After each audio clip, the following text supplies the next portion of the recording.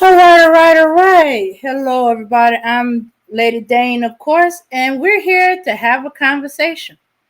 All right. With me, our conversation for today is a culture of Black love.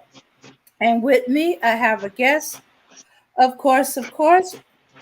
With me for my guest in the conversation is, y'all know, the Black Knight. Hello, All Black right, all Knight. right. What's going on, everybody? What's up? Mhm. Hey, that was some nice music. I I really know. like that. Yeah. What else they got? We gotta definitely check out that library. That was pretty.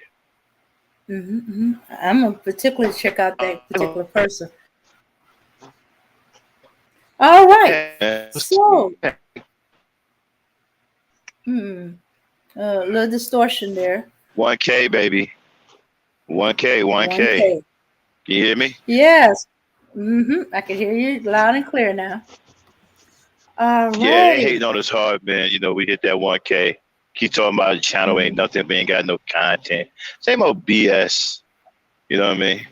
We got plenty of content, you know. That's why we at 1K and I, counting. mhm. Yep. Yep. We don't have to talk about it. We be about it, and That's we right. here. All right. So, Black Max. Sorry, Black Knight. All Uh-huh. right. The culture of Black love. Mm. Okay. Nowadays it's kind of hard to believe that there's still any black love. Do you? How you feel about that? Well, I mean, today, yes. Now, of course, it's hard to believe that there's any black level. You got all of these sellouts and other Cynthia G. Okay, I never heard.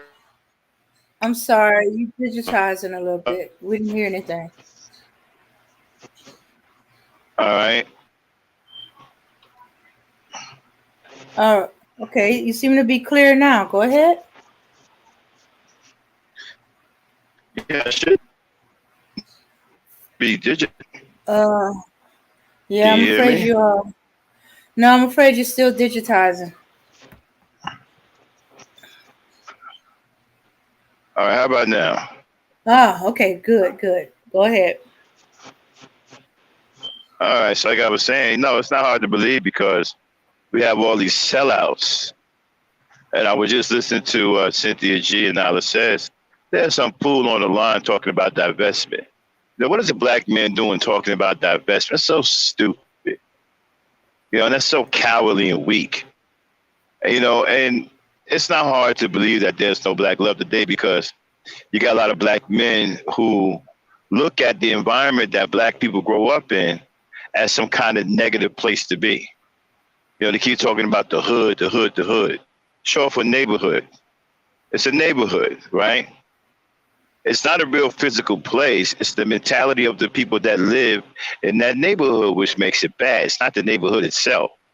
So if we as black men raise our children better and raise them with some freaking integrity, you know, have them grow up like human beings, you wouldn't have this bad element in the black neighborhood that you seem to want to divest from. And I just think divestment for a black man is just a cowardly way out. So no, it's not hard to believe that there's no black love today.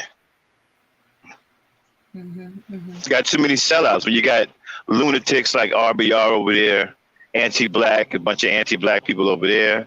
You got the manosphere with their anti-blackness. You got the red pill rage with their anti-blackness. I mean, you got black people at war with black people. Black people are in a civil war with other black people and don't even realize it. You're in a war. There's a contingent of black people who have declared war on black people. Oh yeah. Yeah. Do you think that because maybe they don't love themselves, so they can't love the people that look like them? Yeah, they don't love themselves. A lot of them wasn't raised in love. A lot of them were raised in hatred. Many of these black men today was raised in hatred. Hatred is all they know, and that's what they spew. That's what they're good at. And that's what you see and that's what you hear. They were raised in hatred. They hate black women. They hate black people. They hate black communities. They hate black neighborhoods, period. They hate black people, period. They are anti-black. And then on top of that, it's become lucrative to them because many of them get paid to hate black people. And many of them actually believe that the white man has something warm and fuzzy for them after they help destroy their own people. Oh, you got something warm and fuzzy for you. It's called a bullet. That's pretty warm and fuzzy. More like hot and hard. Yeah. Okay. So what can we do? Is there any? Do you see a Well, way we could stop this civil war going on? well, the only thing that's going to stop it is that we won't live to see it, but we have to plant the seeds now. We have to change the culture. We got to get what black men that we can find that have a like mind and try to go somewhere and build new communities. Because these gentrified communities, we can pretty much forget about it. There are too many black men like that dude that was on Nala Says show talking about divesting, who was cowardly. We got entirely too many black male cowards. Too many. So the men who have the courage to go and do something, we have to get together or start something on your own, like Pastor Dow. Shout out to Pastor Dow. He started a community on his own with just him and his wife. And I think two other members from his church, and now they got a whole town out there. That's what I'm talking about. I mean, we could do the same thing. I think that we need to go find a plot of land and start building one house at a time. And we could, two houses at a time, and start creating a new environment and a new culture of black love to bring our children up in. Because like I said, many of these communities are too far gone. You do have some established black communities out there where black people are well to do. But my thing is, most black people think because you have money, that makes it that makes your neighborhood better. Well, it really doesn't. You got black people that live in the hood where it's really violent, and they got money too. So it's not your money that changes the neighborhood. It's the mentality of the people in that neighborhood. Because you can get black people with money to move into your area, and they can be completely screwed up in the head. Mm-hmm. Okay? You can get a bunch of a lot of drug dealers got money. You can get a bunch of drug dealers move in with their families. Next thing you know, you got stuff going on in your community that hasn't been going on there before. Now people are getting shot in your community and stuff like that. It's a mentality. It's not the money. Many black people think that, okay, well, we got money and we got a lot of income, so we live in nice neighborhoods. No. A lot of the neighborhoods that you see that are nice for white people, there's a misunderstanding. You think that all nice white neighborhoods, right, that they're all littered with money. No. A lot of these, white neighborhoods, they're renting like anybody else. It's just that they have a mentality. They don't do crime where they lay their head. They don't mess up where they live at. There's a lot of quiet white neighborhoods where every white person there is renting and working off a blue collar salary. They're not rich. It's just that they have a different mentality when it comes to where they rest their head and where they raise their children. That's all it is. It's a mentality. It's not that they're rich and, they keep their neighborhoods clean. They work on their houses. They cut their lawn and they use their money for things to improve their environment and their way of life. They're not like a lot of black people who use their money in the hood that they get it to buy gold chains. Let's take the average 30-year-old white dude and compare him against the average 30. The mentality is like this. When a 30-year-old dude in the black community get money, first thing he want to do is buy clothes. He want to buy gold chains and platinum chains. But I don't even understand why anybody's buying platinum.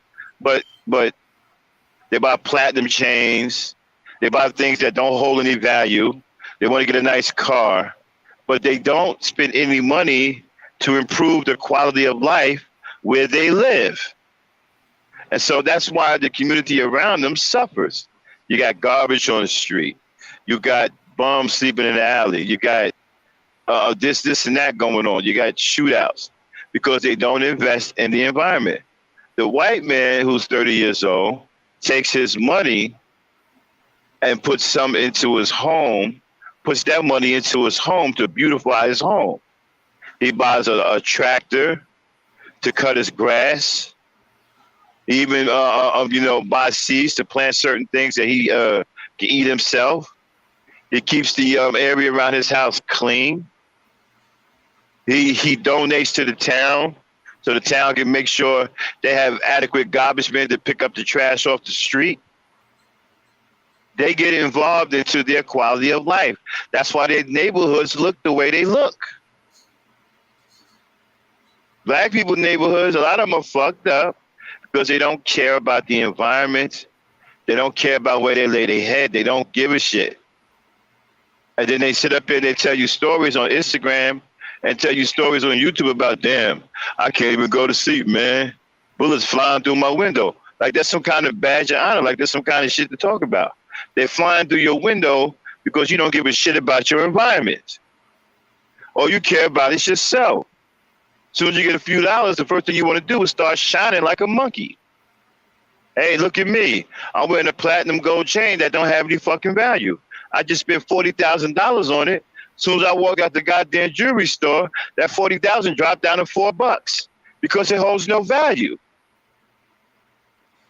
A lot of black people buy shit that don't hold any value. Okay? These are the differences between whites and blacks and whites and everybody else. So you don't give a shit about your environment. And when your environment is corrupt and too dangerous for you to live in, you go divest and start swirling, talking about you go on to other communities. Why? Because the other communities, they care about the living conditions in which they stay. I'm sorry, in which they live in. Mm-hmm. So now you want to go live off of what somebody else does. You want to go live in somebody else's environment where they spend all their hard work fixing up. You're going to take your mentality over there. I said this before. You can take a community, two communities, right? One could be ransacked and tore down and the people could be absolutely crazy in there. And then one could be immaculate, clean. The people are quiet or whatever, right? Mm-hmm. Switch them. Take the people from the quiet and clean neighborhood and put them in the ransacked neighborhood, and take the people from the ransacked neighborhood and put them in the good neighborhood and come back in about a year or so. They would have changed. The ransacked neighborhood now is a paradise, and the community that was once a paradise is now ransacked. What does that tell you? It's the mentality of the people. It's not the place. It's the people that live in the place that are the problem.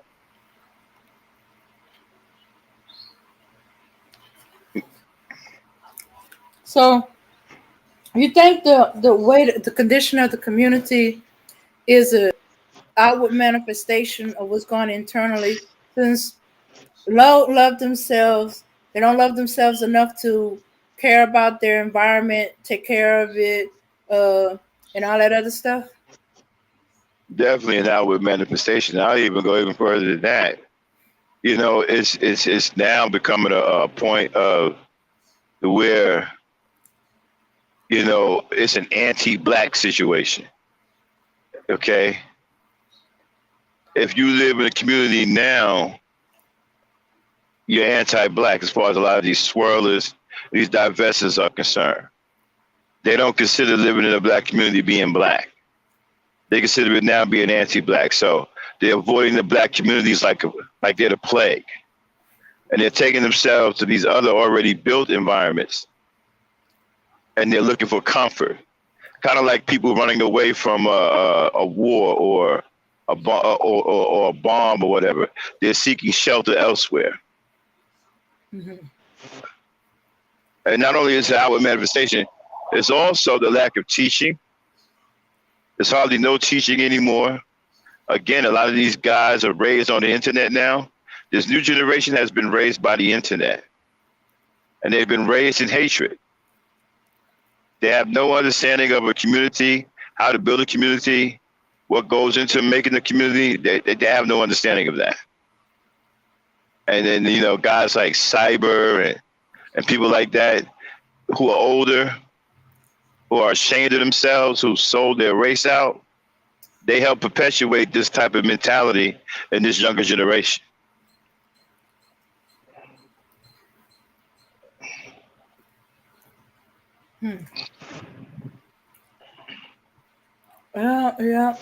Sometimes I hear it, and when they talk, and they're too careless with their words. They curse like what they say sailors do, and they just think of it as that's part of their vernacular. When they talk, but I can see them completely straighten out their talk when they're around certain people. And I was like, okay, that's not vernacular. Otherwise, it wouldn't matter who you was around. Right. Now, the problem is will fight against what blackness is. They hate their own blackness, right? You got guys like RBR who are anti-black who put white people over black people. Okay, now I was on RBR's yesterday, not to make this about him, but let me just make a quick point.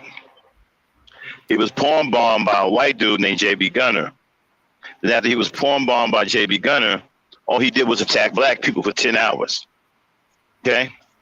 He attacked black people and blamed black people for 10 hours. This is the kind of mentality that we're facing. Black people like this who hate other black people. We're dealing with a lot of that. He hates black people, and he wants other black people to hate black people. And so we have a situation now to where we have a growing, I would say, a growing number of black men who just hate black people. Not just black women. They just hate black people, and they just hate being black. And there's no black love. There's no black love to speak of. These guys weren't raised in love. They were raised in hatred.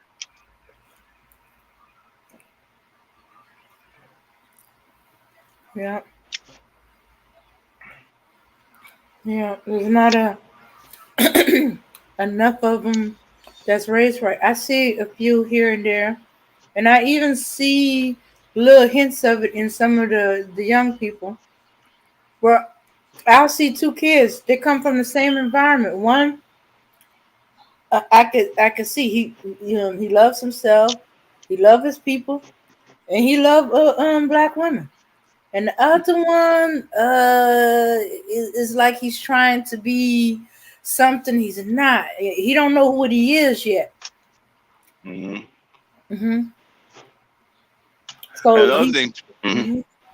he's careless. He's careless with himself and others.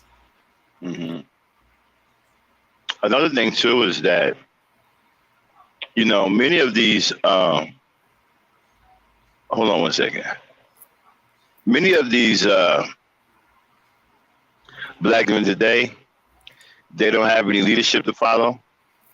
And so the leadership that's out here right now is corrupt. This is one of the reasons why you have black women talking about divesting and black women talking about that they don't want to have anything to do with male black babies because the leadership is corrupt. You know, they see that the men are no good. Like I said, when you have, it's a disgrace to have a black man on a public forum talking about divesting from the community when the black man is the one that's supposed to build the community. The community doesn't get built unless the black man builds it.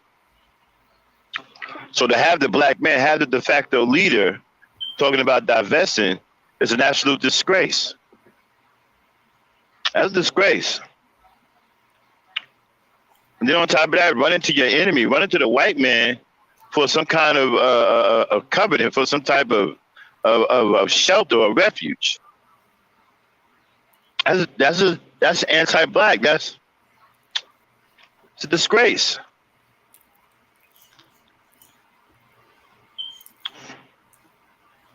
Yeah. Oh my goodness. It's always rough to take. Well,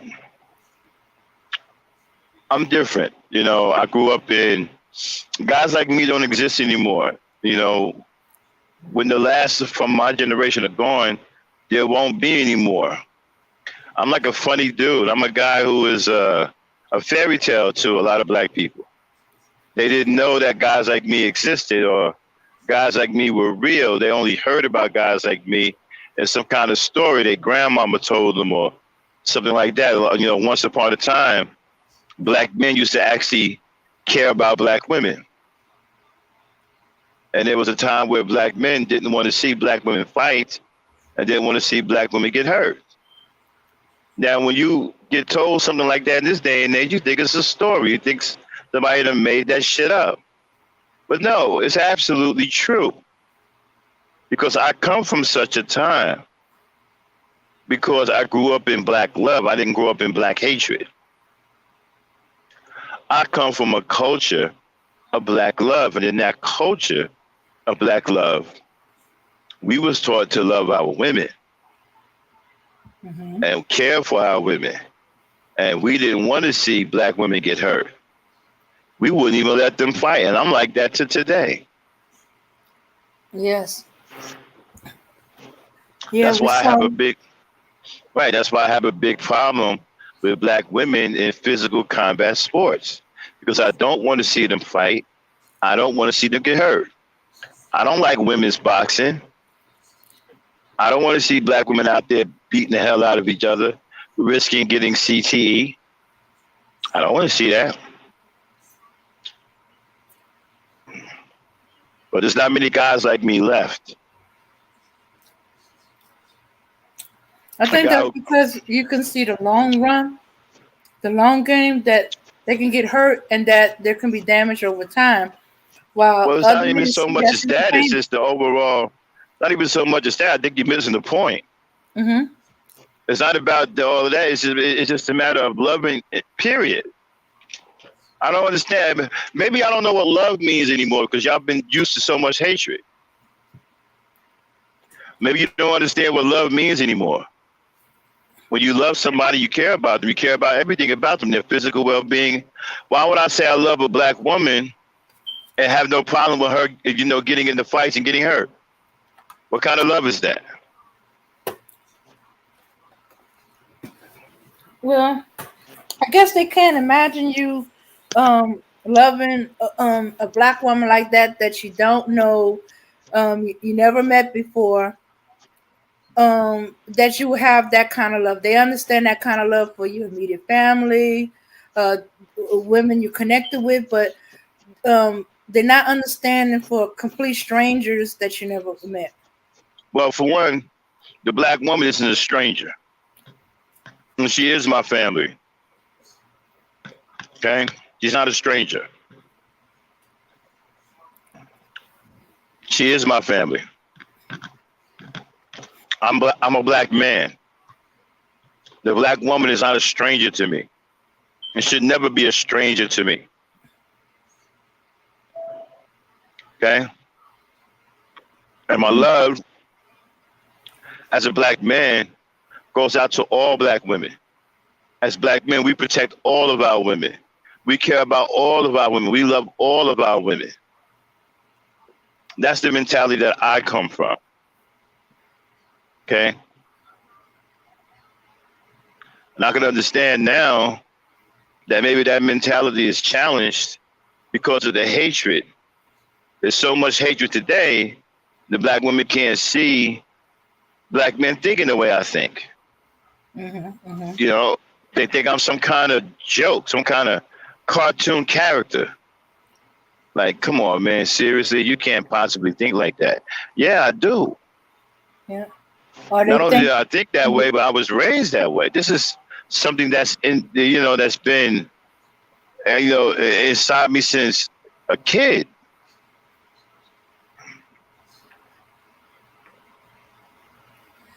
And no. so, like I said, coming from that culture of black love to where we love black women and we didn't want to see any harm come to them, right?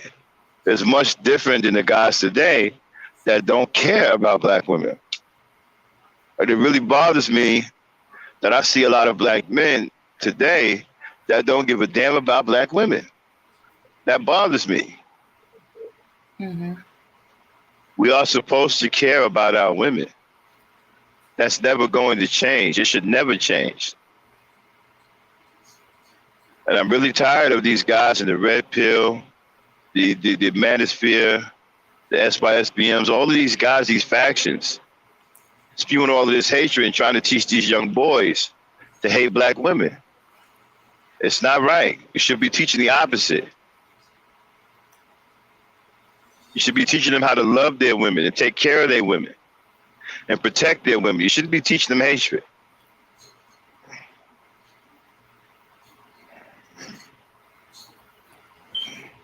Yeah.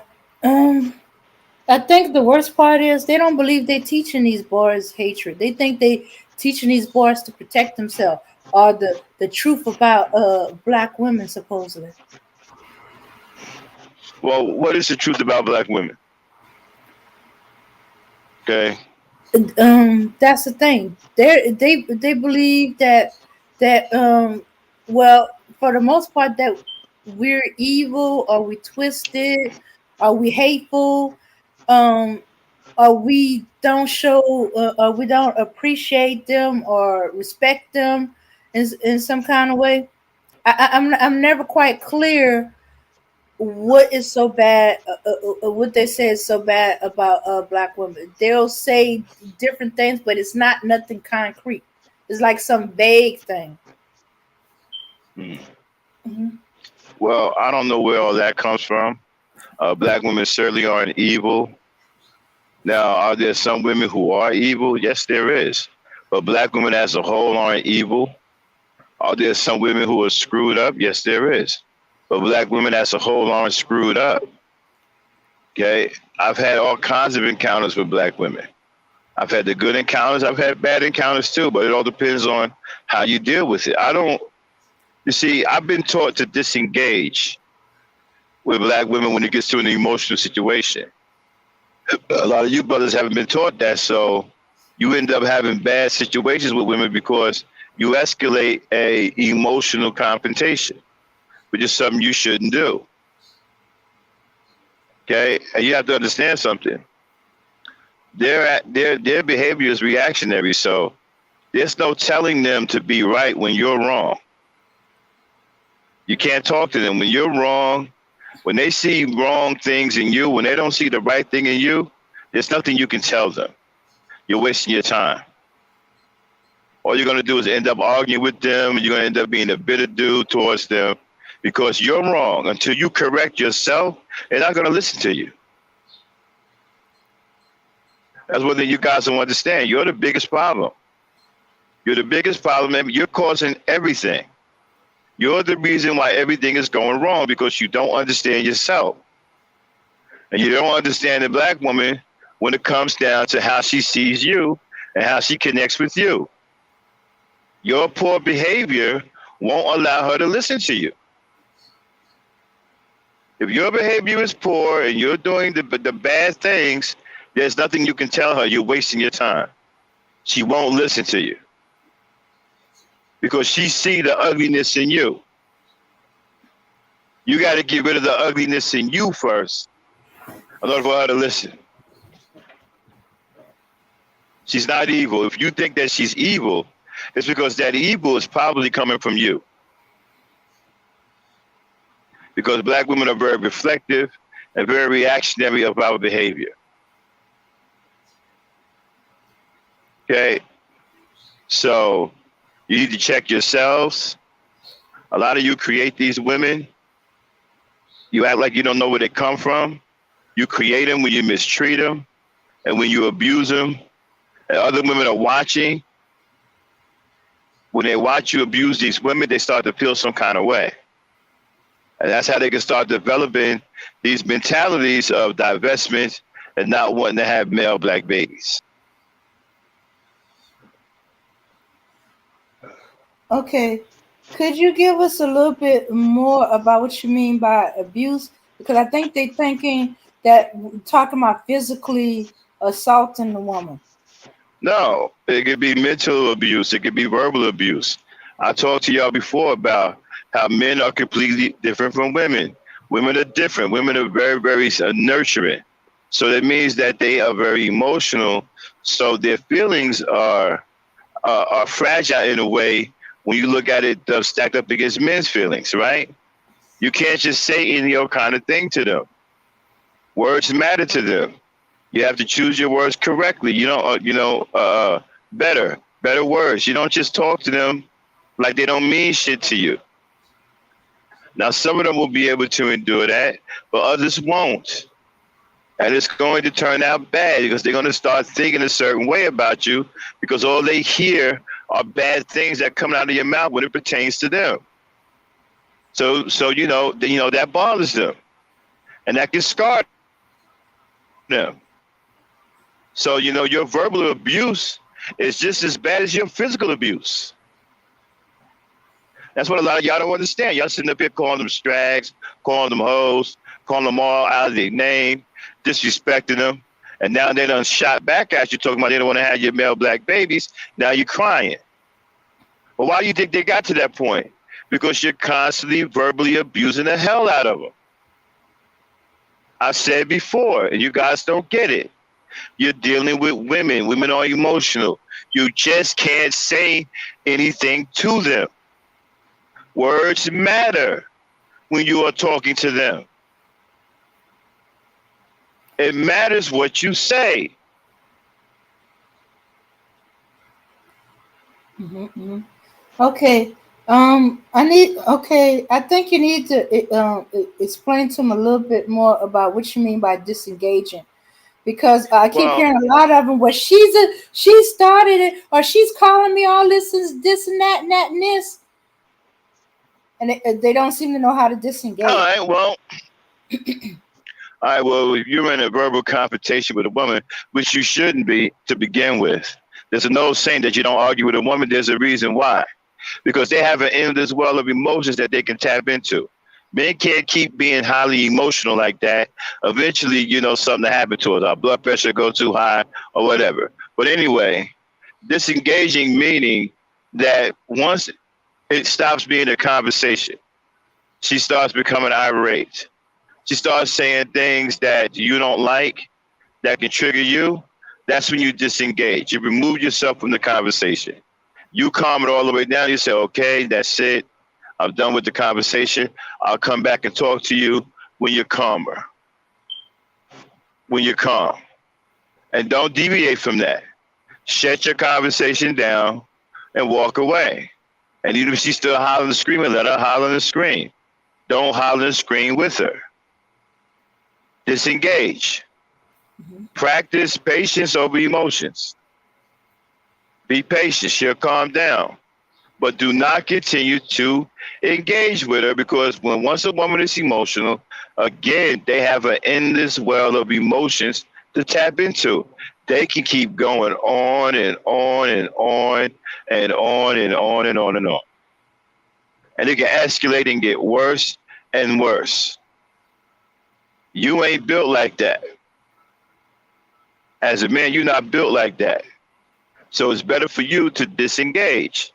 When the conversation gets to a critical point, disengage. All right, you know what? Right now, you're a little, I can't talk to you, so I'm gonna wait for you to calm down, and leave the conversation. Disengage. Walk away. Wait a day till she calm down. Wait till she calm down. Okay. And if y'all haven't resolved your issue, then go back and finish the conversation. Can you still hear me? Oh yeah, I can hear you. All right. Okay. All right. Okay. Say for example, because if they own a panel and they went from conversation to smoking argument, how should they respond? Uh-oh. All right. We kind of dropped off there. All right. So he'll be back. He'll be back. So it kind of went from conversation to a legit culture there.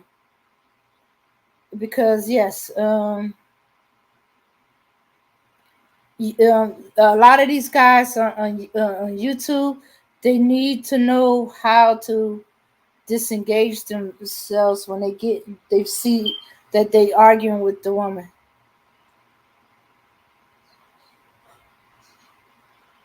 Hmm.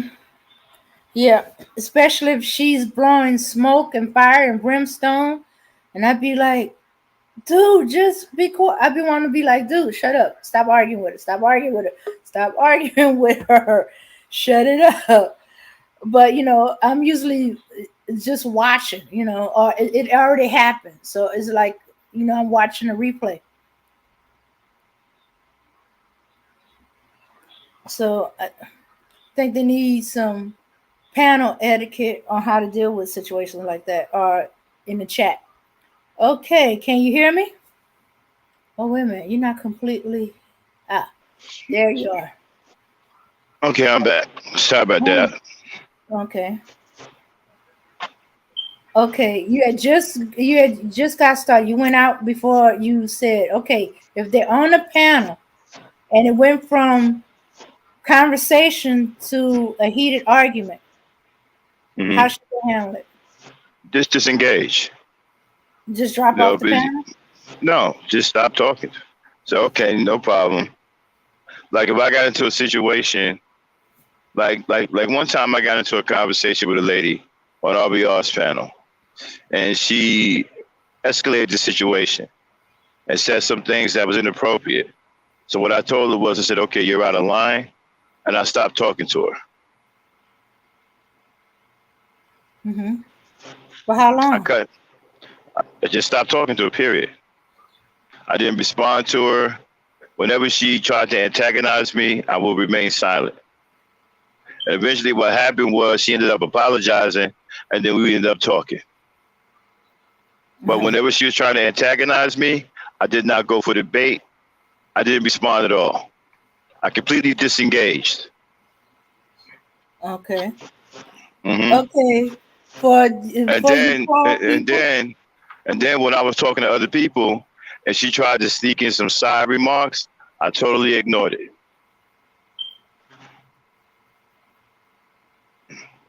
Mm. I totally ignored it and did not share that negative energy with her. Mm. Hmm. Mm-hmm, mm-hmm, mm-hmm. But eventually, she ended up apologizing, saying that she misspoke because she realized she was talking to a grown man, Uh-huh. worthy of respect, because of the way I handled the situation. I let her do her emotional thing. I did not engage in her emotional thing with her. I left her alone to do her whole emotional thing. All the antagonization I didn't respond to. I completely disengaged from the emotional confrontation. And whenever I was talking to someone else on the panel and she tried to throw a sly remark in, I did not react to it. Okay. That's Okay. called strength. That's called strength. Mm-hmm. I'm Okay. strong. Has it ever happened to you where you're like on your channel where you the host of the channel and you can't just not talk? To how would you deal with it when you're the host and it coming at you hot? What I would do is, if there's a situation where I'm a host on the panel, I would try to explain to her, listen, I don't want to do this. I don't want to engage into a conversation now. If we can't have a simple conversation up here, I'm going to have to remove you from the panel and you can come back when you calm down. Mm-hmm. All right. For those of you cloud people, that's part of the manosphere red pill and are overly emotional. This is how you handle situations like that. Now, what about in the chat? If you in the chat, you Yeah. typing stuff, and she's trying to get at you in the chat. Ignore it. Ignore it. Don't engage. Mm-hmm. Hmm. All right. Don't engage. Don't even at It's her. just it's a ploy to get you into an emotional confrontation with her. Ignore that. You have to be stronger than that. Women are constantly testing your strength to see if you're strong. If you're weak, they're going to keep attacking you. If you're strong, they're going to fall back and leave you alone because they're going to recognize your strength. Women respect strong men.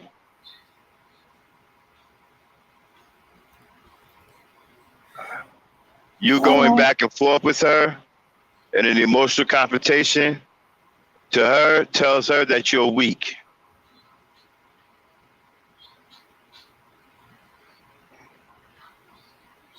right. Okay.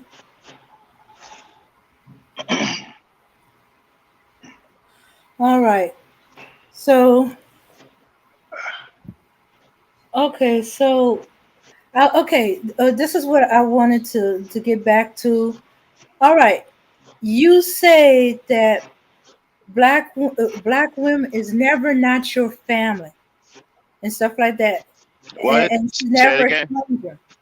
That a black woman is never not your family. When I was talking about, um, Wait a minute, I don't understand what you're saying. I'm finna explain a little bit more. Okay, No, no, no, no, no. You said it's never what? a black woman is never not your family. Oh, okay, okay. Hmm. Yeah, when I was explaining that, when I was saying that some people they understand, you being loving and protecting to family members, women that you're close to, or women but loving a black woman that you never met before. That's what they couldn't understand. And you said that black women is always your family. Black Hmm. women is a family. She's not a stranger. You think that's what part of the problem is? They Well, disassociate themselves from black women that ain't directly connected to them. right, and that's what's dangerous about it because that kind of rhetoric will lead to them not liking black women. Period. You're supposed to love all your black women. All your black women are your family. They're all of our mothers, grandmothers, and aunties, daughters. All of them. Mm-hmm. They are one of our own. There was a there was a scene in one of the Bruce Lee movies, right? Mm-hmm. Dragon, and they were in China, and I think they were at a party and they were dancing, and these three white boys wanted to dance with this Chinese girl, and she didn't want to dance with them, and so they kept, pushing the issue. Then Bruce Lee showed up and jumped in front of him to protect the Chinese woman. Now he didn't know that Chinese woman, right? But he jumped in to protect her. And the white boy said, "Hey, dude, get one of your own." And Bruce Lee's response was, "She is one of my own." See what I'm talking about? Uh-huh. You Yeah. understand that mentality? He didn't know Mm-hmm. that Chinese woman. Yeah. But what was his response? She is one of my own. And that's the type of mentality that black men need to adopt when it comes down to black women. They are one of our own. They are our own. The white man protects the black or a white woman wherever she may be, whether he knows her or not. The Chinese man protects the Chinese woman wherever she may be, whether he knows her or not. The black man needs to protect the black woman wherever she be, whether he knows her or not. Mm-hmm. That's the kind of mentality we should have. Frankly, other races of men don't understand why we don't have that mentality about our women. They don't understand it. And when you got guys like, RBRs calling them bees and hoes and dumb hoes, he sat up there and called you all kinds of dumb beasts yesterday. He don't even know you. No.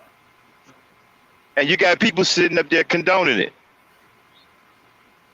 Two-faced guys like Kev 504 and gay dudes like woke progressive who hate black women. Tell this to that man disrespect this woman. He disrespected my wife. He don't even know my wife. But we got contingents of black men who will sit there and condone and will not say nothing to black men who sit up there and attack black women.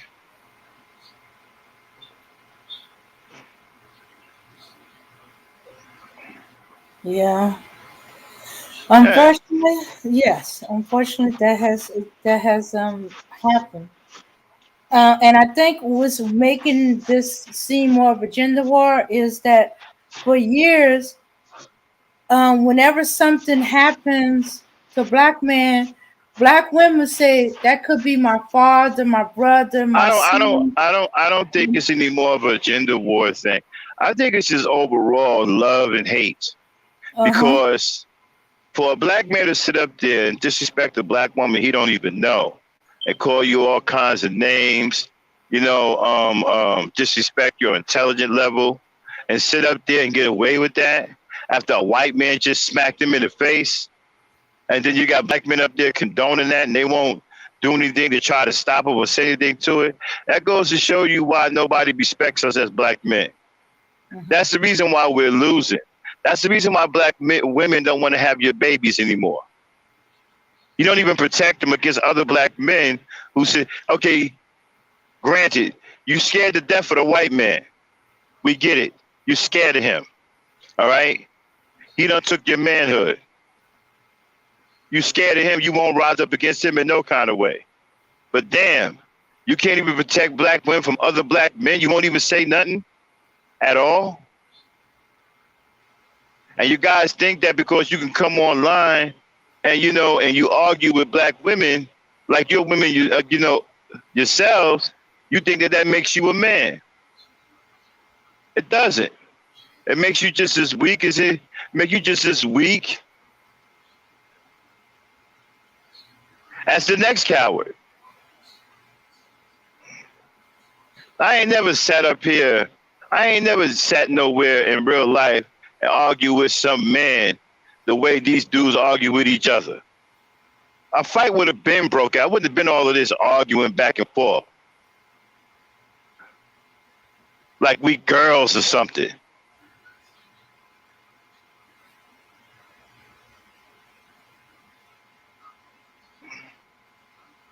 Mm-mm. Oh my goodness, I'm not used to that. No. Well, I have one or two odd cousin here or there, but they're not within the norm.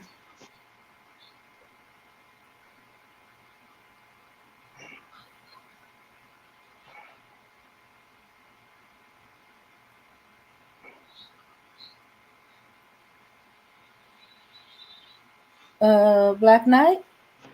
Yeah. Oh, okay. I thought maybe you had froze up on me. No, you were saying something. I'll let Oh you yeah, talk. yeah. I will have an odd cousin here or there, but just because he argues with me, he's not gonna let no strange man argue with me or Well, come at me. But this is well, just it's a a weird different kind. part. It's Mm-hmm, a different kind of love when you're very close to a black woman and you love her, right? mm-hmm, It's a different kind of argument. Like there's a brotherly, sisterly love where you argue a little bit, like siblings. mm-hmm, Sometimes you and I in the back chat we argue like siblings because we got mad love for each other, and you're my little sister, and I'm your mm-hmm, older brother. So sometimes we bicker back and forth like family members. Okay, that's different. You see what I'm saying? There's no uh-huh. disrespect in that. There's no disparaging. It's more like, okay, who drank the last cup of Kool-Aid? Or did anybody put any ice in the refrigerator? I gotta, Did you I'm gonna eat put my ice in my food? drink. Exactly. You know, you know what I'm saying? Yeah, yeah. Okay, Did okay. you get your did you get your laundry out the dryer, please, so I can use the damn dryer? You know what I mean? That's different. Then sitting up here talking about some, well, black women are the least desired. Don't nobody want, but how is a black man telling the world that nobody wants black women? Who's doing that? What do you look like? You look like a fool to the rest of the world. Yeah. You don't understand how foolish you look talking about nobody wants your women. You look and sound like a damn fool. Yeah. And your grandfathers and fathers be looking at you suspect. And nobody respects you, black man. Nobody respects you for coming out and talking about your woman like that. How dare you sit up here and say that nobody wants your woman and that your woman is not worth anybody having? What does that make you? What makes you think that you're such a prize that people are going to come run to you all of a sudden? Nobody respects you. I drive across this country every single day. I meet a lot of people, right? I talk to a lot of different people, white men, black men, Asian men. They don't respect you. Even other black men don't respect you. Mm-hmm. Okay? Don't respect you. And the white men don't like the way you treat your women. They don't. And some of you have been talking about, well, what can a white man tell me? Well, apparently he can tell you a lot because you ain't going to do anything about it.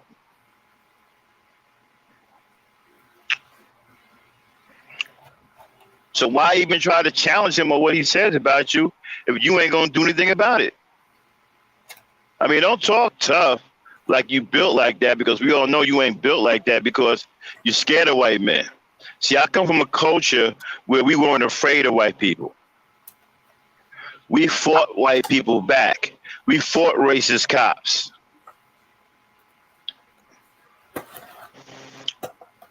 I don't come from a culture that bend their knee for white folks. I don't know what that's like. Okay? My courage is for real. It's the same way around white folks as it is around black folks. I don't care nothing about no white folks. White folks don't scare me.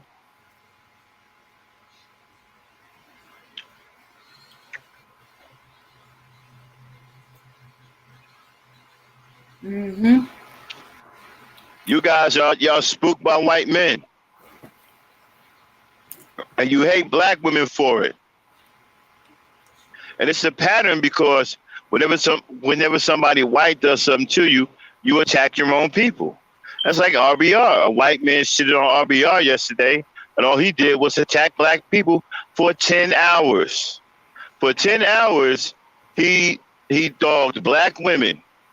And there's some black women over there that I just don't understand why the hell they go over there. I'm starting to wonder now about some of the black women that go over there. What's wrong with their mentality? I'm starting to wonder, is there something wrong with their mind? Because you can't tell me that you don't hear that dude over there shitting on black women and you don't say anything about it. You don't have no problem with it. You ignore it as if it's nothing going on. And I've been peeping a couple of black women over there. I ain't gonna say their names, but I am kind of wondering what's wrong with them. I mean, I'm not gonna sit up here and say that there's something wrong with all black women, because obviously it isn't. I ain't gonna never say no all black women about nothing. But I am a little curious about those two that I've been seeing over there. Sit up there and listen to him just dog women out. And they act as if he said nothing at all. I can understand why the white women over there, white women don't give a shit. They white. That ain't their problem. But the black women over there, I don't get it.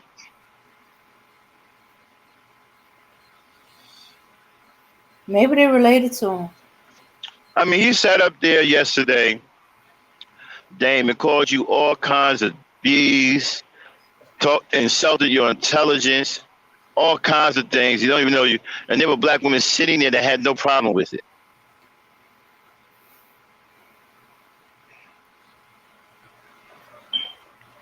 I know the niggas are too. I know the niggas are too cowardly to say anything to him. But I would have thought the black women up there would have been against it. Yeah. Well, it's either ones that don't know me, or they they're No, they're related to of RBR and they course what support him. of course, Dave. Of course, what he's saying about you isn't true. Oh, I know Okay, that. don't even worry about that. I got your back. Don't even worry about that. But I'm shocked at the black women that was sitting up there listening to that, and they said nothing. As a matter of fact, shout out to Deacon. Deacon defended you. Shout out to the Deacon. Deacon, that's your man's. He likes you. He comes to your defense every single time. That's why I gave him his wrench back.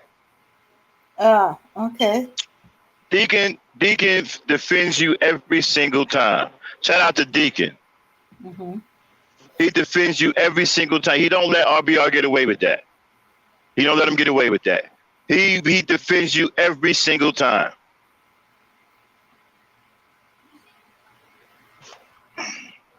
That's your man's over there, yeah. Yeah. He defends you. I'm just curious. And two of the women that I'm talking about, they've been on this channel, and know what kind of channel this is. So I'm sitting there be like, okay, are y'all deaf? I mean, y'all won't say nothing to this man? Like, unbelievable. What? Unbelievable. Well, I guess they feel that being on his channel is more important to them, or he feeds something in them that. I don't know what the hell is important on his channel. Oh, you do talk about the same stupid shit every damn day. That ain't gonna never happen.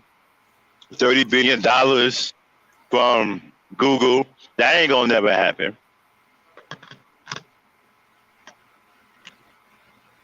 Talking about we killing everybody. You know, we want to kill off our race and all this other shit, man. Later for that stupid shit. No, well, anyway, getting back to I don't go to the Ghost's channel. But let's go back on and get back onto a topic about black love. Okay. So, as a young man growing up in a culture of black love, you know, we was taught to love our women, protect our women, respect our women, and we didn't say things around women that we couldn't say around our mother. That's the kind of respect we was taught. If I couldn't say it around my mother, I wouldn't say it around other black women. Okay? Now, when you tell black women that today, it's almost a joke. Matter of fact, I think some black women actually laughed. Okay? Because they're like, okay, you got to be kidding me. There are no black men like that. Yes, there are. I come from a culture of black men like that. Who behave like gentlemen in the presence of ladies. Yes, it's old school. It's definitely not something that's being taught today.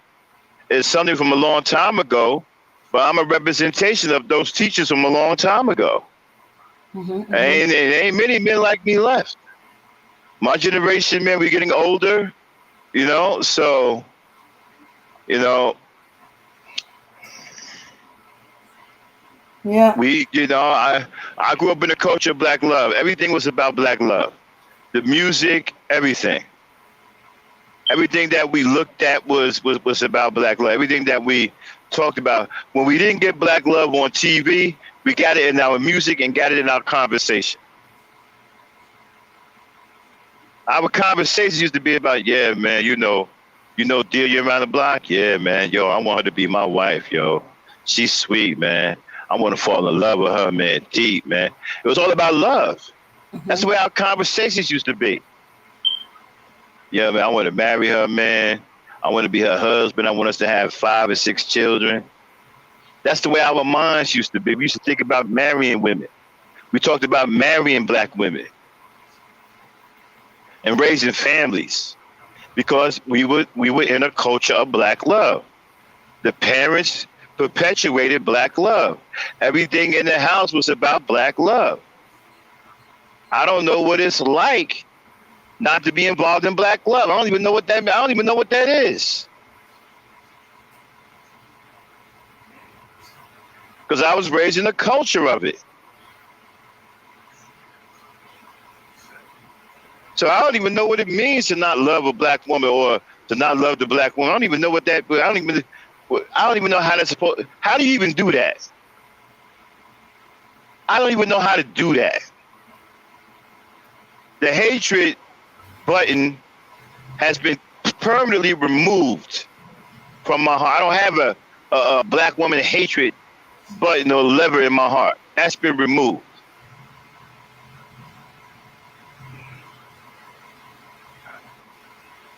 Mm-mm-mm.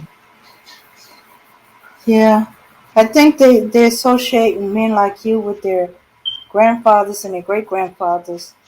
That's how they just they don't see many men your age or that's like that. Hold on one second. Hmm. Okay. Yeah, yeah, because there are some men there. They just not. They're a little more quiet about it. I've seen those that they're quiet about it, and people know who they are, so they never, you never see them having to confront some guy for being out of pocket with women because the guys know don't play with these men around women. They don't have no kind of understanding. Hmm. But they there, don't see it quite that often, but it shows up every now and then. You know, like pulling the collar of a young man that's being disrespectful. Boy, where's your manners? They're usually fussing at boys or young men about pulling their pants up. If you And hear shout out to boys, oh, okay. no, Mama Rain. I was over there getting after him because I was shitting on him about JB Gunner porn bombing him yesterday. Then after JB Gunner porn bombed him, he turned around and attacked black women and black people for 10 hours. And he threw Dame in there because he don't like me because I don't like him because we're always beefing. And he called her all kinds of names, insulted her intelligence. I mean, just went in on her, right? He did that to try to hurt me, on a woman that didn't do anything to him or never said nothing bad to him, and there were women there listening to that, didn't say a goddamn thing. Didn't leave the channel, didn't say, I'm not supporting that no more, didn't admonish him, didn't say a damn thing. Like he didn't say shit at all. But shout out to Deacon, Charles Anthony Deacon. Deacon defended it. Deacon has always defended Dame. That's Dame's friend. You Hmm. know, but he defended. He's the only one that defended you. And Malik too. But these were men, and of course I'm going to defend Dame because I'm trying to get his channel taken down. Okay, I'm behind the scenes trying to get his channel wiped out. All right, he gonna pay for that shit. But Deacon defended her. He always defends her. He's always the first one to come to her defense against RBR. But the women up there, and shout out to the verbal assassin, also defends her. Okay, but those other women up there that were there didn't say shit. I mean, Miss Chantel was there. She didn't say a goddamn thing. She had like she ain't hear shit. Not even sure what's wrong with her. And she comes to this channel and didn't say a damn thing.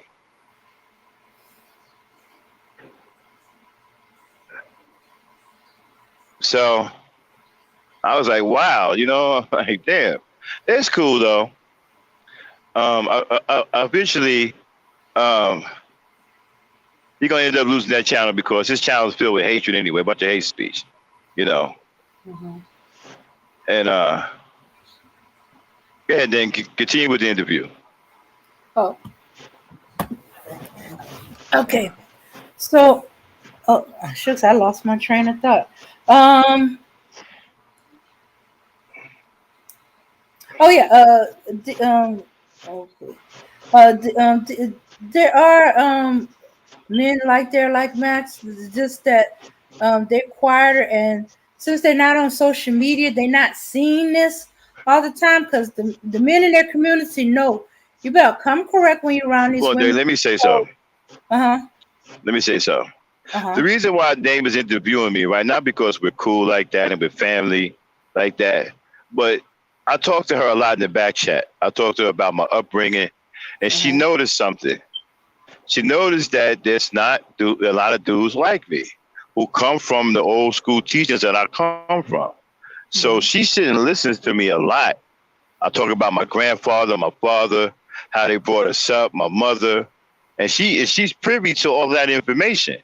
This is why she wanted to interview me. She wanted y'all to hear what she hears in the back of what type of man I am and where I come from, and that men like me do exist, but there's not many of us.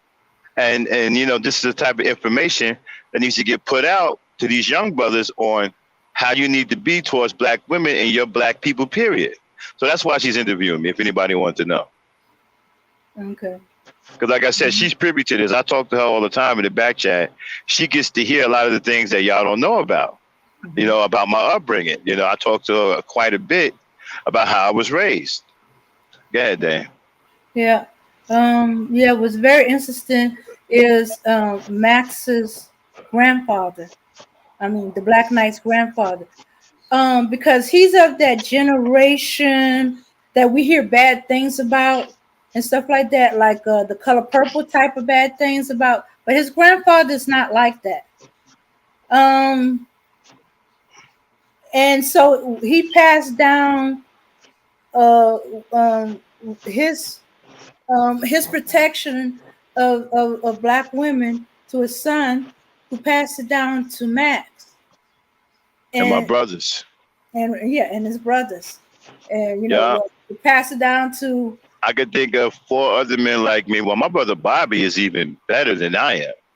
My older brother, he still teaches. I talk to my older brother Bobby from time to time. He still teaches me things. Yeah. He was the first one to get the teaching. So he's like a master, like a grand master at the teachings.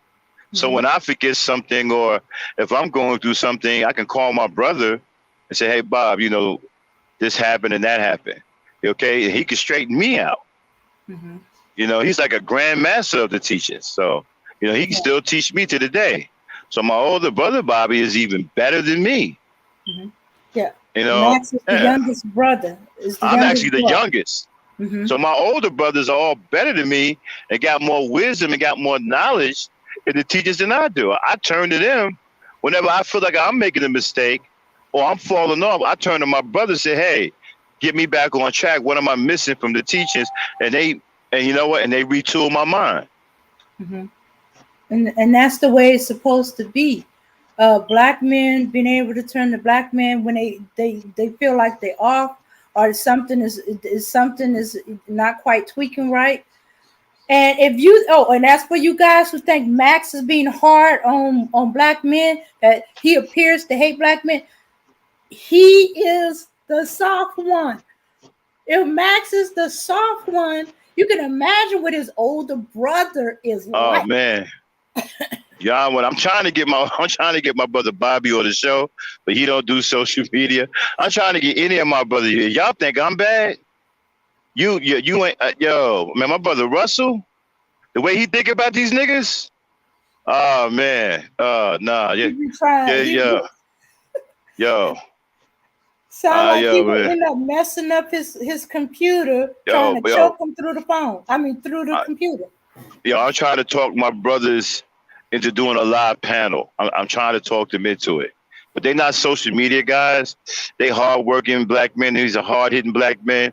They take care of their families. They ain't got time for no social media and all that shit. They busy raising their kids and dealing with, taking care of their wives and my brother Bobby getting ready to buy a house down in South Carolina.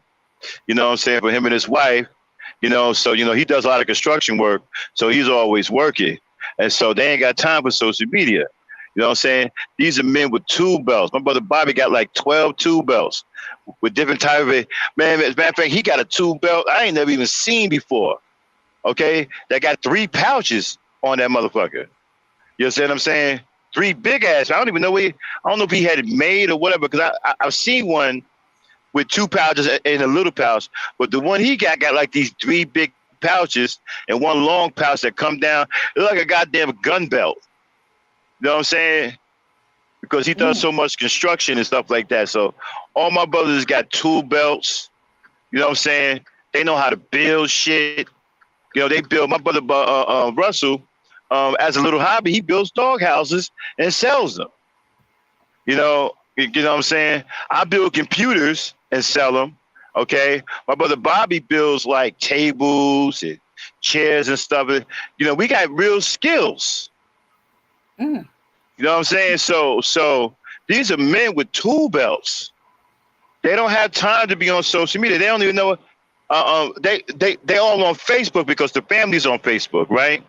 Mm-hmm. And that's all they do. They don't know YouTube. They don't get on social or Twitter. They don't do those kind of things. So I'm trying to talk to men to doing a show. I'm gonna say, y'all think I'm something? You ain't heard shit. You ought to hear what the fuck they think about these niggas out here. And I've told them about these niggas, the Manosphere. I've let them hear Bernard Riley. I've let them hear RBR. They think RBR is a nutcase, okay? They think he should be in a straitjacket, all right? And he shouldn't even be around. They think he's dangerous to people, and he should be in a fucking nut house. They don't even believe he's married. They think he's in a nut house, okay? Yeah. They ain't even playing games with him. They think he a fucking nut who should be in a straitjacket. But these other niggas I tell them about, I let them listen to guys in the cons community. Man, they be riding, they be lighting these niggas up, man. Something awful. Okay? Something awful, man. And my brother, Russell, who's the next youngest to me, man, he don't even want, I can't even repeat some of the things he said. I might get my channel struck down. Okay? How you feel about these niggas, man? All my brothers think these niggas are gay. That's one. They think they all gay. Okay? Yeah. Soft as fucking shit. Gay as fuck. You know what I'm saying? And they bad. I'm telling you, they bad, man. The stuff that they would say on here, I would have to try to censor before they come on. I would have to have a conversation. Look, man, you can't say this, you can't say that, because they're fucking around and get my channel struck down for the shit that they'll be wanting to say on here. Oh, I will have to stay on there to remind them, hey, there's women present, so so they can automatically watch their language. Yeah. They ain't gonna talk crazy around women. They keep that tradition. Mm-hmm. My brothers are very, very traditional, but the shit that they got to say about these niggas is bad, man. Y'all talking about I hate black men? Shit. You ain't heard shit. Yeah. So if Max is being hard and he's the youngest and he's what they consider the softer of them, you can imagine what the brothers, though the brothers are like, or his father was like, or his grandfather was like. Yeah. Oh, my grandfather wanted to shoot me. He didn't want to shoot these niggas, man. Oh yeah, because too many of them dudes into pimp culture. Max father hates pimps. Yeah, they hate pimps. They hated pimps. Oh yeah. You know what I'm saying? They would kill it. My grandfather would kill a pimp. They hated pimps, man. Mm-hmm. They hated pimps. Oh yeah. Yeah. Oh, tell them what your grandfather told you about pimps. He said that pimps destroy black women. He said that that's how I learned how they're there to defile the wound of black women, and that they turn black men into gay men by teaching them the hatred of women and the love of men. I learned that from my grandfather. Mhm. And he said that they all gay as hell. If they're not gay, they're on their way to being gay, or they participate in homosexual culture. Mhm. He hated pimps. Okay. He was on some racist shit, like you know how they say, you know, some Klans members saying the only good end is a dead end. Well, he felt that way about pimps. The only good pimp is a dead one. Mhm. Yeah. And why did he think that? Because he said they destroyed the minds of young women. They abused young women. They battered young women, and they made young women defile what was sacred that God gave them to help bring life into this world, which is the womb.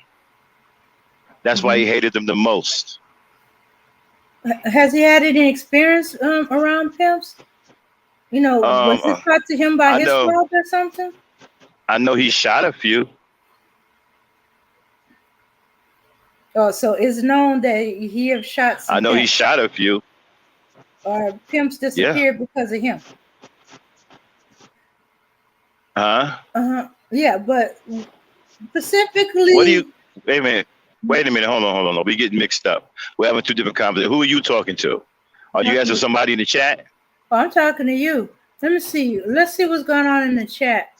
No, I'm saying, but I don't understand because you sound like you. I'm talking and Okay. you're talking, and it sounds like you answering somebody. What do you mean? Pimps disappear because of him. What are you talking about? Because you said that he shot some pimps. Yeah, I mean, he shot a few. Yeah. Hmm. But okay. Why did he specifically go after pimps? Because we had a lot of women in our family. Especially down in Savannah, Georgia, where I'm from, there's a lot of women in our family, and so they were very protective of the women. And sometimes the pimps would approach some of the women in our family, and he'd get wind of it, and he'd go get his gun and go out there, have a conversation with the guy. If the guy didn't want to leave, whatever, he'd start busting caps, let him Mm. know that he was serious. Uh-huh. So he didn't believe that pimps would give up if the woman told him no. Well, I don't know what that was. I know that he hated him and didn't want them around the women. Mm-hmm. And when one thing about my grandfather said that when you pull a gun, and he said, well, if you want a man to know that you're serious with a gun, you got to shoot him so he'll know that you're serious. Don't shoot at him or around him, shoot him. And then he'll know that you're serious. Okay. Hmm. So that he's one of the ones that if you're gonna pull out a gun, you better use it. Yeah. I mean, did you just hear what I said? Yeah. Okay. You All didn't right. understand what I meant? No, I understand what you meant. I just wanted to be very clear about it. Because some people pull out a gun and shoot it, but like you said, shoot around them, near them. But he No, said no, shoot no, them. no, no, he didn't believe in that. If he wasn't going to kill you, he'd shoot you in the arm or the leg or something like that to let you know he meant business. But if he pulled that gun out on you, he was using it. So yeah. So if you have a community with a bunch of guys with pimp mentality, you got to protect all the women in your community, Yeah, not they just didn't. the ones near you. Yeah. The neighborhoods that my grandfather was in, and my father down in Savannah, the men in that community, they didn't play that shit. There was no pimps in the community. There was no drug addict. There was no drug dealers. Nothing. They didn't want none of that shit in their community. Yeah. And that seemed to be all the things that young men are trying to do. They're trying to be pimps, they're trying to be drug dealers, or they get hooked and become drug users. All the Uh huh. three main things that your grandfather and your father insist could not be in the community. They were a danger to the community, and that's what our young men are trying to be.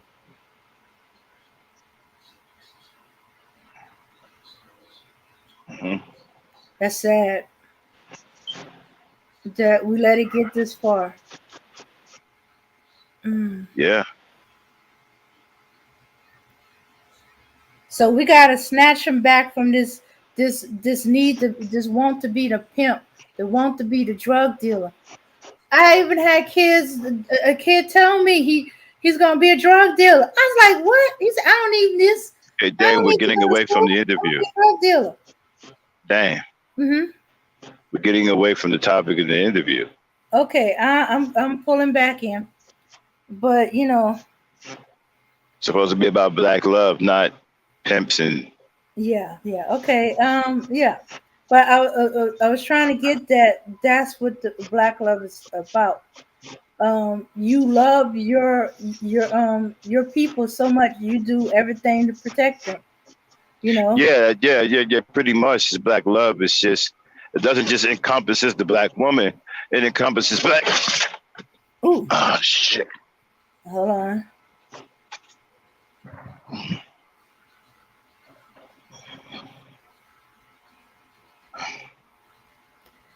All right, all right. Okay, a few seconds, but yeah.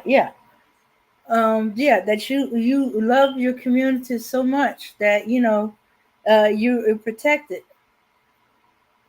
Okay, from that mentality of protecting your community, those are the three main elements that you got to get out of the community. The three main elements you got to pull your boys back from. You love them, and protect, and by doing that, you are protecting your girls, your women. Yeah, yeah. So black love ain't just you love yourself, you love your people, you love your community. Mm-hmm. Yeah, and you show that by protecting those things you love.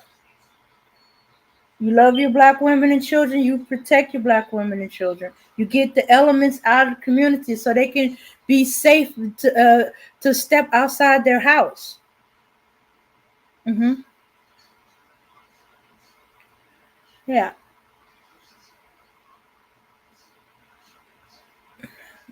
You back? Uh,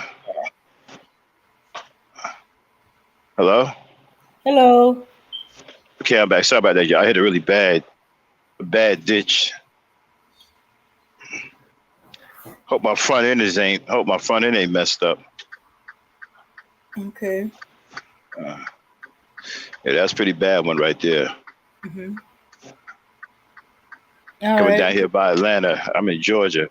Mm-hmm. So go ahead. Okay.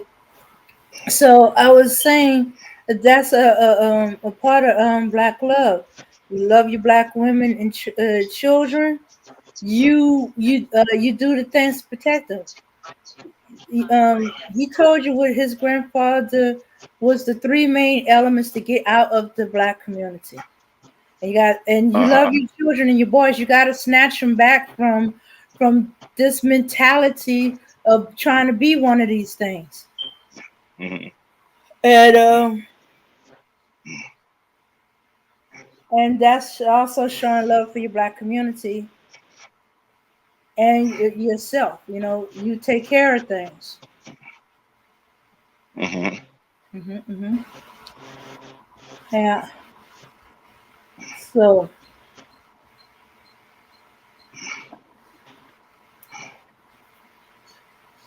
yeah.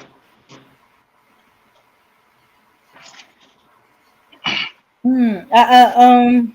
Okay. Now let me see. Bro Speak says that's how it should be. Unfortunately, a lot of these brothers were wiped out by drugs, prison, and economics. So how is literally the blind leading the blind? Um, Well, you talking about your brother, you being able to come to him. Um, because he, as the oldest, had even more to teachings than you did, because he was there from Right. hmm the Yeah. longest. Right. hmm So it's kind of like a second father, you know. It's like, you know, having like a second father or a third father, because I always say I had two fathers, my natural father and my grandfather, because hmm both of them raised me along with my mother. So, hmm you know, and I still got that strong family teaching right there that's still alive. I can tap into if I need it. I still have my eldest brother with me by the grace of God. He's still here. You know, I have all my brothers, you know. Yeah, and I think the black men keep the ones that their father wasn't there for them. They keep trying to find it, but they keep finding it in the wrong places. And then when they get you, they trying to argue and fight with you instead of tapping into your knowledge and asking, okay, how's it supposed to be? How I'm supposed to do this? How I'm supposed to do that? You know, because they got you. You could be their big brother, just like your big brother is there for you. Well, you know, they pretty much been raised in a faulty omniscient culture. When it comes down to black men, they think they're know-it-alls, you know, and so you can't really tell them anything. You know, you know, first thing they tell you is, "Oh, that old school shit don't work."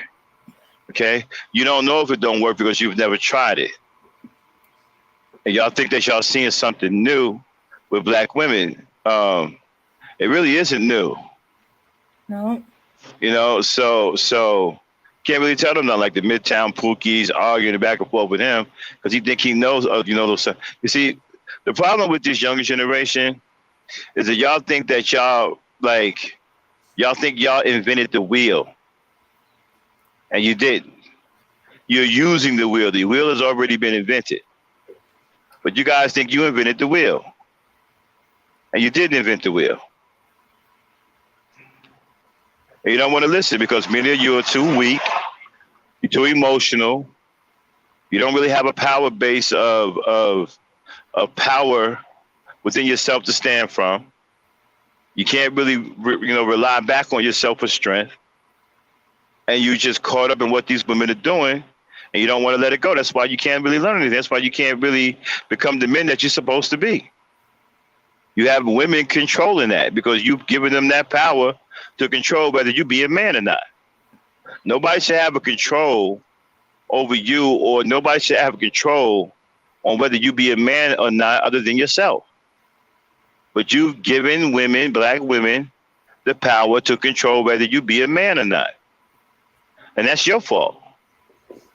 You the one that give them that power. Oh, I can't do nothing without you. That's on you. You're doing that. You're the one that's relinquishing your power as a man. They're yeah, not telling you, black women aren't telling you, well, you can't do nothing without me. I haven't heard a black woman say that, okay? I've heard them say that we need each other, but I never heard a black woman say, well, you can't do nothing without me. I hear black men saying that they can't do nothing without black women. You can do something. shoots. Half the time we wish you would do something. What's stopping y'all from building? Ain't nothing stopping y'all from building except excuses. All you guys sit up here and do like Cyber, right? Cyber's one of the worst Negroes I've ever seen. Sit up here and talk about shit that don't mean nothing. And then the shit that he's talking about that means something is anti-black. Like, you know, stereotyping black men, stereotyping the black community. I keep telling you, numbskulls, that there's no such thing as the hood. You keep buying into that. That's negative propaganda. It's not the place where you live. It's your mentality. The hood is in your mind. It's not a physical place. That's in your mind. You created the hood in your mind. I'll say this again. Let me do this one. I got to do this one more time. You can take the so-called hood, where there's a bunch of bad people tearing this shit up, You can take them out of the hood and put them in a very, very nice environment where people are used to maintaining the environment and caring about where they live. Put them in that environment and take those people out of that environment and put them in the hood and come back in a year. The hood would now be a paradise, and the paradise would now be a hood. How you think it got that way? It's the people. Ghetto, the hood, it's not a physical place. That's all in your mind.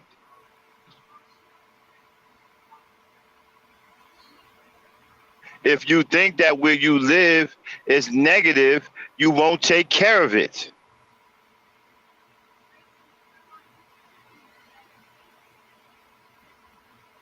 And I talked about a lot of well-to-do white neighborhoods. Y'all think that all these white neighborhoods got money in them. They don't. A lot of them ain't no different than you are. They just care about where they live. A lot of them don't make no more money than you do. A lot of them work at drive forklifts, hollows. A lot of them are deadbeat fucking jobs just like you are. The difference is that they care about where they live and you don't. That's the difference. They give a damn about where they live at and you don't. All white people ain't got money. A lot of them don't have any more money than you do.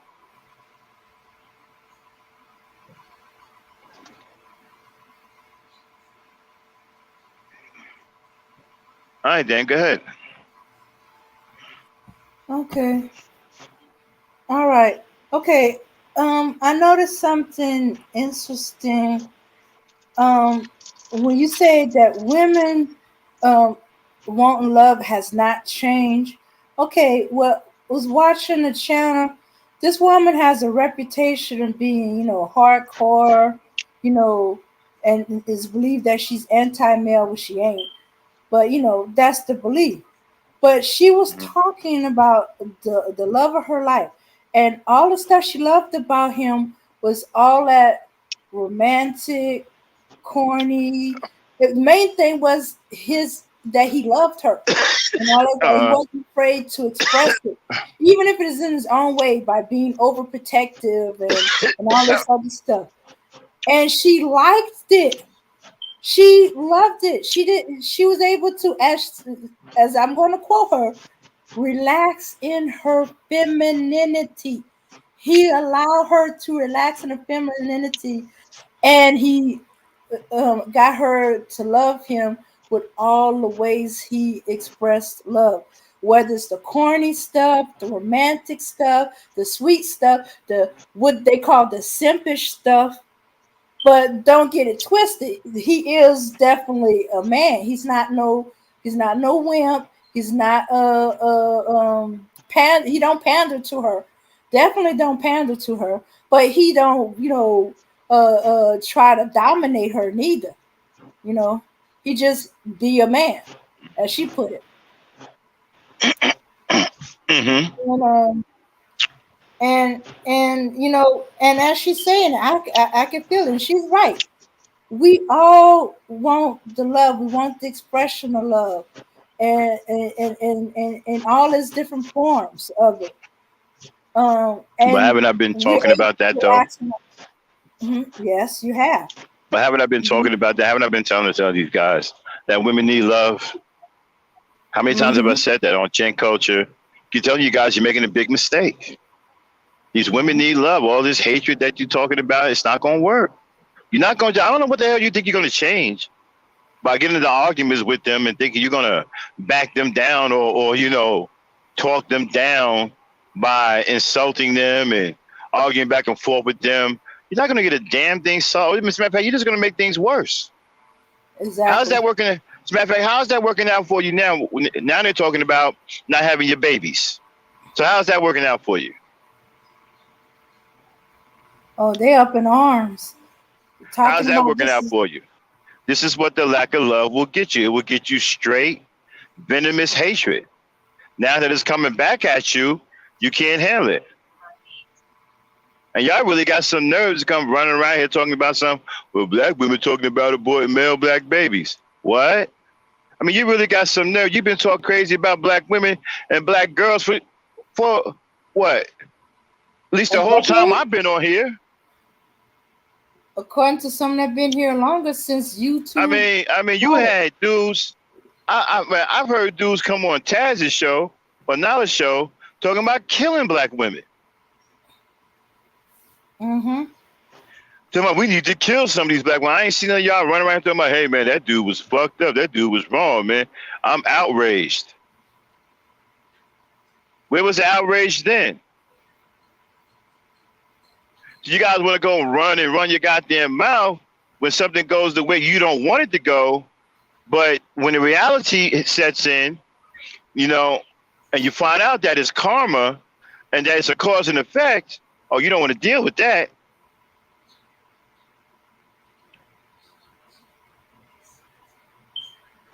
You think you're going to just sit up here constantly? Hold on. 1 second. Then you're going to sit up here constantly talking about talking about black women's lives don't value, calling 3-year-old girls sluts and whores and stuff, talking about killing black women, and it's not going to come back on you? And think that you're justified in doing so? Even now, some of you are so messed up that some of you actually come on this channel because it's a channel for black women, right? Hoping that there's a moment to where you can hide behind a particular topic about black women and get negative jabs in. Some of you dudes, I notice you show up on particular topics to where you can say negative things about black women and get away with it. You won't show up for any other topic, but as soon as you see a topic that will allow you to get a shot in on a black woman, even if it's one shot, for you it's worth showing up just to get that one negative shot in. That's some pathetic shit, man. Wow. And I know there's a couple of you brothers do it. Kev 504 does it. That's some pathetic shit. You guys are some lonely. That's beyond comprehension, bro. That's really some pathetic shit.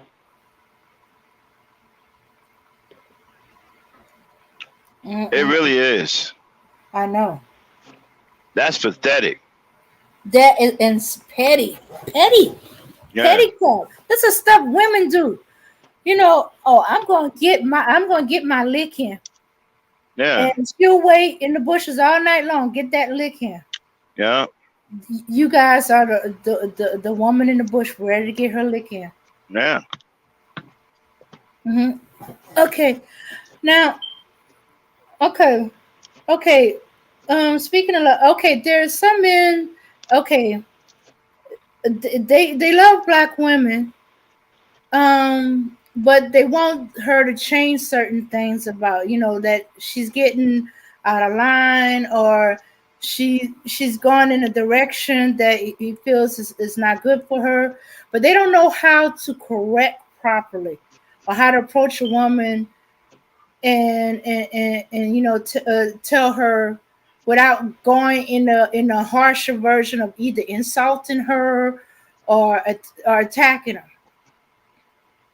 If you see a black woman going in a direction that you don't think she should go, or she's doing some things that could harm her down the line, but she's a strong woman, how would you approach her to correct her? Let me give you an example. Let me give you an example. Okay.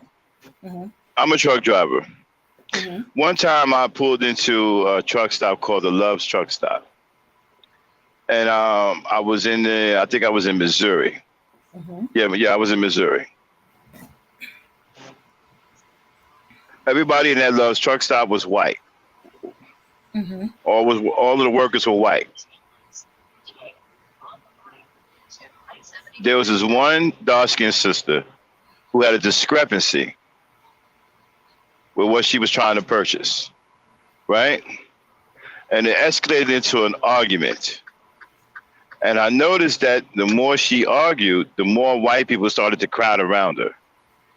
Okay? I knew that she was in a lot of trouble because they was either going to try to cause a confrontation to where somebody can shoot her, or they're getting ready to call the police and make it seem like she's very physically combative, and maybe the police would shoot her. So what I did was I walked over there, told the sister, "Come here, sister," just like that. I said, "Come here." I said, "Listen, you're in a bad situation. They're going to call the cops on you, or they're going to try to attack you. They're going to try to say that this happened. What I'm going to need you to do, I'm going to need you to come on out with me, okay? I'll take care of your stuff. I'll bring it out to you, but I need you to remove yourself from the situation before it escalates to a point to where you may physically get harmed or worse." At first, she didn't want to listen to me, right? I made her listen to me. I said, "Sister, okay, this is not up for a debate. It's not up for a discussion. You are in a dangerous situation. These white people may try to kill you or get you killed. Okay? It's time for you to go. Follow me." And I grabbed her by the hand and lightly tugged on her hand to show her how serious I was, and she came with me. Mm-hmm. Now, if she would have pulled her hand away from my hand, right? Mm-hmm. I would have tried one more time. I would have said, "Sister, you're in a situation you can't control, and you're about to cause some serious harm to yourself. I need you to come with me out of harm's way." Okay? Mm-hmm.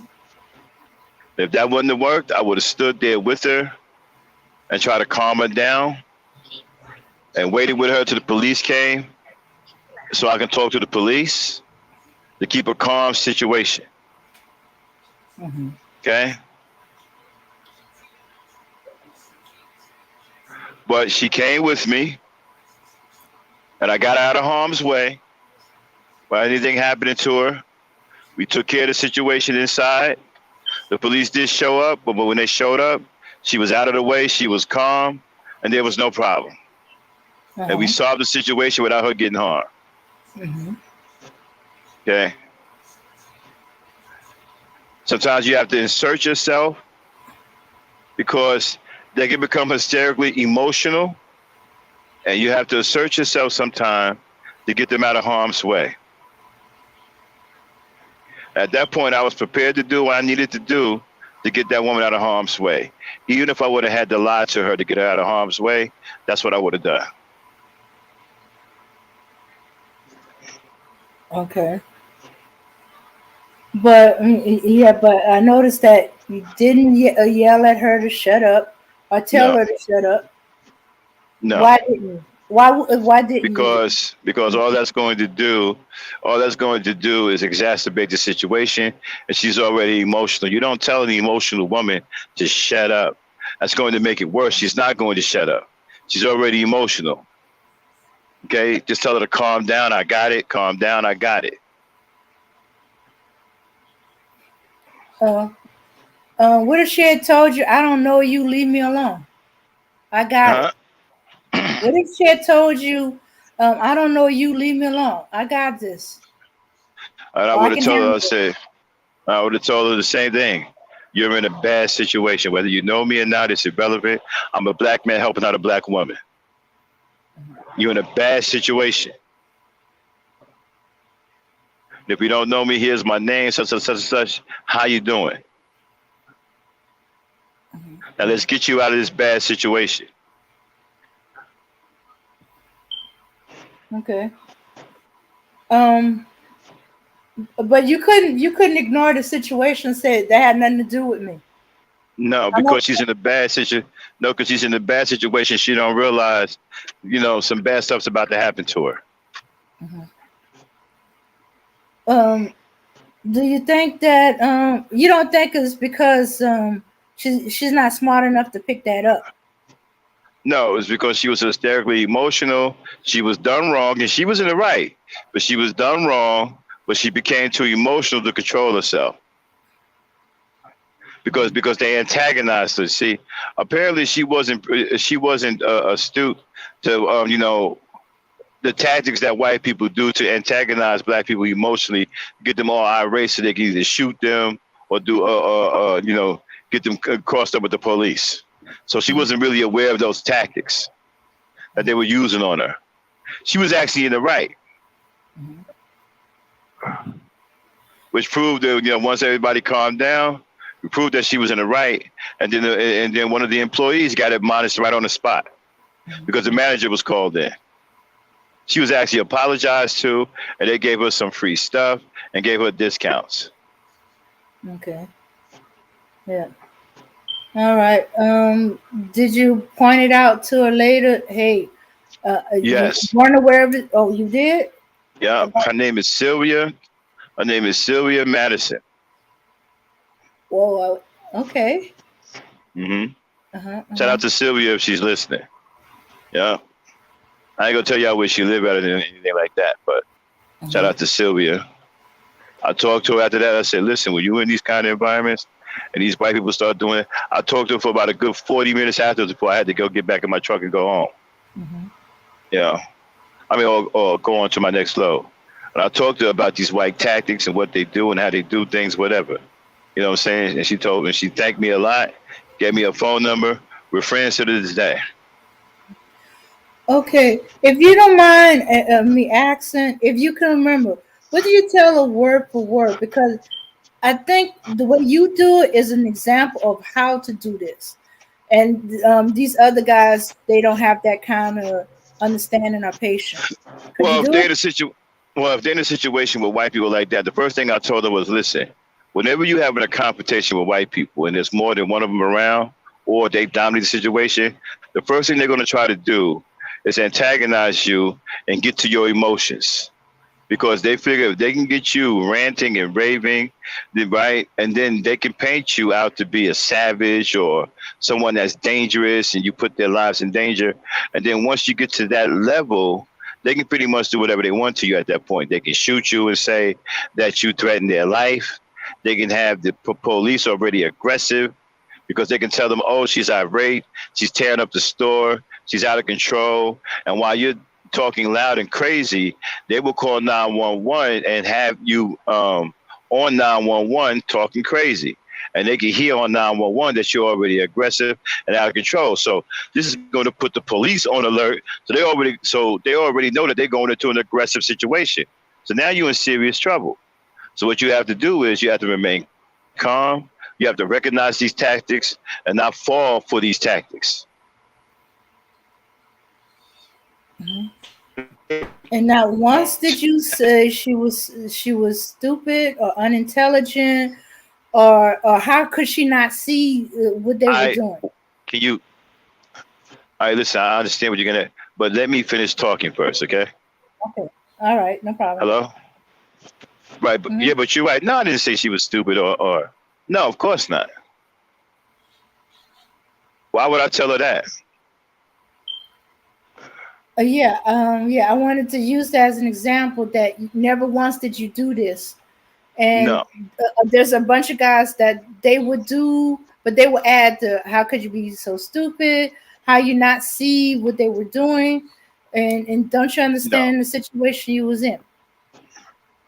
no, no, because you probably don't. Because most black women don't know what these white people do because they don't face it that much like black men do. Most black women, when they go someplace, they go shopping, they get in, they get out. They don't really get accosted like black men. They really don't get challenged like black men do. So most of them don't know these kinds of tactics.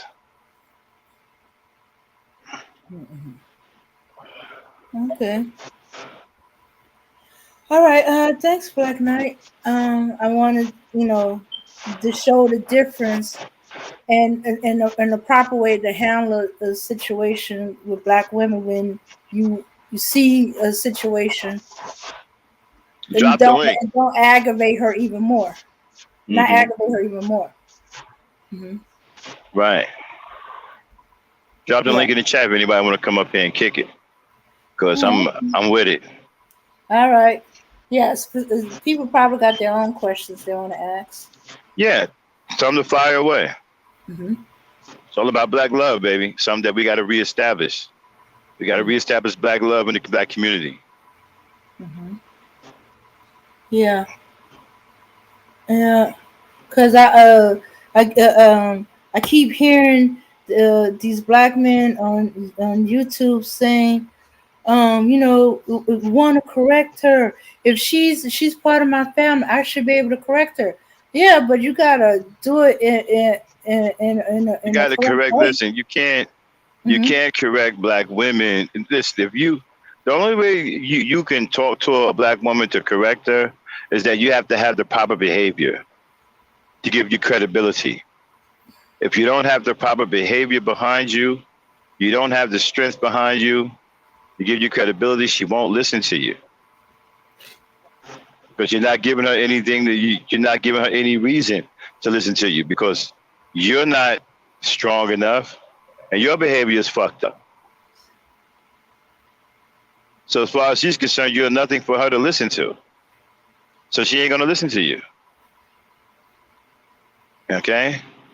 And then I can get a lot of black women to listen to me because I stand in defense of black women. See, y'all don't even have the stance. Y'all stand against black women. That's why they don't want to listen to you. But some black women do listen to crazy people like RBR and other dudes for some reason. I'm not sure what that's about, but they do listen.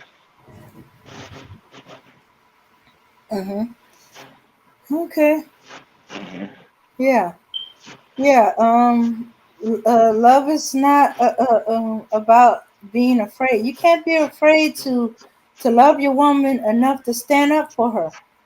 You know, or Mm-hmm. love your people enough to stand up for them. You see Mm-hmm. somebody treating her wrong, as Max said, no matter what her behavior is, that person don't have the right to talk to her that way, you know, or treat her that way. And you should stand up, say something, tell the man that he's wrong, and tell him to shut his trap. Talk to the women. You don't have to take this, sister, and stuff like that. And I don't like seeing him calling you all kind of these names and talking about you like that. You shouldn't be hanging around here. And they may or may not do it, but they know that you there for them, you know, and eventually you're gonna reach them. Sometimes it takes some time, especially if you haven't been doing it before.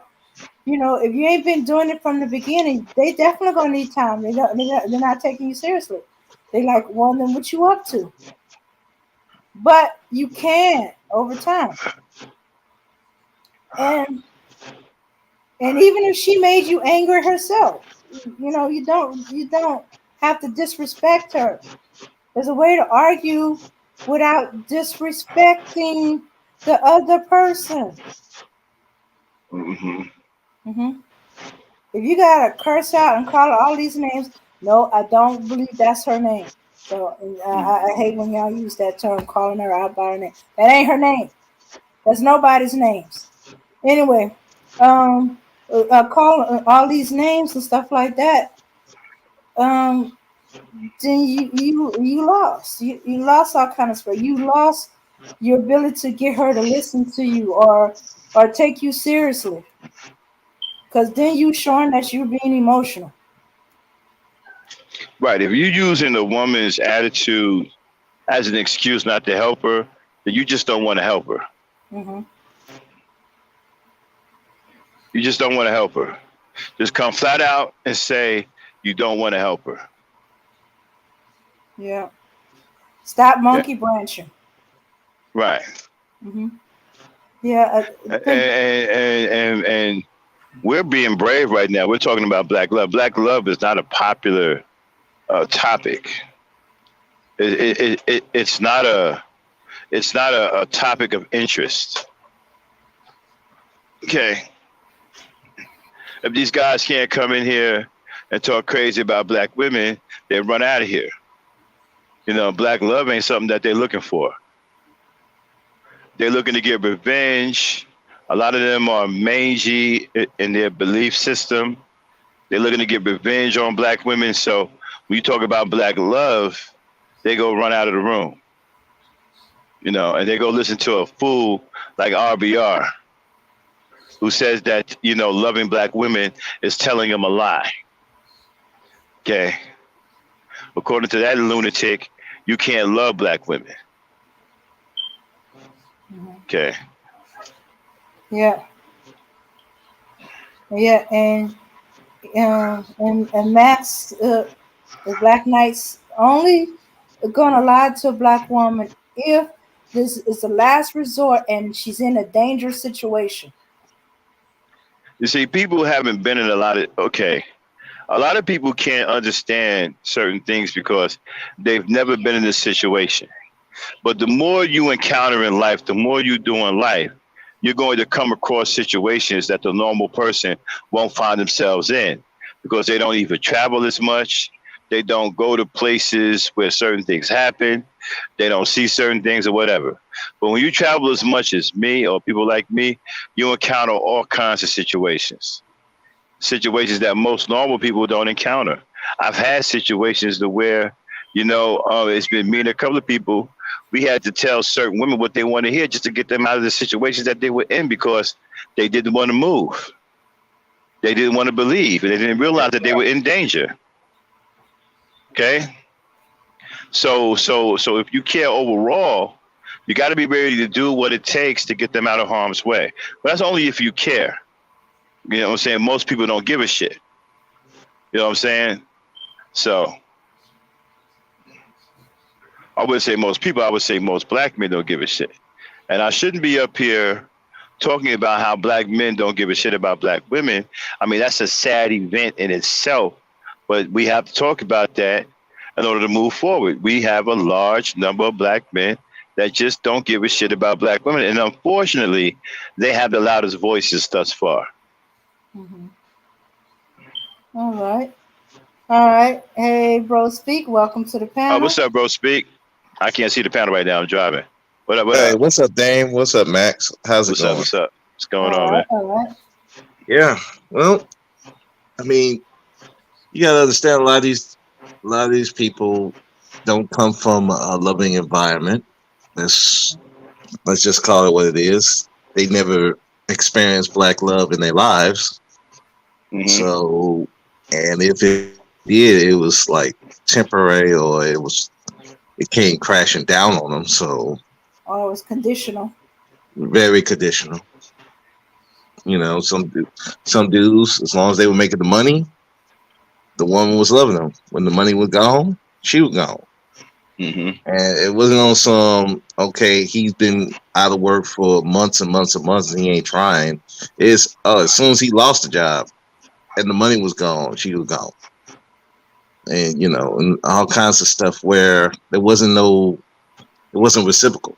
So you have a lot of dudes who are angry about that. So now they just see every woman as the enemy, which is crazy to me, but it's. But my father and my grandfather, they taught me how to recognize women like that. So, we knew how to choose women correctly. We didn't, there were certain things that was taught to us by our father and my grandfather about women. How you can tell if a woman just wants you for your money. You know what I'm saying? The things that she say, her behavior and everything, And so, these things was taught to me. Huh? Oh, that's a good gen culture topic. Because a lot of these dudes are choosing with their private parts and not with their brain. Well, they're choosing between what their private parts, and also because these dudes have a lot of lack of self-esteem, they're choosing females who just showing them a little bit of attention and even pretending like they like them, aka the whole thing with the high value situation. So So they getting tricked, my and they grandfather let told me one time, he said, son, grandson, never listen to your penis because your penis is one big dumb motherfucker. Mhm. He wasn't Uh, lying. never listen to it. Uh, You know, like I said, a lot of these dudes are they're listening to the penis, and then they're listening to these other dudes. And like I said before, the biggest tragedy that happened on social media was the guys who claim they can't prove that they're getting all these women to do everything for them, and they don't do nothing, but they claim that they do, and they look like that they can get women to do that. Meaning with the guys who's doing everything they could possibly can, and they still not getting the women that they want. When those dudes start comparing notes and everything, that's when you had a lot of these guys getting angry. You know, shoot, so that was one of the Manosphere's civil wars. yeah, it's coming right back around again. What? So yeah, that the it's the they tried to take that whole Nicki Minaj interview with KS and then turn it around into a Pookie and Ray Ray versus Educated Lane war again. And they don't, and some of these dudes don't even see that they pulling the wool over your eyes into thinking that it's that when it's really just the fact that a lot of these dudes are not where they need to be, and Well, they're not happy about it. one of the biggest problems is that they're being taught that women like Nicki Minaj are somehow different from other black women when they're not. Mm-hmm. It's the same as any other black woman. Mm-hmm. You can get Nicki Minaj just as quick as you can get a regular woman that works in the grocery store. All you got to do is treat her like a lady. That's it. The worst mistakes that these dudes make is they worship these women and they get all caught up in these women's backgrounds. Oh, she got money. She's a superstar. She ain't gonna never want a guy like me. She ain't gonna never this and that. Well, you know that's your biggest problem. Mm-hmm. How do you know she ain't gonna want a guy like you? Have you walked up to her and talked to her? Have you introduced yourself to her? No, you haven't. Because you're too cowardly to do so because other people told you that you ain't worth a woman like that because she has money. These women, I don't care how much money they got, they're still women. They're still pink inside. They still want to be loved. They still want to be treated like ladies. I don't care how much money they got. Mm-hmm. Who they are doesn't change. They're still women. They're still pink, soft and pink inside. Yeah. Oh, Like, Mama well, how Rain did a got a guy question. if you see it with a man, like, well, how did that dude get hurt? Well, he went up to introduce himself, started talking to her, started treating her right. The treatment is the biggest key with these women. Treat them like women. Treat them like ladies. I always call it, okay. What was I call it today? A um, GL dub. That's the philosophy. GL dub. Mm-hmm. Treat them like girls. Treat them like ladies, and treat them like women. Mm-hmm. There's a little girl inside of every woman. When that little girl shows up, humor the little girl. Take her to an ice cream parlor. Buy her ice cream. Buy her, some candy, a gift. Treat the little girl inside of her when she's feeling that way. Mm-hmm. When she's feeling sophisticated, treat her like a lady. And then the ultimate, respect who she is as a woman. Treat her like a woman. Talk to her. Listen to her. Have conversations with her. Take her to dinner.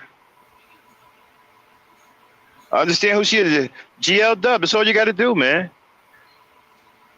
Don't matter if the woman is rich or whatever. Men think like that. Women don't think like that. I know you got some women now who are scoundrels. Okay, who's a part of that game, that pimp game, because there's always a female version of just about everything. Just like you got the pimp game, you got a female version of the pimp game. There's some women out there looking to pimp men. Looking to get over on men. So of course you're gonna have someone out there talking about something. Nah, well, I got to have this, I got to have that, I got to have this. But even them, at the end of the day, they may talk that shit, but at the end of the day, they want love just like the next woman. They want to be treated like women just like the next woman. Ain't no getting around that. Mm-hmm. And that's what these dudes don't understand. That's the kind of advice that these guys don't get. They get all this fucking trickster type advice. Oh, if her friend like you, go hide behind the fucking door and wait for her friend to come by and slip her a fucking phone number, which she's gonna actually take back to the girl you trying to talk to, which is her friend, and they're gonna bust you out. Mm-hmm. Some of the advice I've seen some of these dating coaches give these guys is stupid. Especially that one dude that said that he don't want no woman that doesn't have all of her attention. It revolves around him. You ain't gonna get no woman to do no shit like that. You got to be a dumb motherfucker. This is some shit like that. You think that you're gonna find a woman where all of her attention is gonna be centered around you? That's stupid. The fuck you want a slave? Where you gonna get a slave at? To me, that's more creepy than anything. It's stupid, man. And you gotta listen to these guys, man. No woman gonna put all of her attention around you, even if you got a kid. What happens if you got a kid, right? What, you don't want to take care of the kid? You can't get a kid no attention? Yeah, you remember that movie with Farrah Fawcett was in? I'm trying to remember that movie. I can't think of the name of that movie. It came out in the 80s. I remember that. What was the storyline? Basically, she tried to kill a kid. I think she killed one. The other two survived because she was trying to date this guy who was a mailman or something like that, and he didn't want kids. Oh, I think they did the reenactment of that woman that killed those kids because she wanted the millionaire and he didn't want any kids. Right, something like that. So she she trapped the kids into the car, locked the door, and pushed the car into a lake. Yeah, something like that. I forgot her name. Yeah, did she try to say a black man did it? No, that was something different. This one was no. Well, I remember she had shot the kids, and I think one died. One was in a coma, but when she got out the coma, that's when she told what happened. That her mother shot her, and that's when they found out that the reason why she did it was the guy that she was trying to date didn't want no kids, and so to get with him, she shot up the kids. So yeah, I remember that movie. But that's the kind of thing that you're asking for. If you have a woman that's giving you all of her attention, and not only will she do that to her kids, she might do that to your kids. I'm trying to remember what kind of movie was that. I can't. I don't think I've watched it, but it sounds familiar. Like it came out in the 80s. Because one of her most favorite movies, one of her most famous movies is called The Burning Bed. Oh no, that's the one where she set the bed on fire with her husband still sleeping on it. Yeah. Mm-hmm. But the one he's talking about is her character killed her children because the man she's dating don't want You no know what? children. We might be able to watch that for free. Let's look for that name and play that in Discord later on. Okay. You might be able to find that. I want to see that. Okay. Yeah, it was a TV movie, if I remember correctly. It Oh, wasn't okay. like So we should yeah. be able to find it. Okay. Okay. Okay. Oh, by the way, Mama Rain has a question. She said, Uh how huh. do dudes she said, how do a dude look at another dude and say he can't get anything from a woman? How And does say a dude look at another dude and say he can't get nothing from a woman? he could get anything from a From a woman. woman. I think that's what you were saying. You can't get anything from a woman? Yeah. Well, You mean how does a guy tell another guy he can't get anything from a woman? Um, Because what's throwing me off is look. Like, the I word look think is okay. what throwing you're me off. asking She's talking about is the dating coaches. How can a dating Mm-hmm. coach look at a Uh huh. dude and tell another dude that he can't get anything from a woman? Oh no, he Mm. can get anything from a woman. no. I think what she asked is like the how dudes will believe a dating coach say when the dating coach is saying he Yeah. can get anything from a woman. I Yeah, well, think that's that's what she. she asked. Yeah, because guys are desperate, Mama Rain. They're desperate. You see, a lot of these dudes, they want to be with black women. They mad at black women because black women don't want to be with them. And the reason why black women don't want to be with a lot of them is because they're socially awkward dweebs that don't want to improve their lives. And they're lazy, and they want black women to do everything. They don't want to do nothing, and they want black women to accept them for what they are. Accept them for all of their faults, accept the fact that many of them ain't working, accept the fact that they want to cheat and see other women while they're with you, okay? And so when black women don't want to go for all of this, they become desperate. And some of them develop anger towards black women to try to shame black women because what they're doing right now, like what Kevin Samuels doing, he's trying to mold the minds of black women to accept black men cheating on them. He's starting with the high value man. It ain't gonna stay with the high value man though. It's gonna trickle down to the average black man. But they're starting with the high value man to get you going along with that mindset first. Then once they get that done, then they're gonna trickle it down to the regular average man.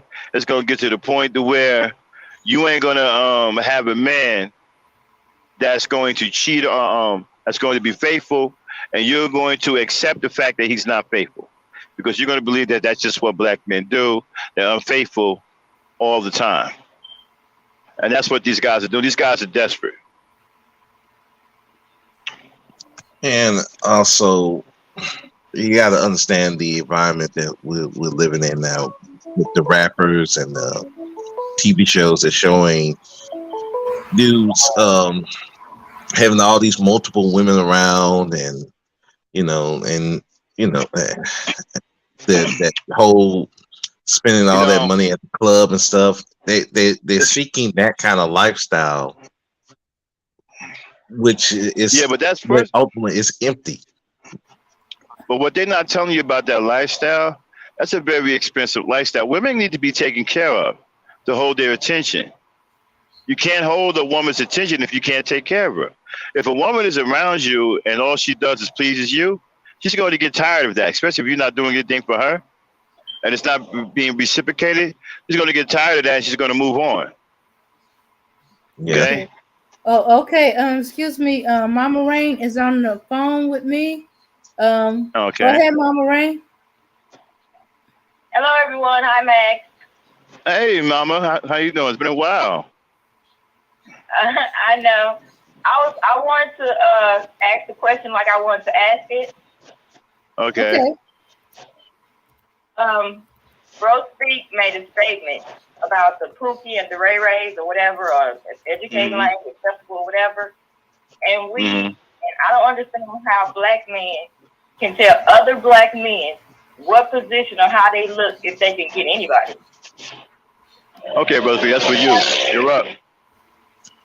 Okay. It comes from, if you look at like I said, the rappers, athletes. You see the TV shows, But the movies. rappers and athlete has nothing to do with looks. It has to do with money. Okay, well, it's also the look too. If you look at how they dress, how they look. A lot of rappers, it's not really a look. It's not. It's not. Stop saying that. How can you tell me as a woman what I like to find and go to sleep with or go to bed with? Are you asking me about how a woman, or are you talking about for the men? Yeah, if you are not a woman, unless you like to go to bed with men, how can you tell me who I like to go to bed with? Okay. Yeah, you know what? And I wonder about that too. Like, there's a lot of these dudes in women's business about who they sleeping with. That is odd.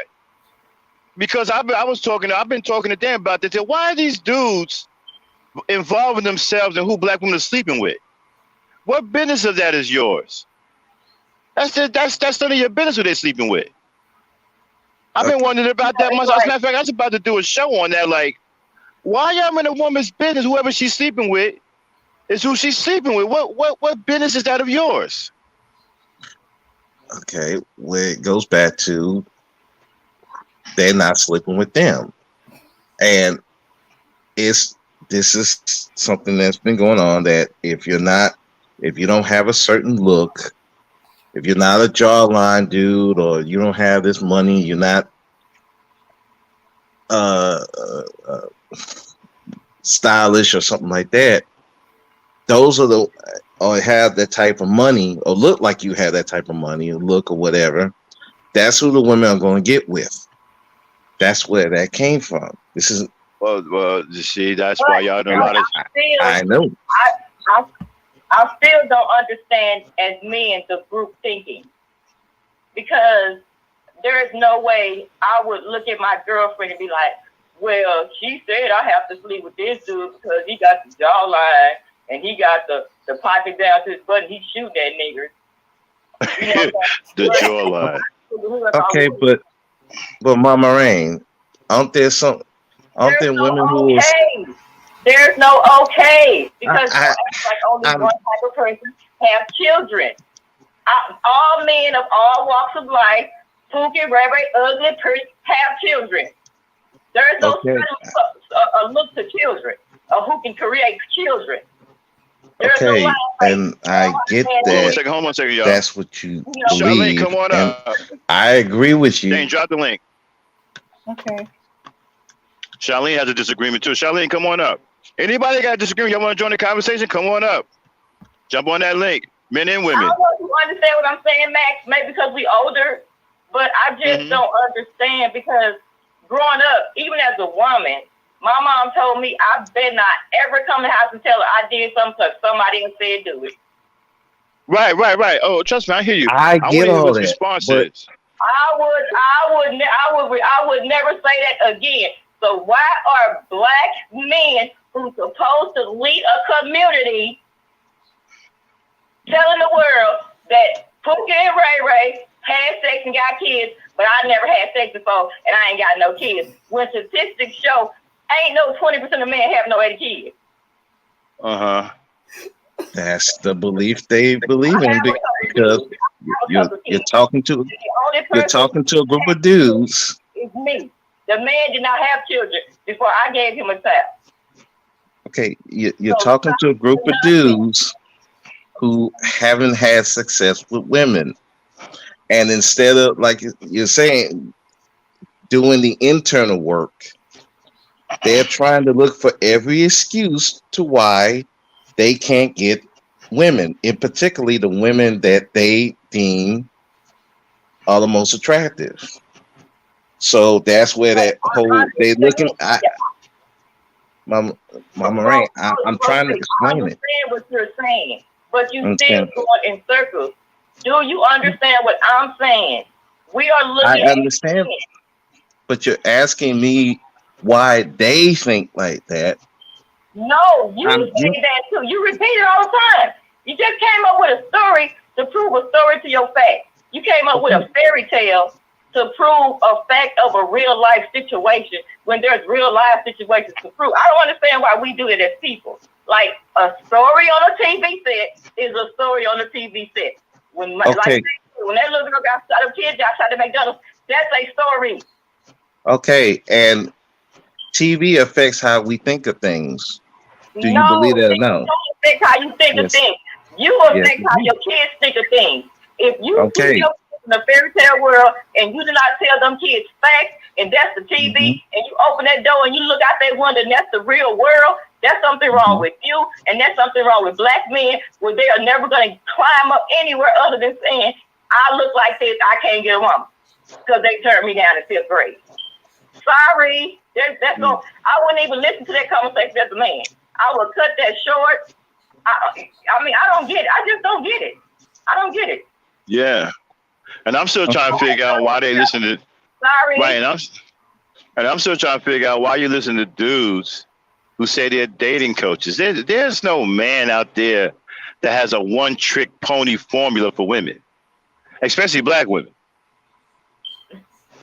Okay. You know, I mean, he can tell you some things that what they should be doing is telling you how to improve yourself so you can make yourself more attractive to black women.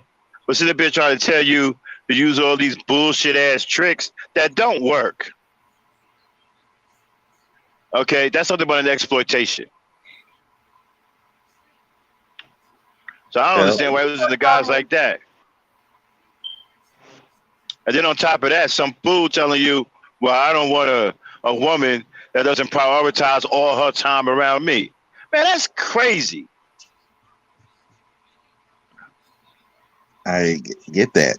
But as I said again, you're talking to a bunch of dudes who haven't had success with women, and particularly the women they want. And they're looking for any reason besides themselves to explain the phenomenon. Like I said, the whole Pookie Ray Ray war thing, I never understood it, because I know a lot of Pookie and Ray Rays in the prison. They ain't getting the women that, and even if they getting women, I've seen some of their women. Well, in the prison, it ain't men in prison. It's a lot of blue collar men. Stop saying Pookie and Ray Ray are in prison. Blue collar men are in prison too. They just do different crimes. Okay, stop, Mama Ray. One linear. Y'all got to stop being one. That's why y'all kids are one linear. You have to tell. You can't just focus on one aspect of our community. We have a community here. We can attach to the world. Pookie and Ray Ray, that's a concept for little kids. Like blue collar workers in prison today, the Fed prison. It's like y'all had this prison mentality that I don't understand. Okay, well, again, there's not one type of person that commits a crime. Okay, well, Mama Rain, I'm not the one saying all this. I'm looking at who the ones are saying it. That's when you're on the panel with the men who said you say nothing. So you are saying I do say something. Mama Rain, number one, I don't be on a lot of those panels anyway. That's another thing. I'm only on a few panels. This panel, BMT, Mr. Research. I know. I'll be on DJ Cooter, and rarely. So I don't be on a whole bunch of panels anyway. I don't be around a lot of these dudes' panels. So, and when I do my videos, I rally against some of that stuff anyway, because I think the whole thing is dumb. I get it, but you, if it's dumb, do not say. This is what I'm saying. You say they say that Pookie Ray Ray don't even say that. Like that's like why? Okay, well, but that's what they're saying. You want me to lie and say they ain't saying it, or what you want me to say? Nothing about a lie. I said, what do you say?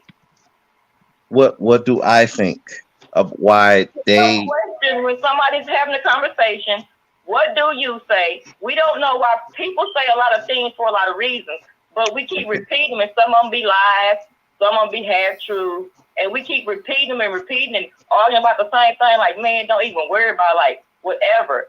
Everybody have kids. Some people married, some people not. You know, it's like this Pookie and Ray Ray thing for adults. It's crazy. Okay, so you want why dudes would believe a guy? Nobody. I can't speak for nobody else. I don't want to know why. That's what I'm saying. We can't speak for nobody. We have to speak for ourselves. What we teach, why we the way we are, so people can know it's different ways to think other than they said Pookie and Ray Ray, or they in jail or whatever. Okay. Because everybody kill, everybody do everything. It's no set. There's no sign on the door that says Pookie and Ray Ray the only killer. That's not true. I hear you. Okay, for me, I'm just gonna speak for me. I don't believe in the Pookie Ray Ray thing. I don't believe in the educated lane stuff. I don't believe in all that. Hey, when you're dealing with a woman, it's you and her. That's it.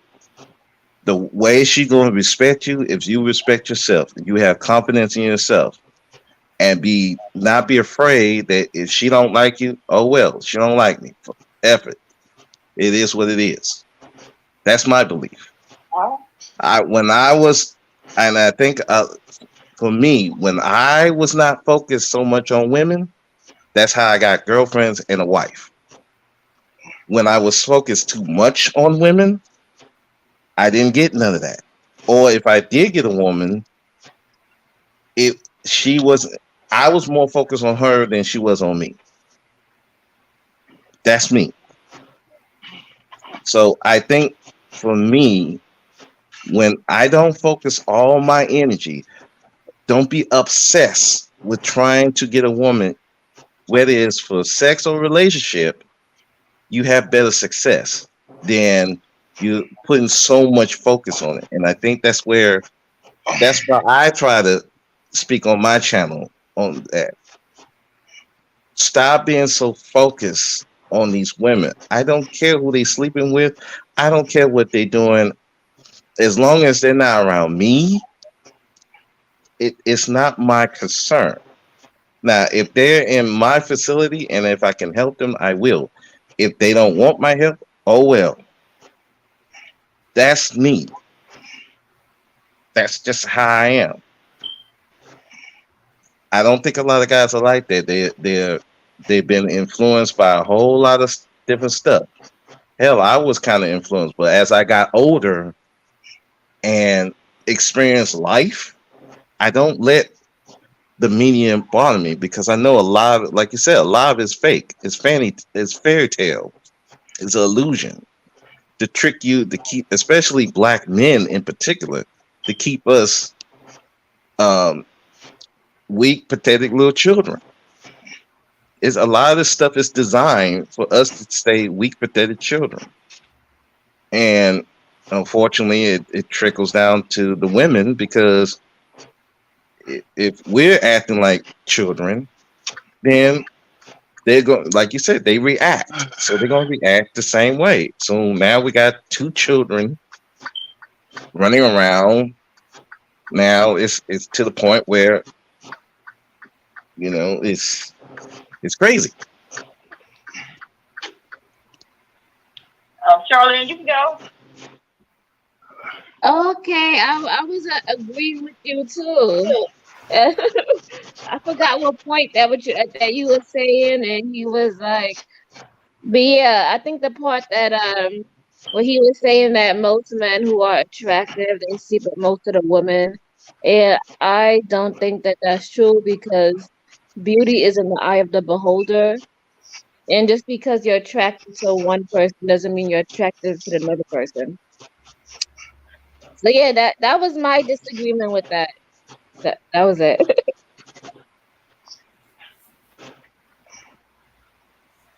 Max, it's your day.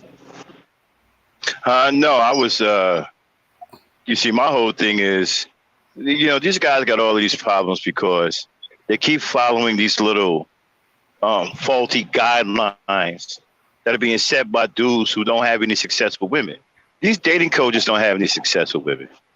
The only one that has any kind of modern success is Alan Roger Curry. That's because he's married. Rest of these dudes ain't married. They ain't got no girlfriends. They can't show you a girl. Don't show you who they talking to. They just speaking hot air, regurgitating points that they done read out of MacBooks. And these guys can't even tell that these dudes are setting you up for failure. Anytime a fool sits up there and tell you that he wants a woman to prioritize all of her time around him is a damn fool. And if you can't recognize that, then you a fool too. A guy like that don't have a woman. You don't believe me? Ask any woman in here or any woman anywhere, are they going to prioritize all of their time around a particular, ain't even got to be a man. Other than they don't even do that with their children. And they give their children the most time. Mm-hmm. They can't even do that with their children. So what makes you think a woman's going to do that with a man? They can't even give that kind of time to their children. And they're with their children the most. Even some of their time is taken away from their children. So how the hell are they going to do that to a guy? And the fact that motherfuckers is sitting up there listening to that shit goes to show you how dumb you are. And you get what you deserve what you get. That dude ain't got no woman talking like that. And y'all still listening to these guys. That's why y'all in the trouble that y'all in right now. So they've been talking about, oh, the woman ain't choosing me. She did because you ain't trying to improve yourself. You need to be focused on yourself. Be the man that a woman wants to be attracted to. I talk about this on my Gen Culture. Get yourself together. Become attractive to women. Not just in looks, in intellect, in behavior, in demeanor. Become a man women want to be around. Fuck, listen to all these goddamn fake ass dating coaches giving you stupid advice like, oh, I want a woman to prioritize all of her time around me. That's insane. They can't even do that to their children. Yeah. And if they did, if they could, they would give that to their children, not some man. Yeah. Max, Oh. like when you start growing up and you get in high school and you get ready, or if you're going to go to college or trade school or whatever, and your kids start branching out, getting jobs, and they get teens and stuff, that can happen. That's what they are doing as a teen, living their life, learning how to discover who they are as a person. And if you never discover who you are as a person, you're going to just be a domino waiting for anybody to kick you over every time, it's your turn. Sorry, Mama Rain. He dropped off. He'll be back. Oh, okay. Now you can go. Y'all can Okay. go. Okay. These dudes, they gotta be careful what they're asking for. One, if she don't have children taking up her time, what he's describing is a stalker woman. If she got that time to spend around that amount of time around you, she's stalking you. And you have an issue with that. Oh, she's crazy. I can't get away from her. Every time I turn around, she's there. She's there. That means you guys really don't have a woman. You forgot how much you don't like her to be all up on you like that all the time. So y'all just telling on yourselves if you want that kind of time. I keep imagining there's a skit out there in one of the shows, one of these skit type shows on YouTube, where every time the guy tries to walk out the house, his girl pops up, I'm going too. He cannot make a move without her being there. He can't even go to the bathroom. That's what having your girl all her time prioritized with you. You get the crazy stalker woman that's smothering you. Mm-hmm. So they don't be knowing what they're asking for when they say something stupid like that. These men don't know what they want. They really don't. The same ones who talk about they want this woman to take up all this time and cater to them and do all of this stuff. The next minute they say she don't do nothing. She just be in the house. She need to be working. Why she not working? Why she not doing this? They don't know what they want. Mm-hmm.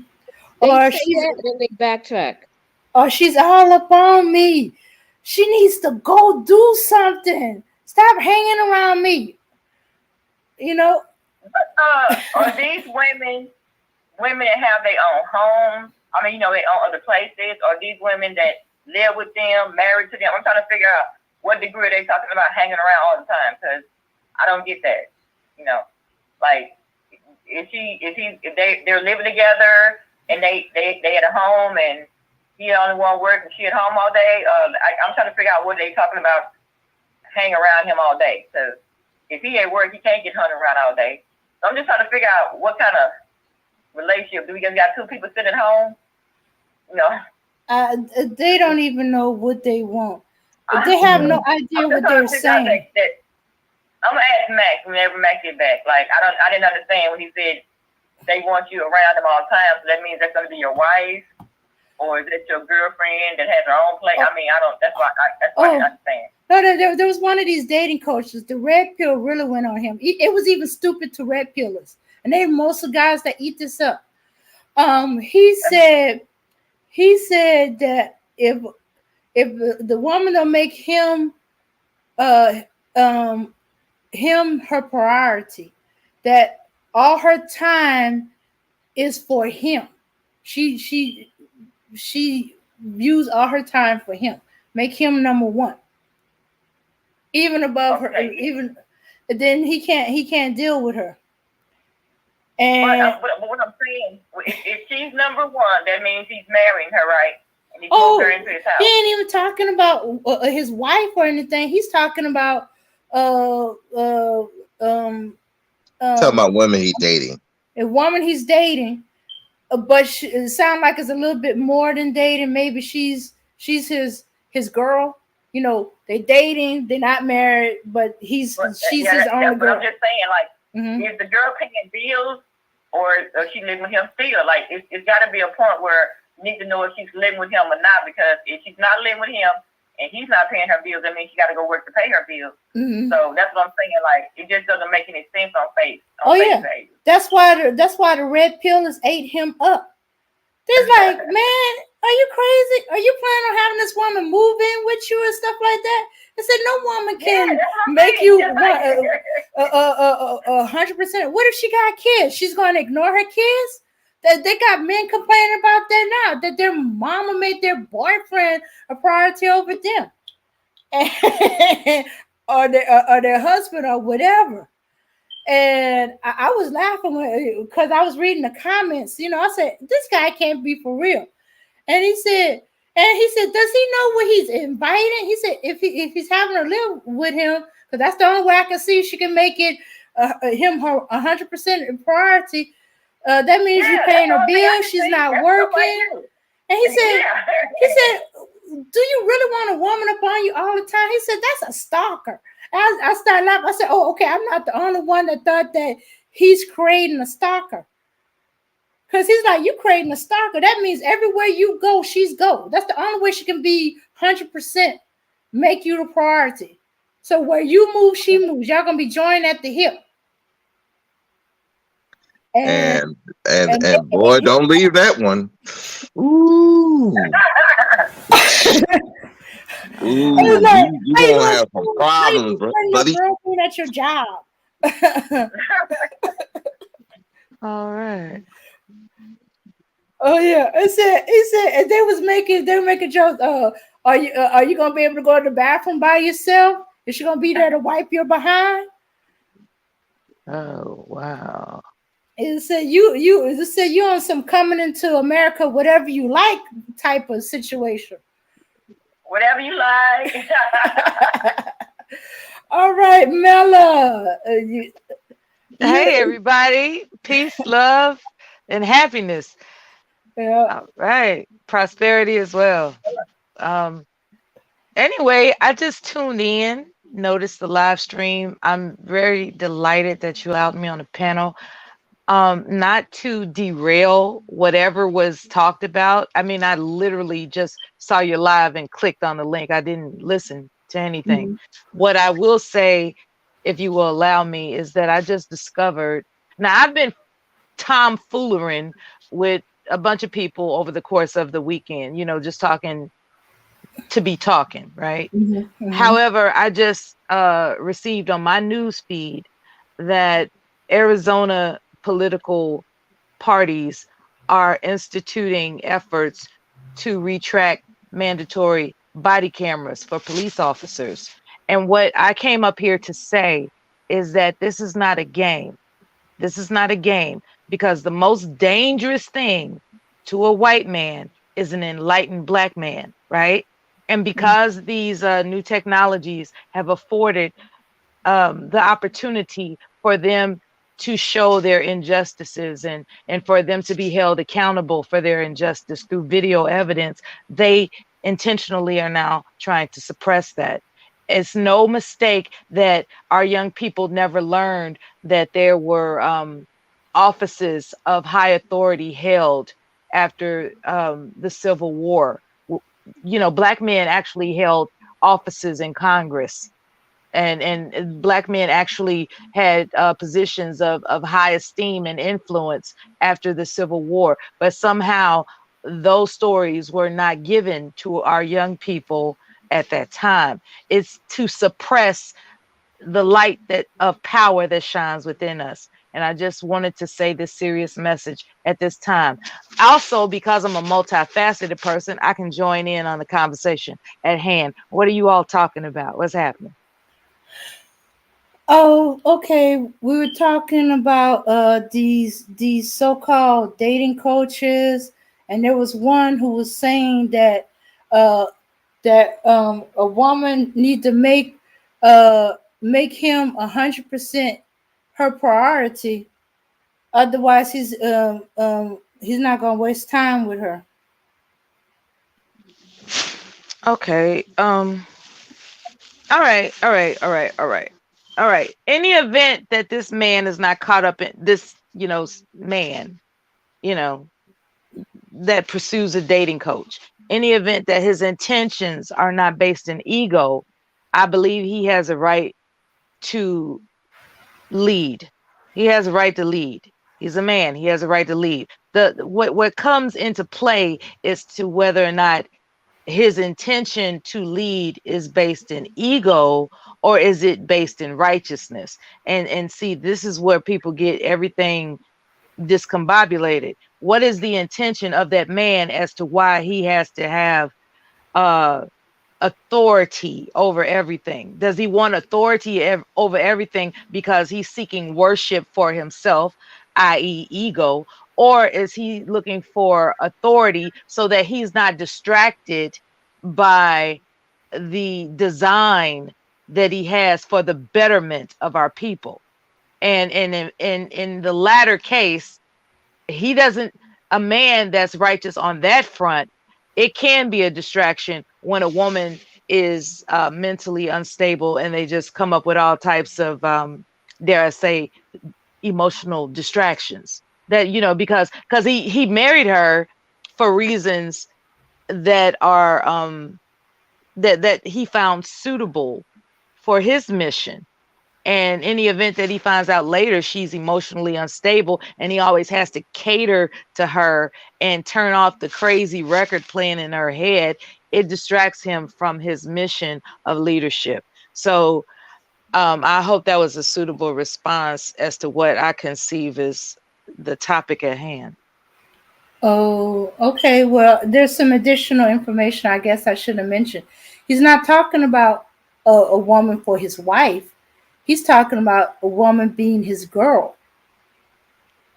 Oh, he's vetting a wife, or he just wants to fool No, around with not somebody? not vetting a wife, just to be his woman. Oh, okay. He wants to. Okay. So we're talking about insane people. Okay. Yeah, that's insane. That serves no good purpose for the community, for a man to believe that he has uncharted privilege to exercise his semen expulsion whenever he chooses. You know, a man should take his semen more seriously, to be honest with you. You can't just see, that's why we have a lot of unplanned pregnancies, dare I say. And if we were mindful as Stella, yes, hey Mama Rain, happy Sunday, baby. how you doing? Yeah, like when you are laying down and having sex with someone, you can best assure you may have to plan on a pregnancy. There is no unintended. There is no 100%. When you lay down with someone, a baby can be formed. Yeah, that's what it's for. That's what sex is for, to make a baby. That's what sex is for. I mean, people keep acting like it's this special way that, you know, well, don't use protection. A lot of people use protection. There's still kids running around here. Mm-hmm. I'm just saying, like, we have to stop acting like when you have sex with someone, like it or not, a baby can be formed. But they forget about that in the midst of their heat. That's the problem. It's like they can't think past their heat. They can't think past their hot ass. That's the problem. No, they're not. They're willing to take the chance. We have to stop acting like people are children. When you have sex with somebody, you know they can get pregnant. People know that at an early age.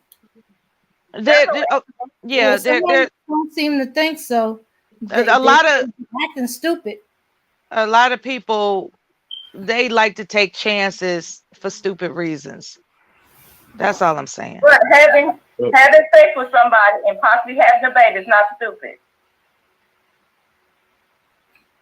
I don't think they think that's stupid. It's that you got dudes who will take penitentiary chances to sleep with a young girl.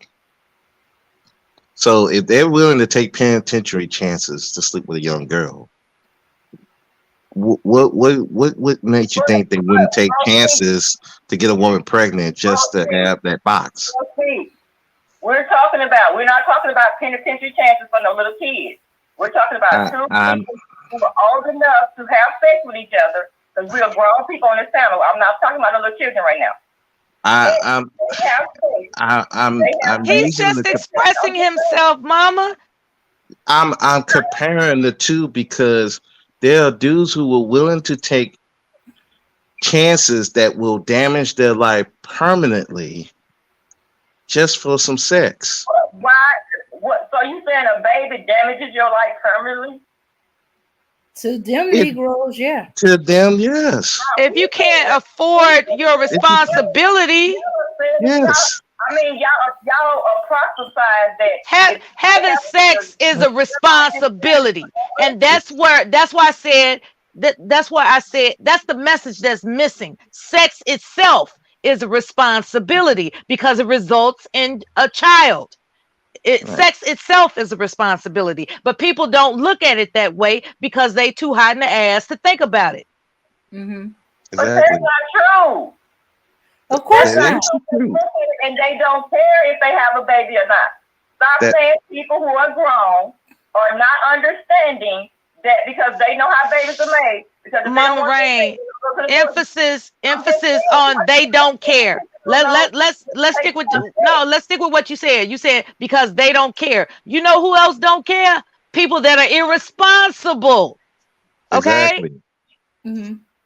I mean, how much we gonna say they don't give a F? If I'm having sex with someone, excuse me, ma'am, if I'm having sex with someone and I'm a consenting adult and he is, I am not just having. I know if I'm gonna do one thing. Either I'm gonna leave it alone or I'm gonna take my chance.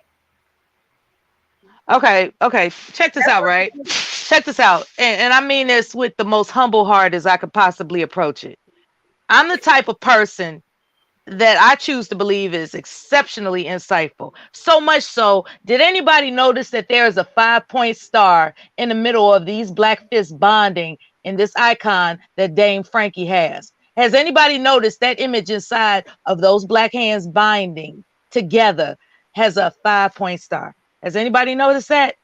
I noticed that. Okay. Okay. That's how my mind works. I look into everything at all times.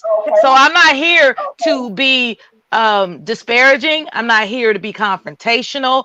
I believe in what I'm saying, and I hope that I'm allowed to say it. Okay? That's all. No, I didn't say that. I didn't say that. I just said that to me, if someone has a baby, irresponsible or not, we need to stop acting like that. That's a tragedy of the world for our children, and that's why they feel like they're not wanted, not respected by adults, because their life means nothing because who happens to be their father or their mother.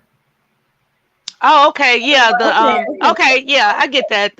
Yeah, there are negative messages passed on to children from that when the mother and father aren't unified. I get that. Yeah. Grown people give those negative messages. Grown people give those negative messages to children. Yes, they do. Yes. You were doing it.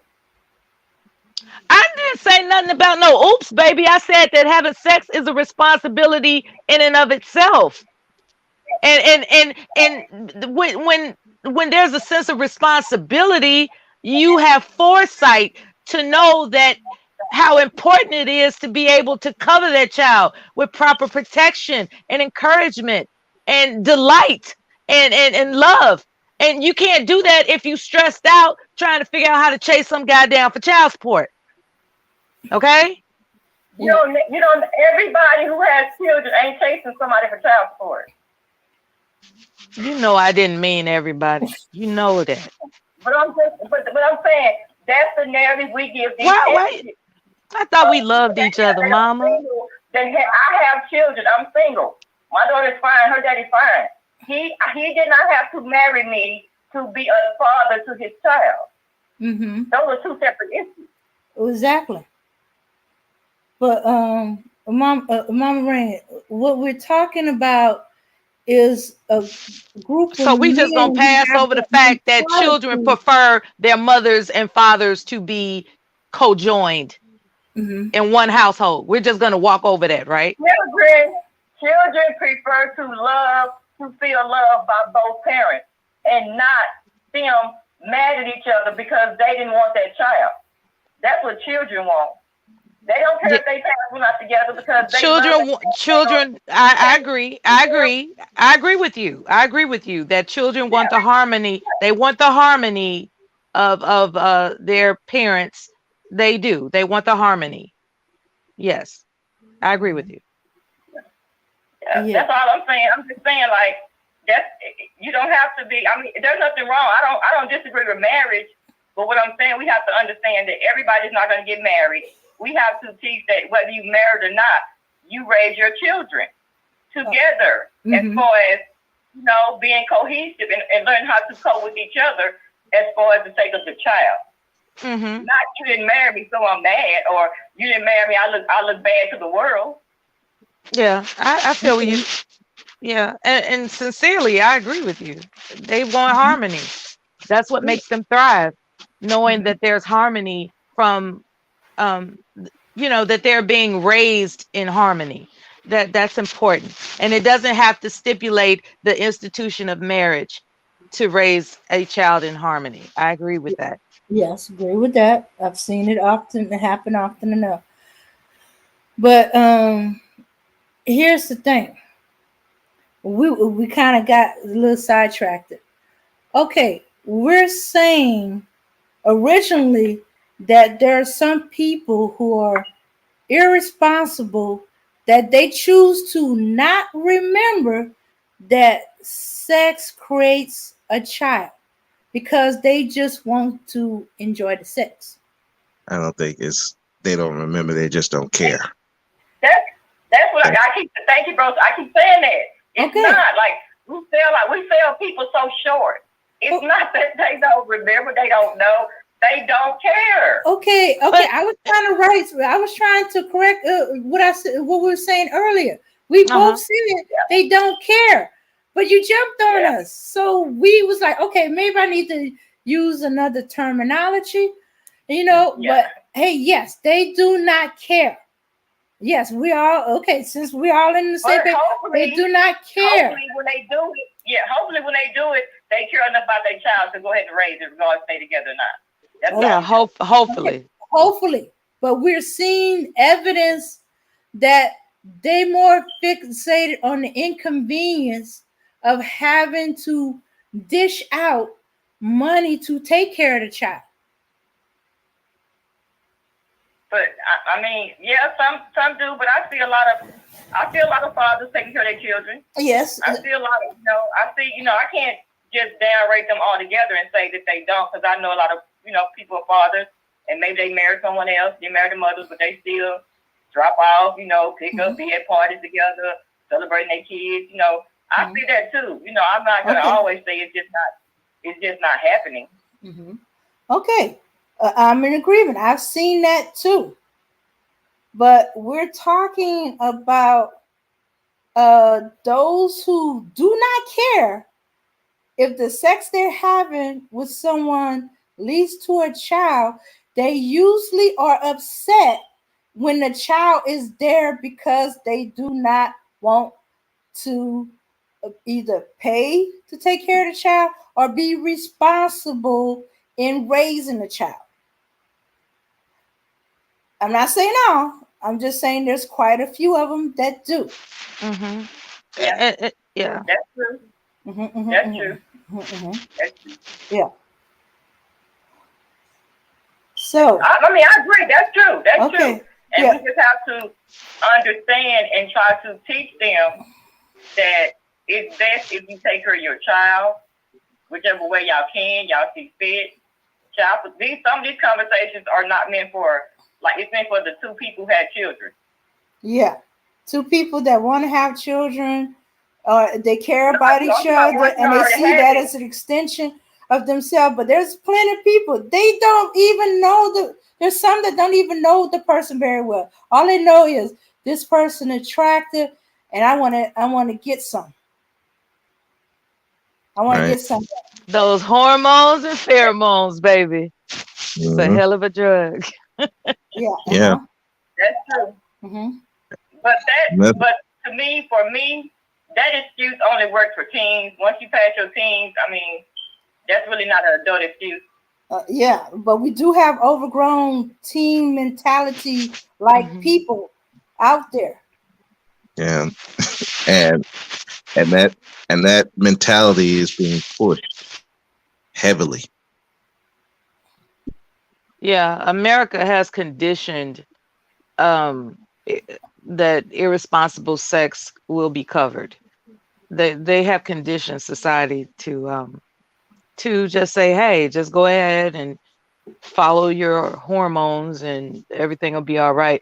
And in most cases, it will be all right. This government is set up with different. How did they think that they're going to get covered? Oh, that's where the I'm talking about financial, like in this country, children aren't just left to the wolves. There are agencies set in place in the interest of the well-being of children. So if someone is quote unquote sexually irresponsible, regardless as to whether or not they want to hold themselves responsible for that birth, there are other avenues and agencies set up in this country that will cover that child. So are you trying to say that when they're irresponsible, they get covered, so that allows them to be irresponsible, right? Yes. Yeah. Okay, so the person who is married, you wouldn't consider that irresponsible, would you? No. Yes, I would consider it irresponsible if you're marrying someone for the wrong reason. No, I'm not saying it. If you're married and you have children in the family and you need to get covered by the government, does it make you responsible too? No, that's just an emergency situation. No, there's no, don't back out now. Don't go. I'll tell you why it makes a difference between being married versus not being married, in my humble opinion.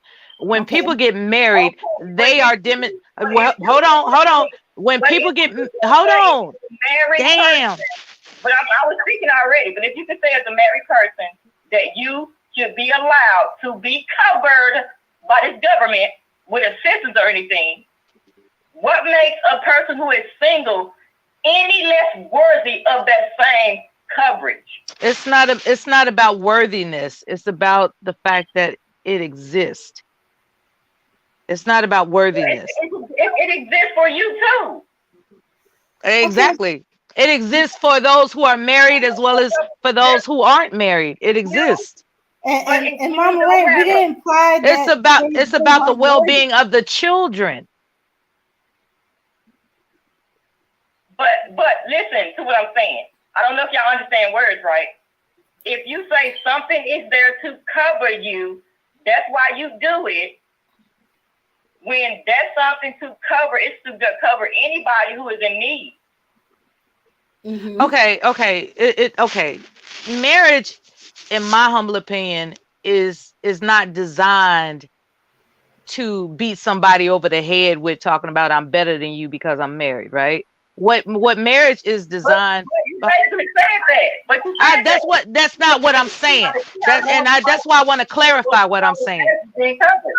I want to be clear, if possible, that marriage demonstrates a commitment, right?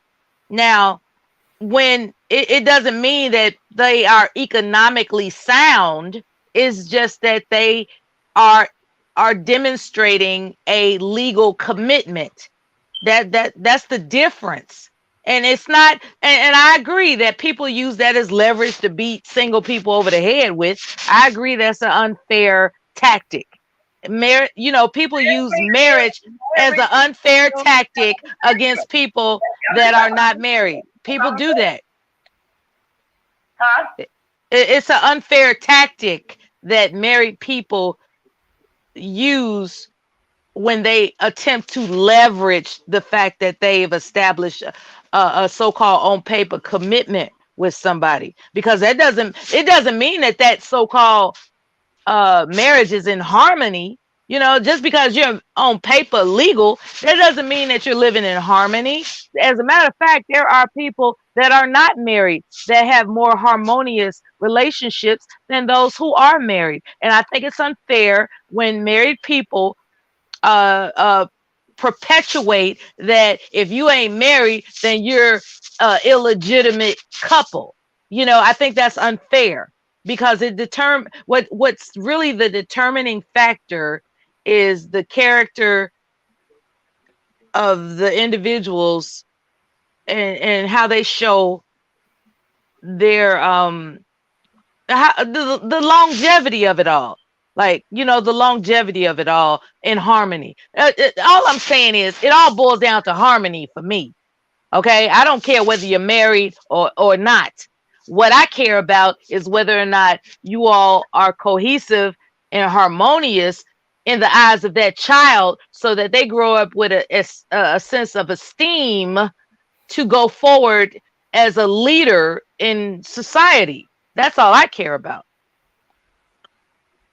Well, I think it should be, we need to look at the intent of the intent of the people when they're having these children, before we talk about marriage or whatever.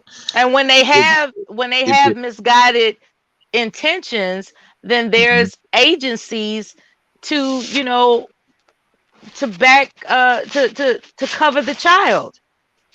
It's about the children for me. It's about the children. Right. Yeah, and it should be, but unfortunately, we have people who are not looking out for what is best for the children. They're looking out for themselves. Some people have children because it's a way to quote unquote trap a person to keep them linked to them forever. Because you have the child with this person.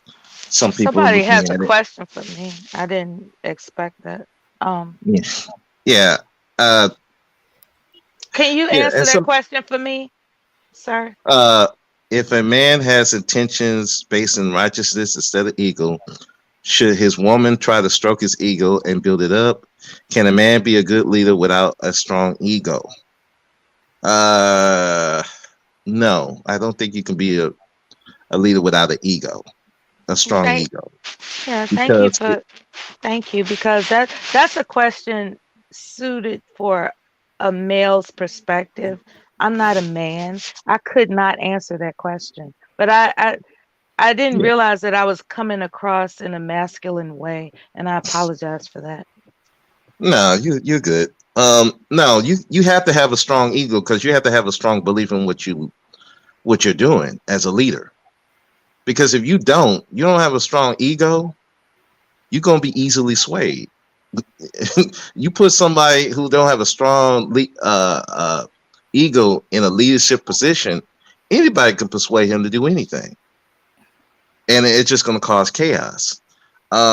Should and the other question: should a woman try to stroke his ego and build it up? I mean, we stroke each other's egos. I mean, how else? You know, I'm like, I mean, you buy a woman gifts. That's stroking her ego. You telling her she's pretty. Hmm. That's stroking the ego. Or you telling the guy he's handsome. Hey, your leadership is on point. You're a good leader. All these things. All of that is stroking people's egos. We do it all the time. Even subconsciously, we're doing it. That's not that in itself is not a bad thing. But when it's again, it goes back to the intention. If you're doing it, the intention to try to get something over on someone, then yeah, that is bad. But if you're doing it just to try to help this person keep them strong mentally and show that you love them and all that, there's nothing wrong with that. So yes, a woman should be stroking his ego. You should be doing that all the time, just like I should be stroking a woman's ego all the time. That doesn't you don't stop doing that because you're together. That's how sometimes a lot of these relationships end because we forget everybody has an ego, everybody has feelings, and you have to make sure that they know that you love them and you care for them, whether it's a man or a woman. Now, the ways of doing it for men and women are different, but we both still got to do that for each other. If not, then nobody, if they don't see that you care, whether it's a man or woman, then yeah, they just either they're gonna check out or they're gonna start cheating and all kinds of drama will persist. So so yes, you stroke a person's ego, you stroke a man's ego, you stroke a woman's ego. You do all those things, especially for men because men's ego is our greatest strength, but it's also our greatest weakness. And you man don't have a strong ego, shoot, he's in trouble. Mm. Brother Speak and ladies on the panel, I Mhm. heard something today that I hadn't conceived. I was listening to a live stream where the broadcaster said that black men are operating as castrated dogs. Um, Oh. yeah, that was a very hard thing for me to hear. As a matter of fact, I wish I could erase that I heard that, because now it doesn't have to be true, of course. That's not true. However, a lot of it, what it brought to mind is that I wonder if that's what black men believe about themselves residing in this country. And so when that question came on the banner across the screen, I knew that that's a question for a man. That's not a question for a woman to respond to. I know my place. It's just that I've been through a certain set of circumstances and in history that allows me to voice a certain thing called confidence, right? And people may or may not misconstrue that as masculine energy. I promise you, as a person that only cares about the well being of children, that is the nature of my assertions. Okay? The nature of my assertions is not to overtalk people or I'm a win, I'm gonna shut this down, I'm here to break up the block. It's not that. I care about children because they will lead us to the promised land.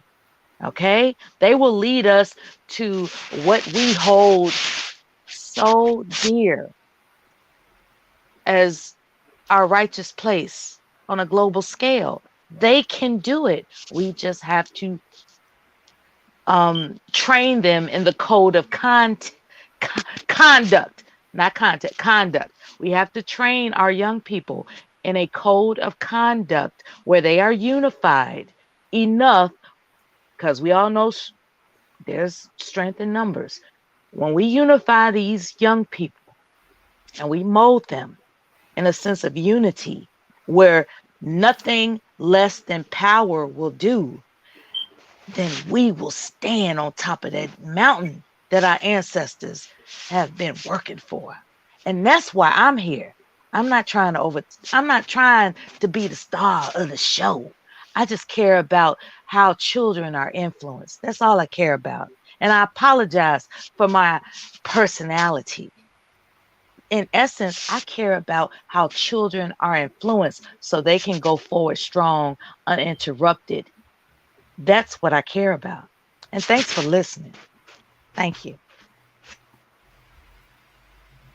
Okay. All right. Anything? That, Anybody?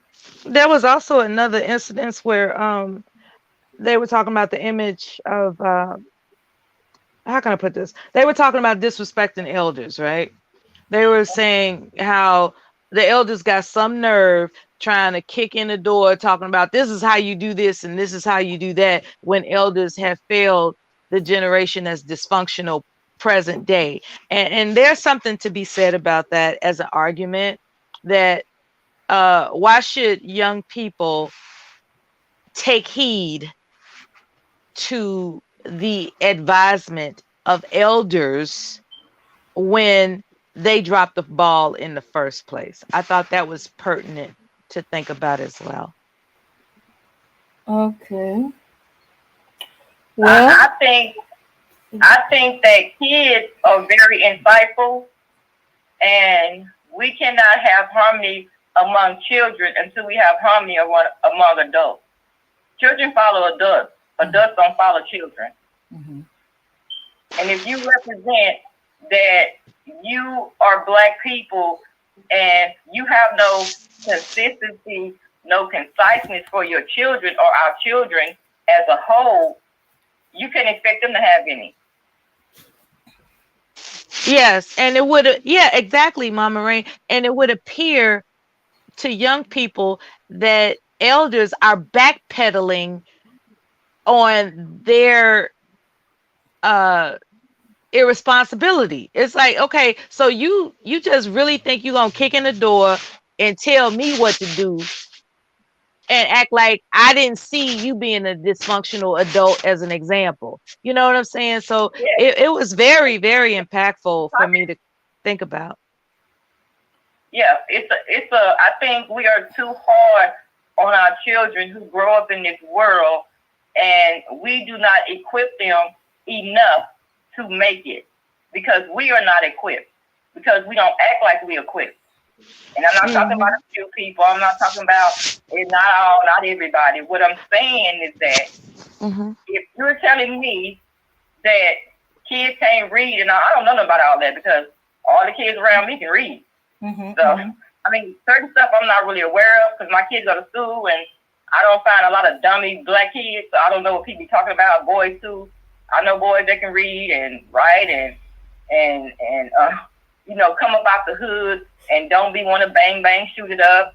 I mean, we really do our young children a disservice when we lump them into this pile that we created and expect them to be perfect. Yes. Yeah, I think what I've seen is that we're trying to blame when you see the elders and the young people trying to blame them for something that really they can't control. You're expecting the young generation to do things that they didn't have any training from. And then with the younger generation, with the elders, you're trying to expect them to teach them something that they would never taught. They're like certain things that happen in the society that I don't care if you had the money or not, you were not prepared for. We link the one thing that I hear a lot, they blame the boomers for the drug thing that happened, the crack era and all that. But I try to understand, but look at the opioid in the white community. They have the money and the power, and they can't even handle it. It's almost as bad, if not worse over there than it is with the crack era.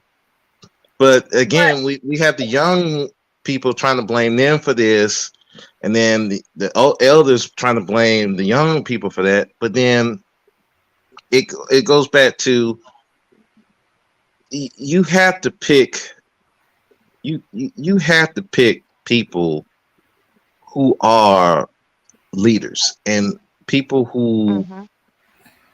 who want to be leaders and not just some person coming up here crying about what these young dudes do, or these young dudes are crying about what these old people do.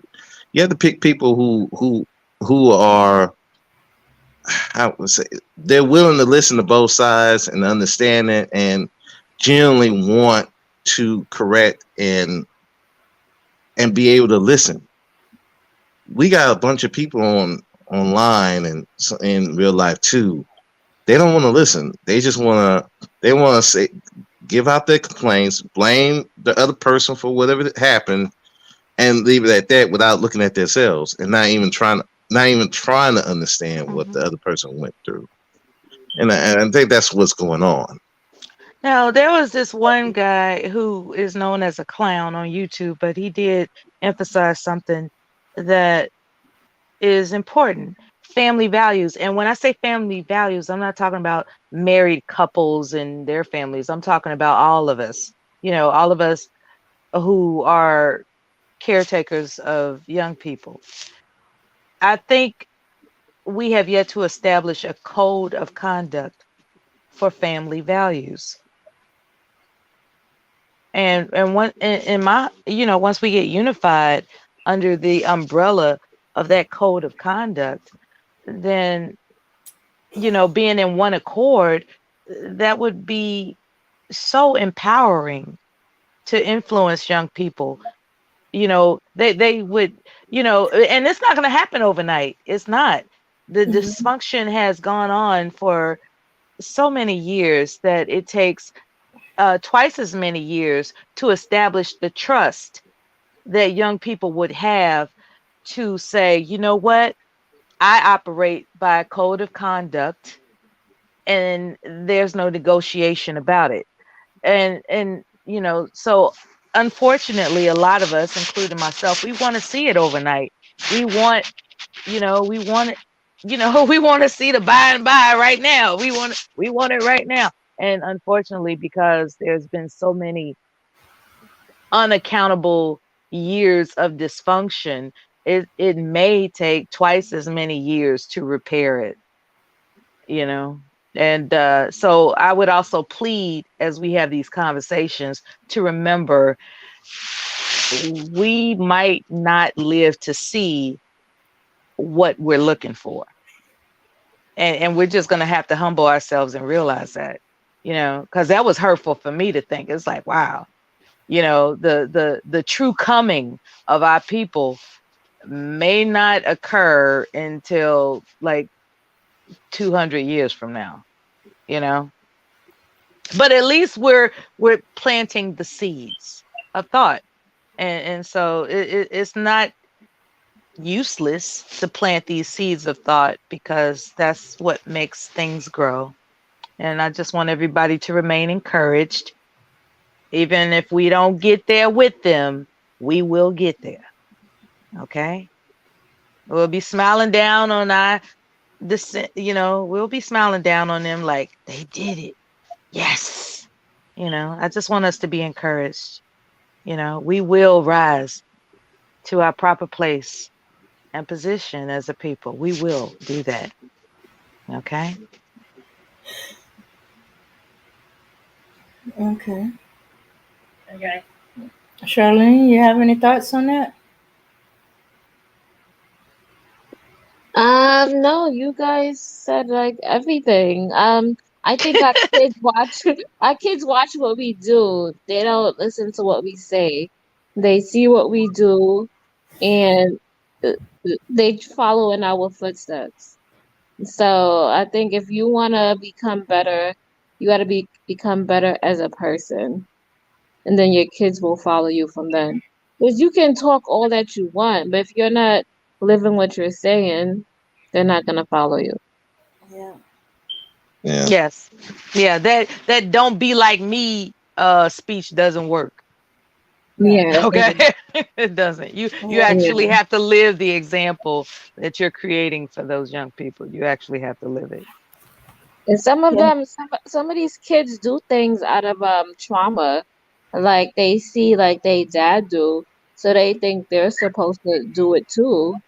And then it's like, you know what it is? It's like he did it, why can't I do it? Or it's normal. It's normal.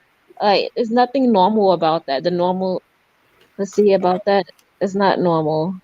And they have to like grow up and learn. And the only way that they can learn is if they go out in the world and they compare and contrast. Like Yes. see how, yeah, you see how I grew up here, and then you'll meet somebody, you go in different environments, and you see, oh my God, they have like a full structure of family. He has values. He cares. He doesn't want to disrespect his wife or his family. And then once they see that, and then they go back to their roots, that's when they go back and they see what happened. Everything has an effect. Like I think that if we like history repeat itself. If you see how you grew up and you see how your parents did it, and then you switch it and you see how somebody else do it, you always see the long term Um, effect of everything. hey y'all, Hey, guys, ladies, we Mhm. what's hear you. going on? Hey Mella, how are you? Um, Li- I'm pleasant, just like you. let me add something to it, okay? It's a top-down effect, right? We have to understand. Now, a lot of people don't know this. Some women do know this, but I know a lot of men don't know this. When children are young, when they come out of the womb, up until they're about 10 years old, maybe, yeah, about 10 years old. No, maybe a little younger, maybe 9. They actually don't understand the father. Uh huh. Hold on one second. Yeah, yeah, yeah. Now we're going to do the, give me one second, y'all. Okay. Okay. But, What okay. was Well, Let's no. build off the last before he comes back. He said something. What was it specifically? I think he was Okay. saying that the You talking about the like little boys growing up at home? I think Mhm. it's, yeah, they All I Yeah. don't heard was when a Excuse me. child comes out the womb, and then Yeah. my Until they're internet. about a certain age that they don't they don't understand the understand the father. father. Hmm. Well, could be true because, as I said, I had a 7-year-old who insists his father don't love him or his sister, and that his father only love his mother. And I'm thinking that his father is transitioning into from love to respect. And I said, well, no, no, no. I think what it is, your father wants you to grow up to respect him, but he shows love to your sisters. Don't be feel bad because he's still showing love to your sister, but he's he said no, no, no, no. He said no, Miss Frank. He don't love my sisters neither. I said what? No, he don't show love to none of us. The only person he loved is my mama, is our mother. Mm. And I'm That like, reminds okay. me. Yeah, that reminds me of a movie scene in Boys in the Hood when he was chastising his son about hanging out with unscrupulous characters. And he said, they're not my quote unquote problem. You're my quote unquote problem. And I want to emphasize with Mama Rain uh, making a very excellent point about how important it is as to how we communicate with our children. Why would he designate his responsibility toward his son and his responsibility of being an influencer in a community and therefore those who he would be in charge of as a problem? Why is he tagging children as a problem? I think the way we talk to these young people has to be refined. You cannot say to a child that they're a problem, because that makes like, you know, whenever a child believes that they're a burden, they're going to act like a burden. If you communicate that they're a gift, then they are going to be the gift that keeps on giving. And it's important how we talk to these young people. It's very important. Mm-hmm.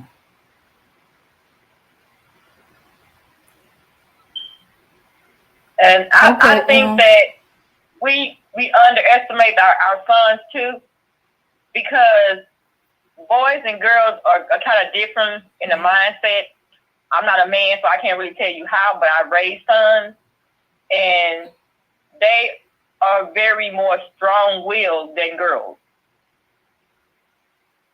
And they love to push the boundaries when they get a little older, especially when there's a woman in the house. But as women, we have to understand that we can't be afraid to discipline and put a heavy hand on our boys also. Because what do you mean by heavy hand? Are you talking about corporal I'm punishment? talking about speaking and not coddling him and not, Okay. you know, not letting him. If there's no man in the house, you said there's no man around. And I'm pretty sure a lot of people do be around men. I mean, we say we don't, but yeah, it all depends on what man. But boys are going to challenge you at a certain age. Yeah, I think where a lot of women go wrong is hitting their boys. I think that's an abomination. No, let me tell you something. My son was 14. My son was 14 years old, and he'll take his 32. And he had been hanging around his little homeboys, and he seen them run over his mama, so he wanted to come in the house and run over me. So I had two choices: to let him son me, or I was gonna son him. Okay, all right. I'm saying he bothered his that's not. It was like, I'm gonna go. Now I want you to understand. I want women to understand this about having boys in their home. He said he was like getting upset because I wouldn't let him go with his friends because he didn't clean up his room. So he was gonna, attempt to get mad enough to basically like ball his fist up. And I hit him in the chest. Mm-hmm. Now that he's an adult and he remembers that occurrence, what does he think about it? He said he glad I did because I proved that he wasn't gonna get away with anything with me. All right. He was looking for me to be the parent. He didn't want to be the parent. He was looking for me to be the parent himself and let him know I'm the leader in this house, regardless. Yeah. Especially once he balls up his fist. Yes, No. That's a game changer. We try to act like nobody. I wasn't cruel to him, but I want him to understand that he is not going to take me over. He's not going to feel fear in my heart for my son. I don't fear my son. Mm-hmm. And he respects me till this day. That's what's up. Because he said, Okay, I'm back, y'all. I was really low key trying to, prove that I was taller than you. I was going, I seen my friend, I'm saying we have to think about what our kids see and what our boys, the influence they have. And they use women because we are the weaker sex. But we cannot cow down to our children. That doesn't mean abuse. That doesn't mean none of that. Well, actually, you're not the weakest sex, but I'm back, y'all. All Y'all right. hear me? Yep. Yes. Yeah, that's a myth. You're not the weakest sex. You're actually the strongest sex. But we'll get into that some other Well, time. you know what I I'll mean. break Well, that. you know, Right, I'm right, talking right. about the section Yeah, of like yeah, that's strength a as far as, man-made. hand to Yeah, hand combat. yeah, that's a man-made talking point. That's absolutely false. Okay, so let me say this. Let me get back to what I was saying. Right, the change has to come from the top down. Right, it has to come from the mother. Right, if a man wants to implement a change to the nation, it has to go through the woman. Why? Because the woman is the first teacher of the children. So whatever comes out the woman goes into the children, right? So if you want your nation to be strong, you have to put that type of teaching and that type of understanding into the woman so she can relay that to the children. Because at a certain age, right? At a certain age bracket, I got to go back and do research, but I think it's between coming out of the womb to the age of 10. The child doesn't really understand the father, especially when they're like from the womb to like 5 years old. They don't speak the language that the father speak. They only speak the language that their mother speak. And that's because they spend time inside their mother's bodies. And so inside the mother's body, the development of the child, right? The child gets to understand every aspect of communication that the mother is capable of. Facial expression, feelings, moods, different tones of a voice. The child understands everything, even though he can't talk or conversate back with her. But trust me, you know what I'm saying? If you don't believe me, look at how a newborn baby reacts to a mother towards it reacts to the father. Okay, they react completely different. The mother can get the child to do certain things and move certain ways and have certain expressions where the man can't. That's because the Yeah. child does not understand the father. He only understands the mother. Yeah. You see what I'm saying? So if you want the child, if you want your child, like if she has your son, this is why some men talk to the babies while they're inside the baby's womb, right? That's right. Because they want the baby to get to know their voice. And some women even encourage men to talk to the babies while they're in the baby's womb because the baby's listening, right? So now you got to talk to the mother, right? You say, hey, you know what? I want my boy to be a strong young boy. I want him to be an upstanding young boy. I want him to be a man of honor like his dad. I want him to be better than me. You know, I want him to strive for things, whatever. When you're talking to your woman this way, this inspires her to talk to the child. All right. And by the time the child is a certain age, he's prepared to take on your teachings. Okay, she's already prepared him by the time he's 10 or whatever. He's like a blank slate. He's ready for you. Okay? He understands you now. He can interpret what you're saying now. Because the mother has prepared him to interpret the language that you're about to give to him. Okay, so if you want to change, it has to start from the top down. It has to come from the mother down to the child, right? To where she can create, to where she can develop that child, to where you can actually teach that child that will bring that change into fruition.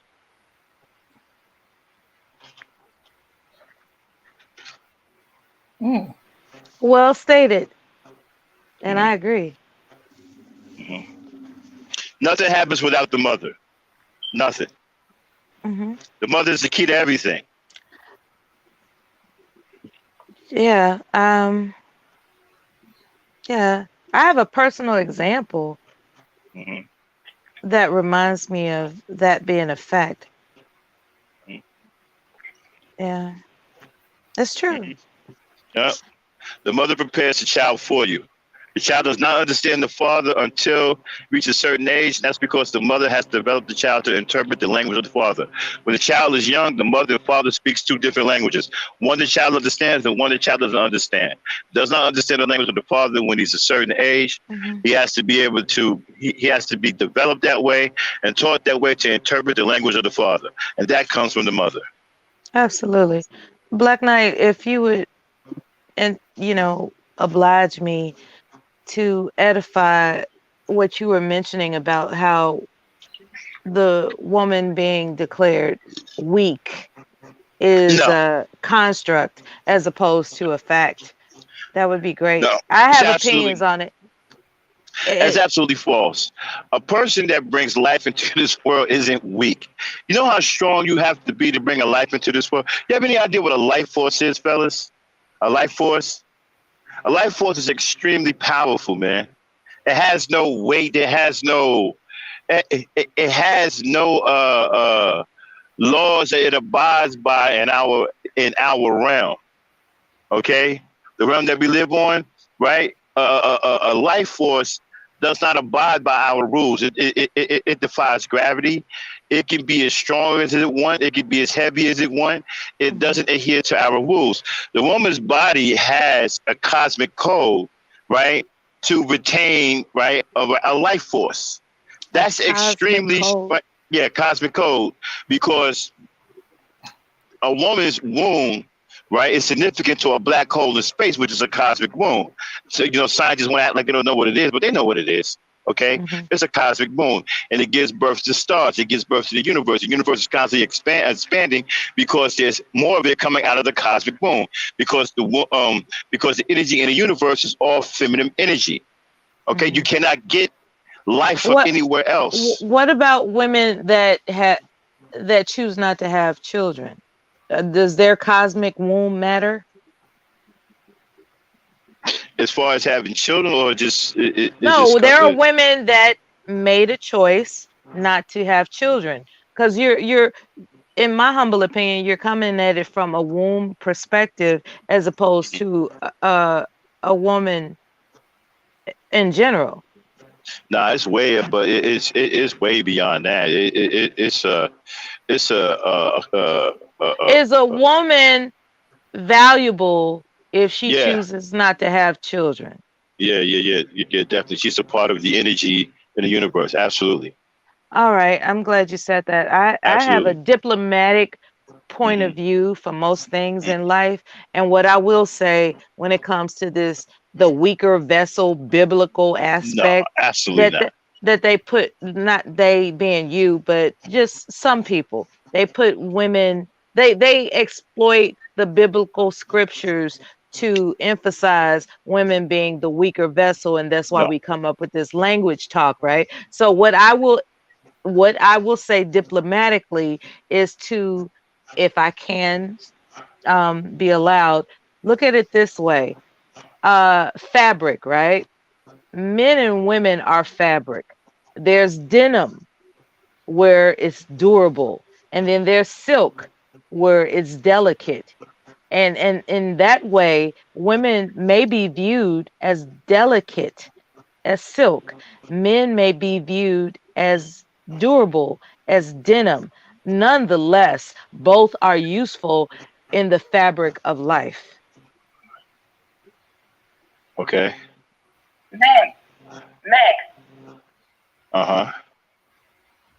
I was not saying I was weaker per se. I was just telling a story about my son when he got 14 and tried to buck up to Right. me. I don't know about that either, Mella, because the energy that creates us all is feminine energy. There's no such thing as male energy. Even male energy is borrowed feminine energy or modified feminine And that's energy. why I'm here to learn. You got to explain that Right. to me. That's why I'm Yeah, here to yeah, learn, yeah, because I don't get it. yeah, yeah. That We what all I started. don't I believe that there's masculine energy in the world. So No, no, no, no. teach That's just a teach me talking. something. That's just a talking point by people who I forgot what church that came up with that. It's an old ancient church. They was upset about the truth that they found in the world, and how feminine energy was pretty much everywhere, and that you couldn't get male energy to do anything other than to destroy. Male energy is destructive. Okay, so it's part of the omega. Really? Yeah. Okay. If you look at what What? males do, right? What do we do? We Everything that we do is pretty much destructive, other than love a woman. We fight, we build, we tear down, right? We destroy, we unearth, we conquer. That's what our energy is pretty much based on. We're warmongers, we're fighters, we're defenders. We are destructive energy in the flesh. Oh, I need more edification about that. Right. And so we are the antithesis of life energy. That's what is meant by the alpha and the omega. When when the Creator said, "I'm the Alpha and the Omega," right? Right? He's telling you, he or she is telling you that he's part of both energies. Both energies come from that particular energy. The main energy is feminine energy because you can't get life from anywhere else. Life Okay, can only okay, come from okay. feminine energy. I'm gonna tell you why I'm confused, right? Mhm. I'm confused because I'm thinking to myself, which is more power, the thunder or the lightning? They're both intimidating. So, like, what you know, Well, like, actually, it's more like which one is the The boss and which one is the sub. right, which Actually, is more it's powerful, the thunder or the lightning? the thunder would be more lightning powerful so because you the can thunder strike tells the lightning first. when because the thunder tells the lightning when to strike. Oh, all Like right. I said, it's more of who's the boss and who's the subordinate. You understand what So I'm the saying? thunder, the lightning is a subordinate to the thunder. Of the thunder, exactly. All right. Never heard that before. Yeah, yeah, That's cool. yeah. It's pretty much like a mother and daughter or father and son type situation rather than who's more powerful. You know what I mean? And the way It's my kind mind works, right? When I think about of thunder and lightning, I'm thinking uh, about influence versus not versus. I think that's the the wrong. lightning. The lightning is a manifestation of the rage of the thunder. The louder the thunder, the more powerful Okay, the. now we talking. Yeah, I Hold, get hold, let me that. fin- let me finish. The louder the thunder, the more powerful the strike of the lightning.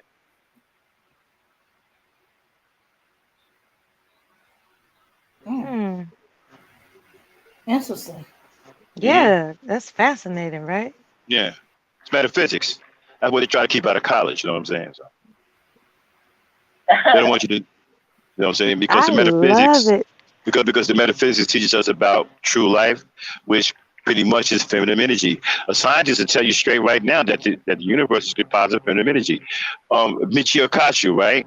He's developing a string theory that will allow him to read the mind of God. Who's God? Who mind is he trying to read? If the universe is comprised of feminine energy, then whose mind he's trying to read? The woman. Mm. Trying to He's trying to develop a string theory that will allow him to read the mind of a woman. Yeah, now that I think about it, there are more questions as to what women want as to what men want because we already know what men want. So the mystery is what do women want? And so yeah, it would make sense that a scientist is seeking the knowledge of about that, you One know. of the reasons why the black woman is Do so women do women even know what they want? Now that's the well. question on the table. Well, one of the reasons why the black woman is, I don't know about white women because I don't know, but I know the reason why the black woman is so feared all over the world by non-black races is because they know who she is and they don't want black women to really figure out who they really are because they're afraid. You got that right. You have any idea what you could do? Do you know you have the power to wipe out an entire race? You just don't know how to do it. You've been confused. You know that you have the power to bring nations into war. You have the power to have men kill men by the thousands. You're just being confused right now. You don't know who you are. And all that is by design. You have any idea how dangerous you can be? If you go back and you read history, look at how frighteningly dangerous you can be. They don't ever want you to understand that. That's why they go to great lengths to keep you confused, poisoned, and weak. So why did they induct a black woman into the United States Supreme Court? I I don't know what that's supposed to be about.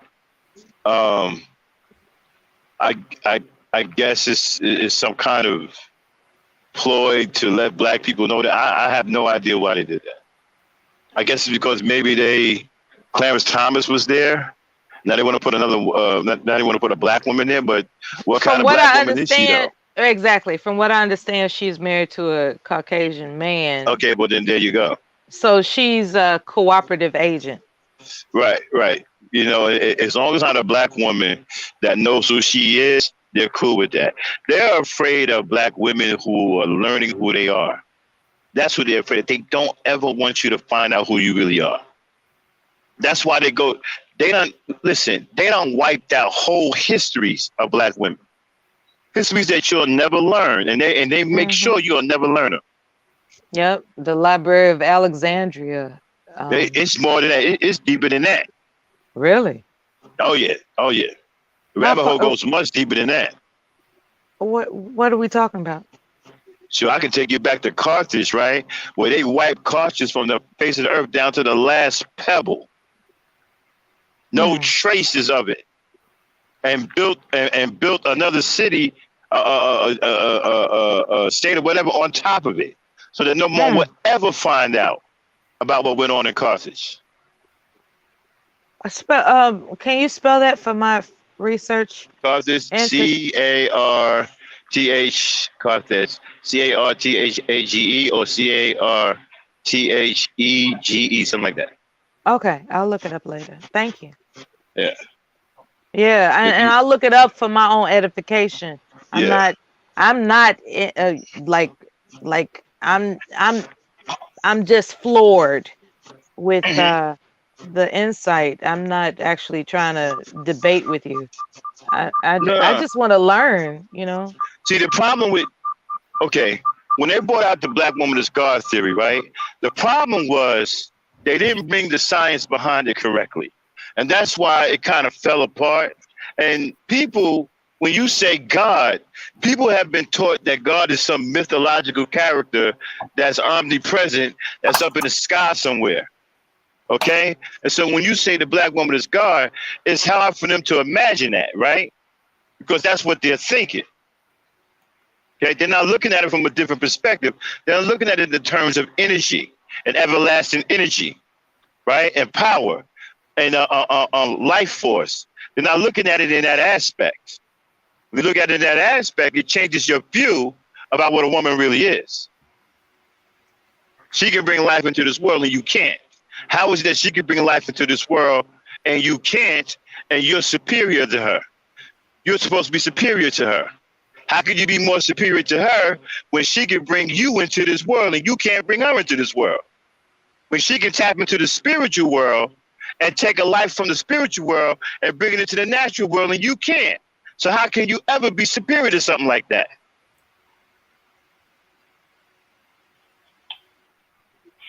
I'm listening. Oh, I thought hold on 1 second, y'all. I'm getting the parking spot. Give me a second. Oh, take your time.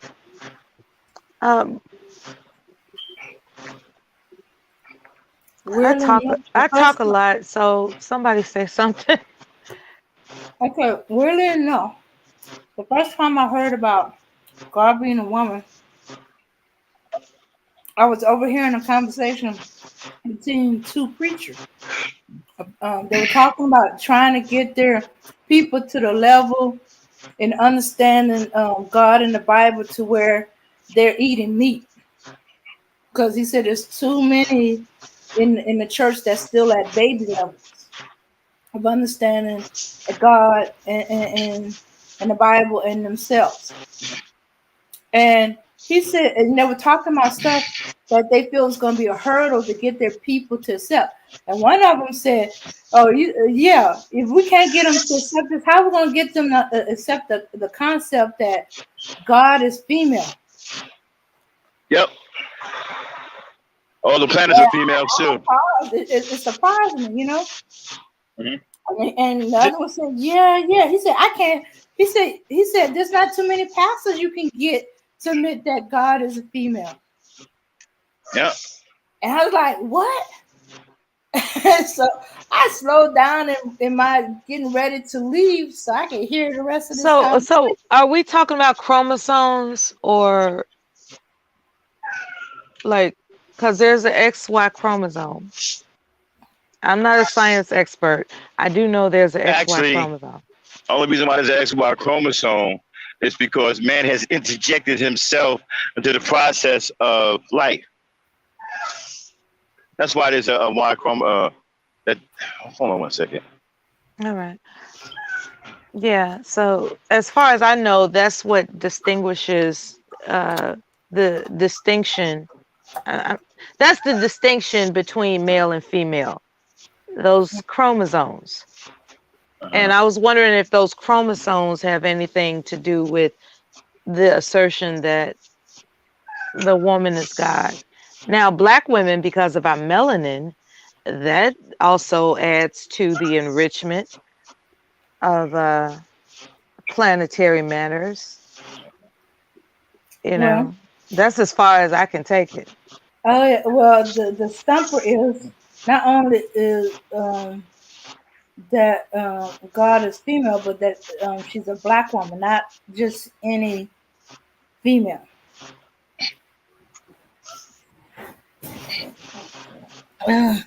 But let me see.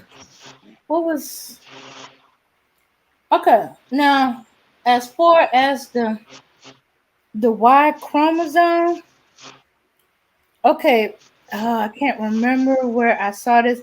It's stuff I picked up over the years. Okay, there was they believe that at one point it was always just XX.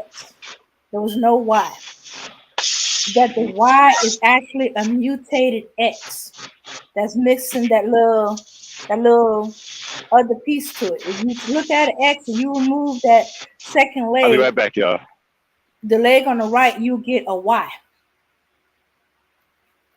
So there was Yeah. some speculation that man is actually a mutated woman, a mutated female. Wow. And when I guess, I don't know how they discovered this, but knowing the history of medical, that at different stages, at some point, we all started as female, and then as progress, depending on hormones or something else, Hmm. you either be female or you be male. So the X to actually be, let me make sure I'm following this. The X chromosome, which is designated for a male, No, for a female. I'm sorry, the X chromosome that's designated for a female is actually an extra leg of No, genetic authority. no. You got it backwards. Okay, Okay. XX is female. That XY, that Y is a mutation. Is missing that other leg of the X. Mm, So it's a mutation. mm. And I believe the male is a mutation of female. Okay. Somewhere down the way, or whenever the woman's pregnant, all started off female. And then at a certain point, there's a deviation. Either you're going to be female, and depending on the hormones going through the mother at the time, or you going to be male, depending on the hormones going through the mother. I think it's the hormones, and whatever Yeah. that way. And then the male genitalia is an outer part of the female reproductive. Um, let me see. Yeah, so her uterus dropped. There's a comedian that made a joke about it that, yeah, don't be a man, don't be mad because your uterus dropped because that's basically it. Everything that of our uterus and all that other stuff is part of the the men's reproductive. It's like a atrophy form of it. I don't know. You gotta do the science and the research. Okay, I'm back. I'm just No, I'm it's just good. It's adding. good. It's good. It's good. You said it good. Okay, I'm back. So where were we now? Somebody had a question for me. XY chromosomes. That comes from the invasion of the man's sperm.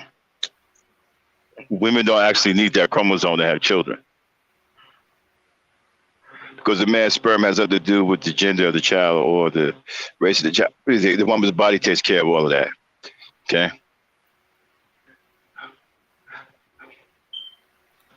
Oh yeah, I didn't get to that part, Mel. You might hear some. If you do your research, you might hear something about an XXY or XYY. That goes Think into of a it. whole Think other of it thing. like this. Think of it like this here, right? A woman needed a man to get pregnant. Think about it as a meat eater versus a vegetarian. Okay. A vegetarian eats healthy food, so they can have a healthier life. So a woman that can do parthenogenesis on her own is a vegetarian, versus the woman that gets impregnated by men, that's a meat eater. Follow me? No. Okay. Can I try a crack at it? Yeah, go ahead. What he's saying is, if the woman is eating vegetarian, her body is could prepare itself to be No, partner. no, no, no, no, no, no, no, no, no, no. I said, think Oh, of I'm it wrong. as a vegetarian. When it comes down to a woman getting pregnant, right? You only know of one way a woman can get pregnant. That's through a man, right? But she can actually get pregnant in another way too, which is what they call parthenogenesis, right? So think about the women who can get pregnant through parthenogenesis. Think of them as vegetarians, and think of the women who get pregnant by men. That Thinking doesn't them make as sense. thinking them as meat eaters. Let me break it down to you, right? The most purest, right, way for a woman to get pregnant is parthenogenesis, being able to impregnate herself without a man's intervention. Okay, that's where you How get the. would she do that? Well, I don't know exactly Her the science thoughts? of. I don't know the exact science of parthenogenesis. Well, Okay, I got we to should study know it. the science before we start saying that women can get themselves pregnant It's been proven. through plants, not humans. No, actually, there's been 10 virgin births that they know of that occurred through parthenogenesis. Max. Um. So these things, right? Uh huh. Is it safe to say that they were in a science lab as opposed to observations in natural environments? Well, according to the scientists that studied these women, they were not in any labs. They went to a village and found that women impregnated I themselves. don't I don't know where they went to, but when they went and they studied these women, they came to the same conclusion that parthenogenesis had took place in all 10 of those women. Hmm. Yeah, it's this is the type of talk that makes a boy thinks he's a girl and makes a girl thinks she's a boy. We have to be very careful with how we assert things, right? Uh-huh. It's important that we are not spewing that women can have their own babies. Okay, let me ask you a question. How do you think people got here? I don't know. You don't know. Do you think the man was here first or the woman was here first? At the same time. No, absolutely not. Impossible. So Give me a scenario. Give me a so the scenario where they were woman here. was here. Give The me. Hold on woman one was second. here Give me a first, scenario. and Give she me a scenario. impregnated herself. Okay, check this out. Give me a scenario where both of them was here first when the oldest living being that they found in the whole world was a female. Okay, they found her. Let's also emphasize that those of us who study the Bible also indicated that let us make Okay, I got man. all of that. Okay, but let's go out of the Bible, right? And Okay, let's so we're go not talking to. about the Bible. Okay. Okay, but no. Let's go to straight up proven stuff that can be proven. Okay, facts, right? You guys like facts, right? Okay. So, Look. All I'm saying is that there are okay, but things yet. wait a minute. I understand that, but you challenged me, so I'm up to the challenge. Okay. I'm So not let's deal challenging with it. you. No. You said it's the kind of talk that makes a boy think he's a girl. Okay, and a girl thinks he's a boy. Yeah, That's a that did sound like challenge. a challenge. Okay, Okay. so no, it is a challenge, and I'm more than up to it. Let's go to check this out. Let's go to anthropology. Okay, let's start going back with bones, right? Can you tell me at one point did they stop finding male bones? Of course not. Okay, well, they stopped finding bones of males somewhere about, let's say, somewhere around, about 60,000 years ago. Hmm. And after that, every bone that they found dealing with a human was all female. Okay.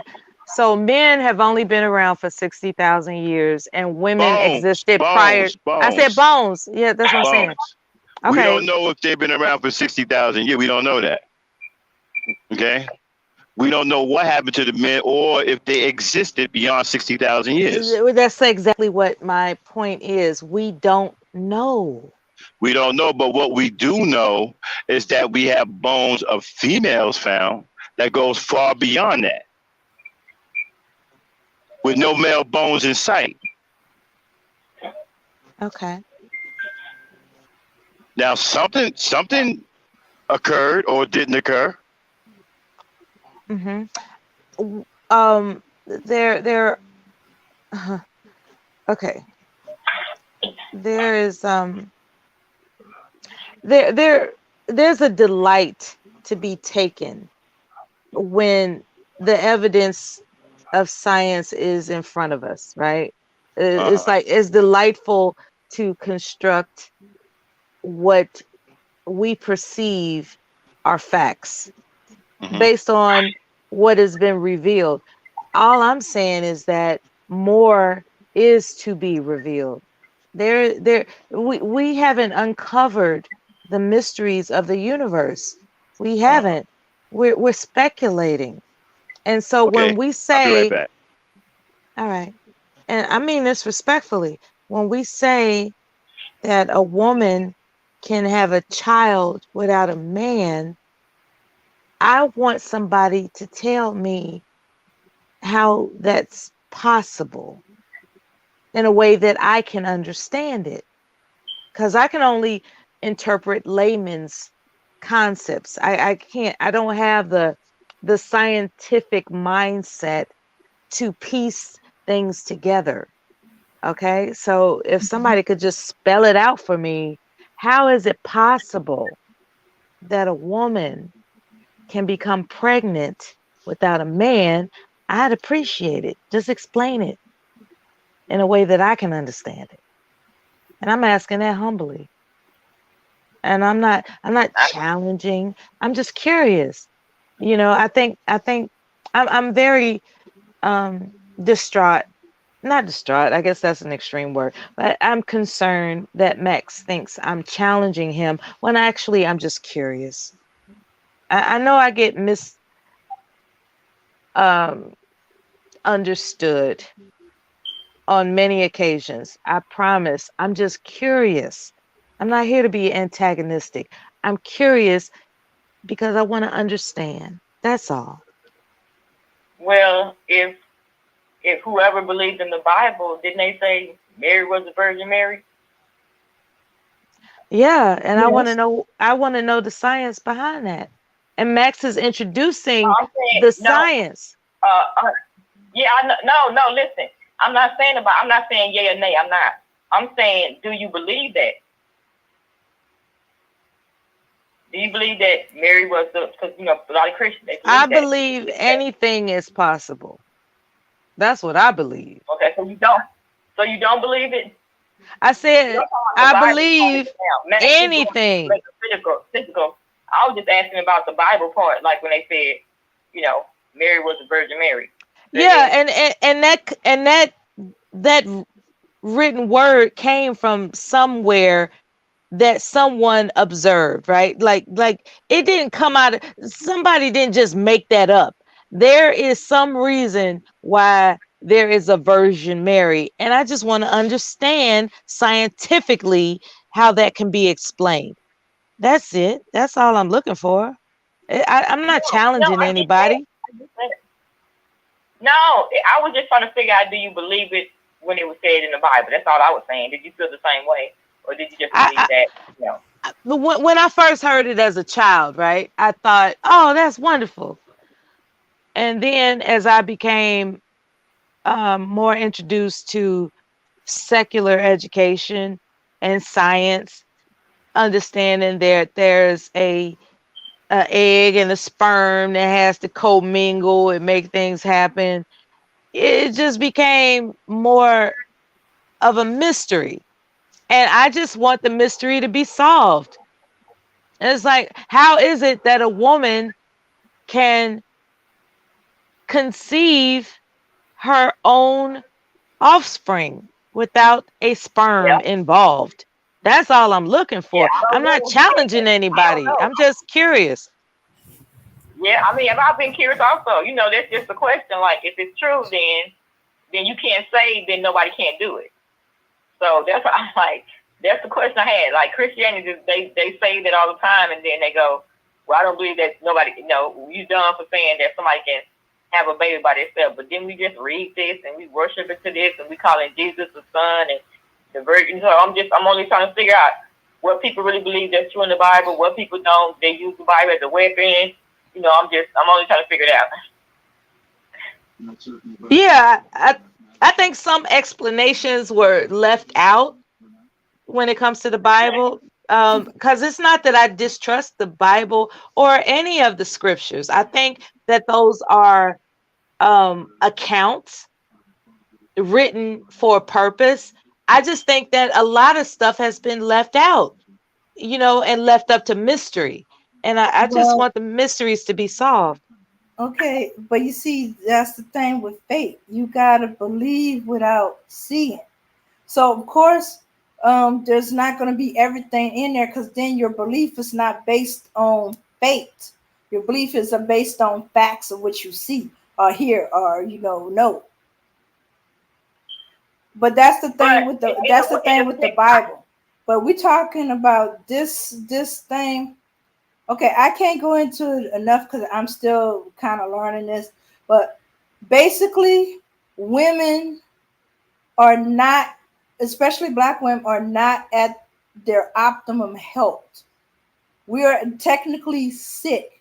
It was at our optimum health, and we're eating right. Everything in our egg is there, and somehow we control when we conceive. Either if we want a baby, it release some hormones, and it'll trigger the conception because everything is there. But usually that means the child is female. Now the theory is that there was just women at one point. Man came later as a mutation. That's where the XY chromosome came in. Okay. So okay. That's why I'm getting back to the Bible. Mm-hmm. Because the Bible speaks. Now some of them don't, because some of them do. In some places of spirituality, they do mention women and that they were there long before and all that. You know, that's true. Mm-hmm. But I'm just speaking of the Bible part of it. Yeah. Because it makes it kind of funny, because we do have people who believe in the Bible, but they'll tell you certain things that's not possible, like ghosts and, you know, entities and stuff like that. They'll go to the worship devil side of it when they tell you it in the Bible. Mm-hmm. So it's like mm-hmm. The Bible is so confusing. Mm-hmm. Yeah. And I understand what Mela means when she say, "Well, just tell me how it's done." You're like, "Well, you gotta think on faith."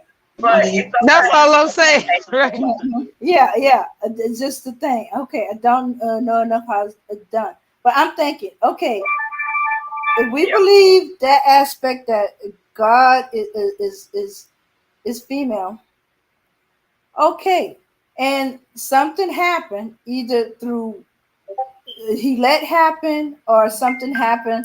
I'm thinking it goes back to that curse that she would desire her husband. Okay, it's believed that and that her birth would be painful and stuff like that. I think when it was parthenogenesis, she didn't have pain. And then when she has a desire for her husband, um, then instead of parthenogenesis, it's conception. And you have an invasion kind of like into your body. So there's some changes for that, and that birth is more painful. Somewhere over time, parthenogenesis became less so that it didn't exist anymore, and so the norm was man and woman conceive. But every now and then, there's a woman who does through parthenogenesis. Okay, I'm back, y'all. Mm-hmm. Okay, Dan, can you put that what I put in the chat and share the screen? Okay, please? all right. Okay, Mel, I got a question for you. You can answer that while I'm looking for it, while I'm doing that. Shoot. Yeah, I just put it in the chat. Shoot. Oh, I just mentioned that I'm not. How can I put this? I'm not challenging. I'm just curious. No, it's cool. It's cool. Yeah, I'm being It's cool. curious, not challenging. And I hope It's cool. It's cool. All right. It's cool. I want people to get the information because I don't sit up here and blow smoke out my behind. You know. Max, I'm gonna show you what I'm talking about, huh? that's what I was saying. Like, if people who believe in the Bible believe Mary was the Virgin Mary, what's so far off if women can conceive by themselves? Right, exactly. But no, I'm gonna show you that women been here much longer, okay, than men. I mean, I'm saying I think that, but what I'm saying is that even, but you proven that fact. It was already, it's supposed to be in the Bible that a woman already did it anyway. Exactly. The Immaculate Conception, right? Exactly. That's all I'm saying. If you really, I mean, because that's all I'm saying. Right. I'm just all that's the point I was making. I know it's right. I know it's far-fetched for a lot of people because they've been taught to believe one science, you know, which is European science, which was faulty anyway, because they don't want you to know any truth anyway. So they're going to just tell you some old bullshit that's going to make sure that they always keep the intellectual advantage over you. So a lot of this science that's being unearthed now sounds crazy to people because they've been taught one way all their life. So they can't really open their mind to nothing else like parthenogenesis, right? What they tell you, what white people tell you is that it can only happen in plants. That's not true. That's what I want to be edified about. Like that's what I want to learn. But I do want to lay down how it can happen. It's one thing to say. All right, here we go. Okay, put it up there, Dan. Now this is a recent study that's been done in modern science. We ain't even talking about from back in the day. We're talking about recent. Okay. Then you want to read what is set up to the point of where the first, how old the first man, where the man goes back to, how many years? Okay, here we go. Geneticists suggest modern female came first. Washington, November 14, 2000. Science may have caught up with the Bible, which says that Adam and Eve are the ancestors of all humans alive today.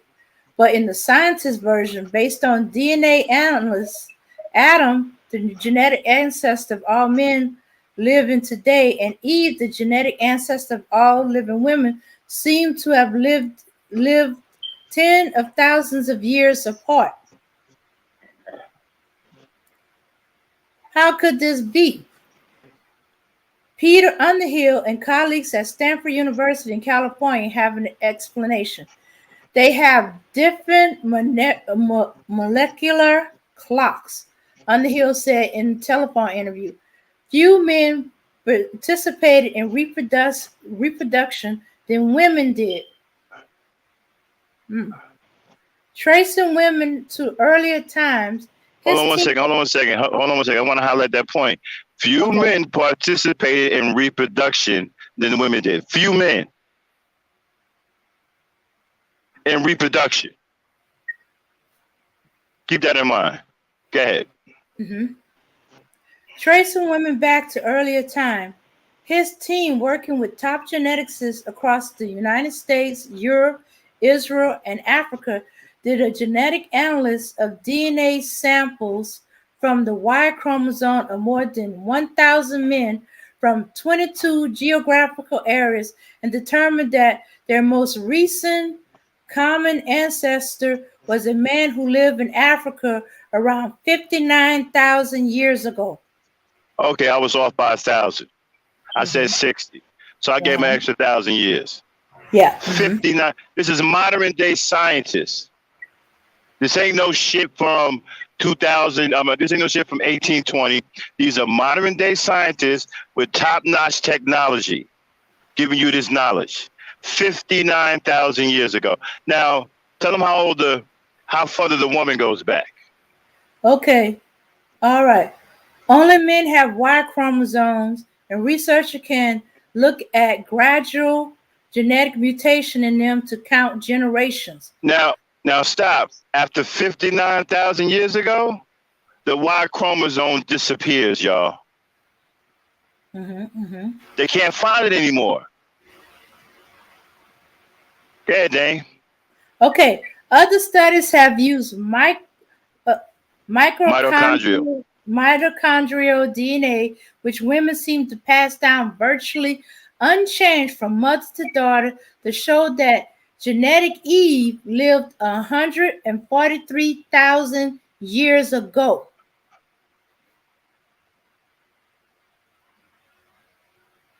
The latest study, published in the November issue of the journal So Nature Genetics. So let's do some quick math. Anybody got a calculator? Subtract 59,000 from 143.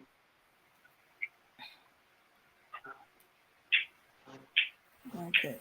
And this is just the so-called Eve we're talking about. We're not even talking about Lucy yet, who was found much, much, much later. Okay. We're just pussyfooting around with Eve right now. Mhm. Subtract 59 from 143,000. Okay. I got 84,000. So Eve, right, was on this earth 84,000 years before man ever set foot on this earth. And that's just Eve. We ain't even got the Lucy yet.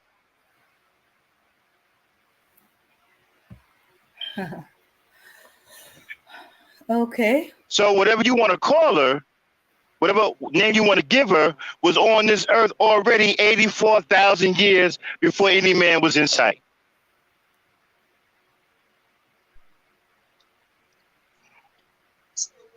Any questions?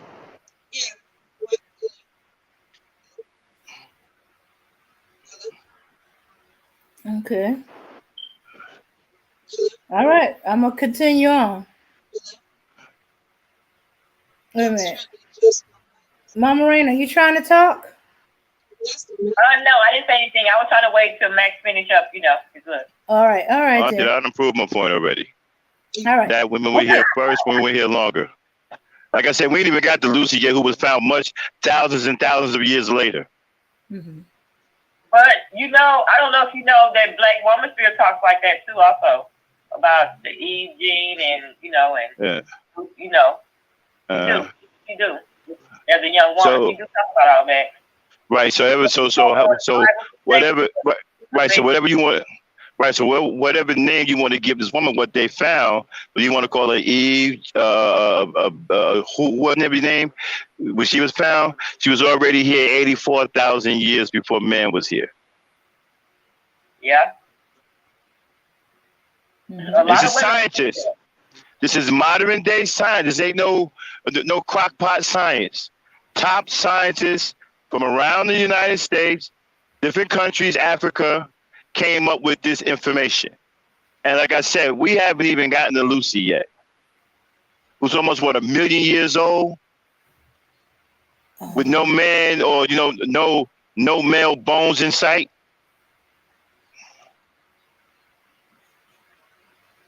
Okay. And that's for you cats who keep thinking I'm talking out of my ass up here and I don't know shit. Okay? They're your scientific facts.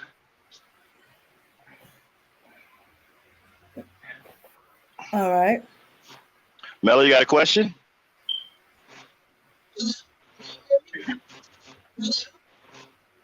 I can't hear her. Hold on. Let me get back. All right. Mela, you with us? I think she's Okay. breaking up a little bit. Yeah, you break it up, Mela.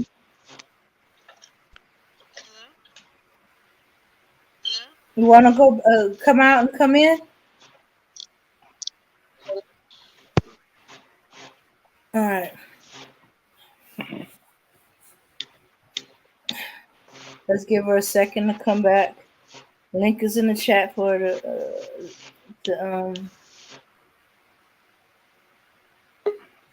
All right, here we go. All right, Mela, let's try your mic. Hello. Let's, Mic check. okay. All right, you sounding good. Were you able to hear everything? I did hear everything. I think something wrong with her. We lost her again. Yeah, I think something might be wrong with her mic. Okay.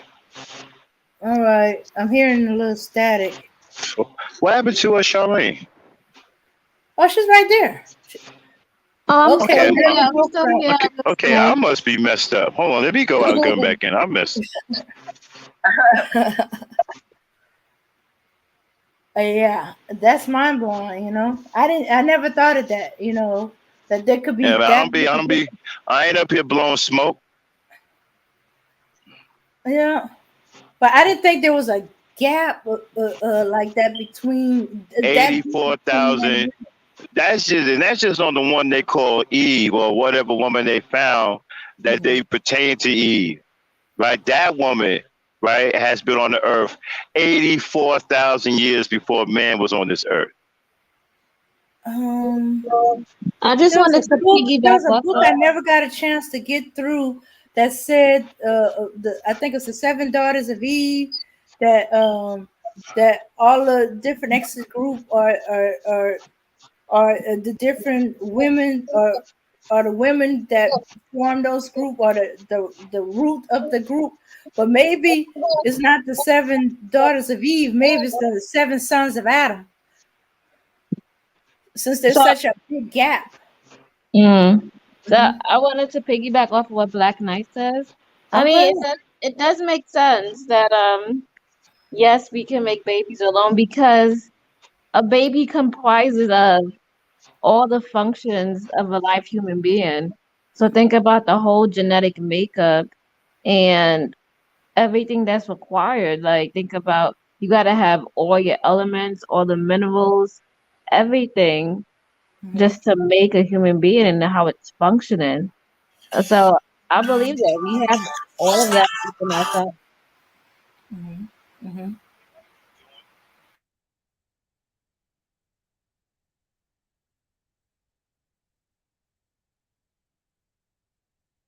I don't know what happened. Did Black Knight drop off?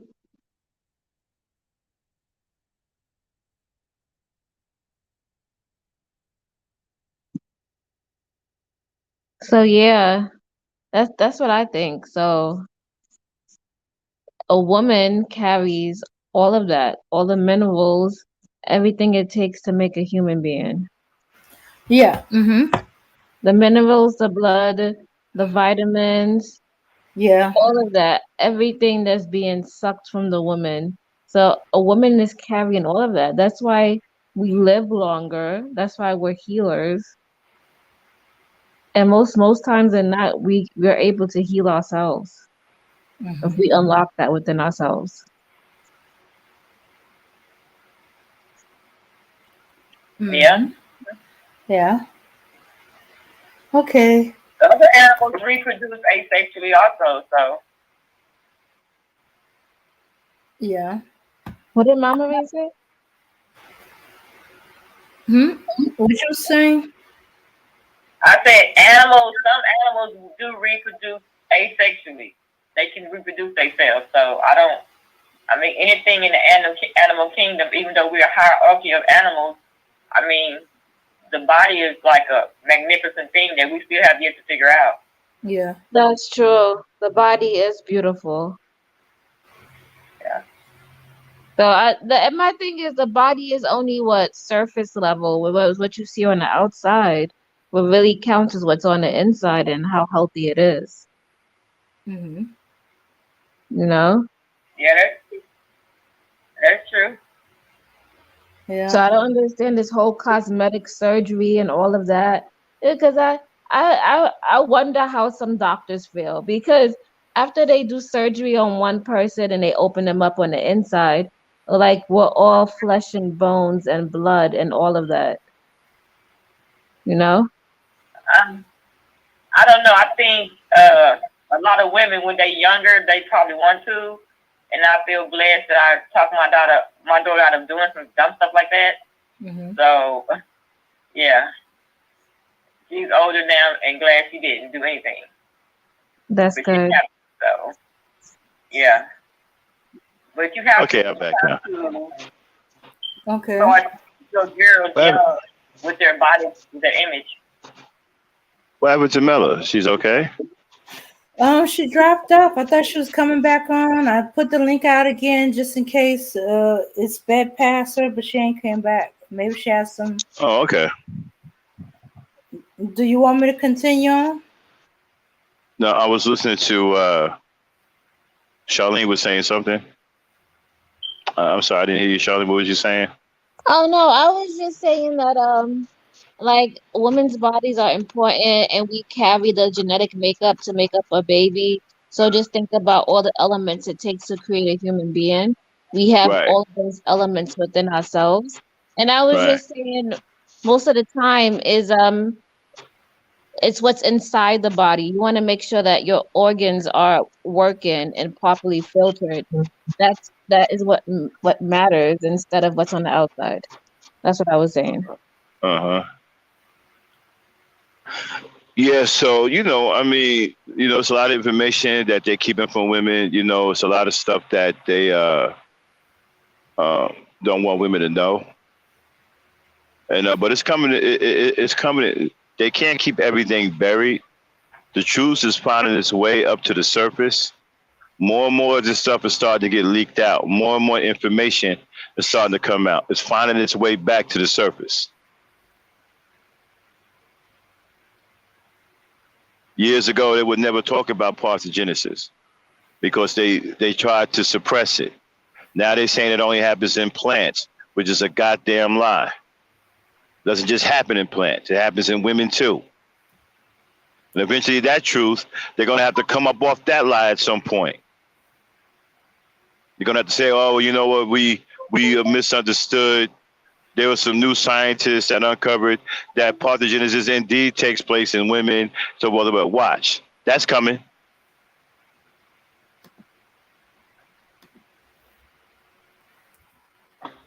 Okay. Now, you were saying what now, Dane? You ready for me to continue? Why, you wanted to read some more? Well, I thought there was more to say. Well, yeah, I don't want reading more. You do? Yeah, you wanted me to stop. That was it. Yeah, I just wanted to point out. Okay, you can read more if you want. Okay. All right. Here's what it says. The latest study published in November issue of the journal Natural Genetics recounts the two findings, and in the process, the researcher came up with new tools for looking at how people are different from one another genetically. They also added a great deal of detail to the family tree of all men living today, information that can be used by historians, anthropologists, and other researchers.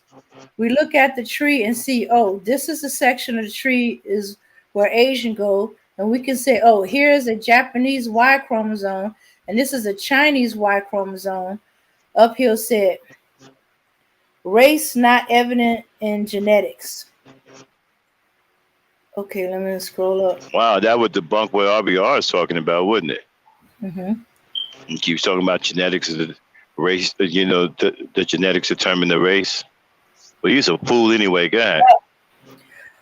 What the tree does not do, he stressed, is identify so-called races. Race. Wow. Geneticists have long agreed that there is no genetic base to race, only to ethnic and geographical groups. People look at very conspicuous traits like skin color and they say, well, this person's so different, but that's only skin deep. Underhill said that when you look at the level of the Y chromosome, you find that, gee, there's very little difference between them, and the skin color difference are strictly a consequence of climate. But the differences, while tiny, are enough for experts such as Underhill team to try to figure out how many generations you have to go back to find a single man who's related to all living people today. The history of our species is something on the order of 4,000 or 5,000 generations, Underhill said. Hmm. Okay, women were good at passing on their genes, while some men were less lucky. Underhill team found evidence of genetic bottlenecks that shortened the male genetic legacy. What could explain them? Real life scenarios from record history provide plenty of explanation. Okay, dominant tribes win women. One tribe conquers another tribe. The dominant tribe, the successful tribe, gets to mate with all the women. Its own women plus the women they conquered, Underhill said. Polygamy, a common practice, which also explained it. A few dominant males get to marry and have children, and the rest see their genes co-signed to the rubbish heap of posterity. Even nature itself can play a role. I am a man, and if I get married and just by chance, a flip of the coin, I only have daughters, that is a random chance event. It has nothing to do with my being inferior, superior, Underhill says. But such a man would not pass on his Y chromosome, so would chalk up a big zero in the Adam and Eve genetic stakes. Although, of course, his other genes would live on. Fossil records suggest that Homo sapien, a modern So that human, tells you so that tells you right there that the man has nothing to do with the race of the child. I mean, that's point blank right there. hmm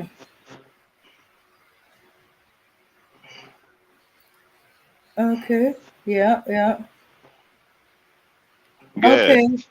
Oh, fossil records suggest that Homo sapien, a modern human, first appeared in Africa about 150 years ago, then moved outward, spreading across the world quickly, perhaps 50,000 years ago to Europe, as long as 60,000 years ago to Australasia. Tracing, yeah, that's Australia and Asia put together, I guess, when the lands were locked. Tracing our ancestry genetic can be almost as hard as assuring a piece of skull or tooth to date a fossil. But Underhill and his team developed a new method of looking at chromosome called denaturing high performance liquid cryo chrono, chrom, chromatography. They can use it to compare the Y chromosome of one man to another, something that used to be laborious.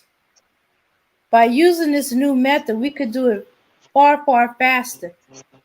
Peter O'Neill of Stanford University, who also worked on the study, said in a telephone interview, when atomically modern human left Africa 45,000 years ago to 60,000 years ago, they expanded rapidly across the world.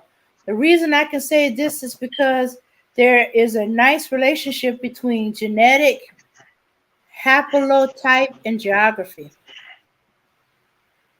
Okay, genes tell histories.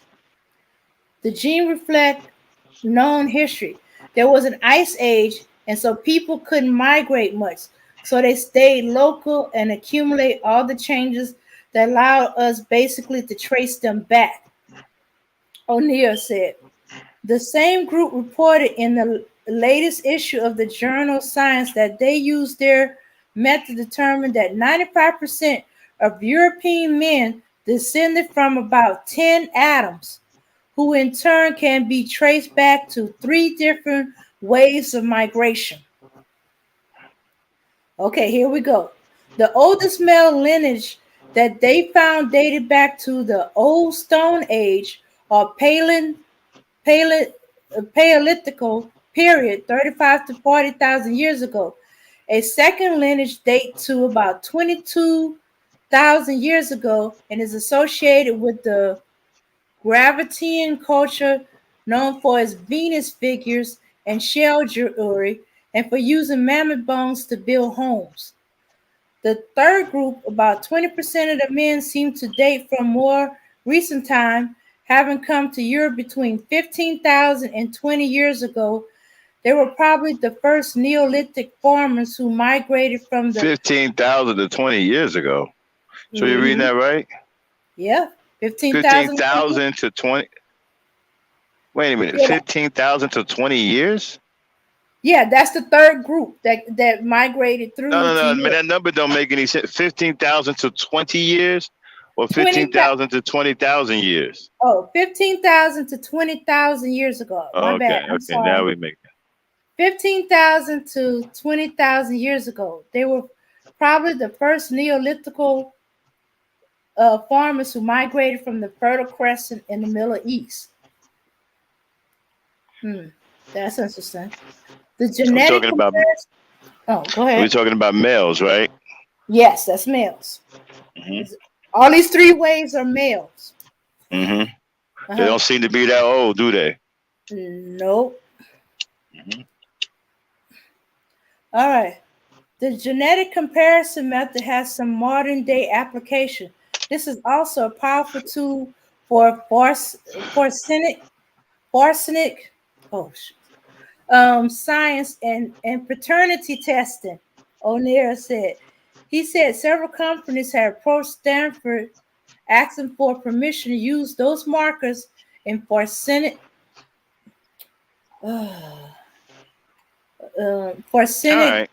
test kits. The university is trying to decide what to do with any profits that might come from licensing the kit. Okay. Ladies, have you heard enough? Do you understand that man is not that old? And that the woman is much older? Where the ladies at? As far as I know, they're there. Am I frozen? No. He asked y'all a question. He was waiting for a response. Oh, I mean, I already felt that way anyway. Mm-hmm. Yes. First.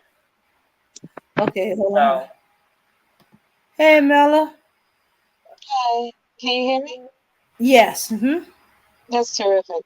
Yeah, my son contacted me and it interrupted the signal. Oh, okay. Okay. So you want me?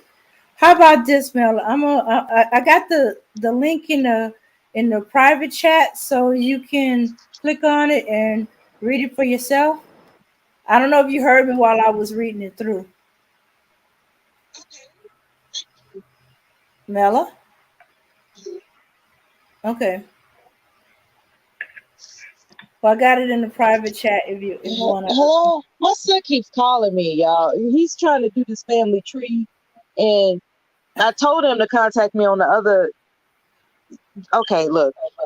I'm going to pick up the link that you referred to, and as I had mentioned before, I'm only curious. That's it. I'm not here to be challenging. I'm here to be curious. That's all. And I know curiosity kills the cat, so I better be careful with that. Well, Mella, did you hear the? But Mella, did you hear the information? Did you hear the information? I got interrupted, and that's why I came back to acknowledge that it wasn't on purpose that things interrupted my signal. Yeah, man isn't that old. The woman is much, much older than the man. Much, much older. They've I been here believe way you. longer. I'll tell you this: you have not ever lied. Okay, unlike RBR, you have not ever lied, even even if it meant that you would be viewed questionably. You refuse to lie. That's your integrity. That's who you are. So I'm not doubting what it is that you're saying. I am only curious, even though I know curiosity kills the cat. I'm only curious about what it is I've learned in the Bible thus far about Mary, conceiving Christ. I want to know, like, I want that to be explained to me in a realm that I don't even know how to put it, because Dave Frankie also said that's where your faith kicks in. And that's true as well. So I'm not coming across like I know something. I'm actually just looking for edification. I just want to be edified. That's all. No, it's cool. That's I'm okay. happy. Okay. Yeah, I'm happy to bring the information. Give people a chance to, to show that I'm not just blowing smoke out of my ass. These are facts. These are scientific facts. The woman has been here much, much longer than the man. I'm talking about they found remains of women where there's just no men to speak of anywhere. No, that's Oh. because He's much you know, older let than the the man. Bible tell it they were made together. Let the Bible tell Yeah. it, man and woman No, they were wasn't. made together. And now I'm hearing differently, and I want to know more about that. Why do you think they keep ISIS out of people's? They just found the temple of ISIS in the Grand Canyon. That's why the Grand Canyon. Has anybody noticed the Grand Canyon has been shut down? No, really? Nobody's paid that no mind. They quietly shut the Grand Canyon down right above everybody knows it. You know why? Because they found a gigantic temple of ISIS down there and they're excavating it. What? It's the biggest temple that they've ever found, period. Nah, I want of that. ISIS. I want that. Yeah. I've been to the Grand Canyon. And Yeah. it was always It's shut something down. mysterious about it. They found there's some temple of ISIS down there.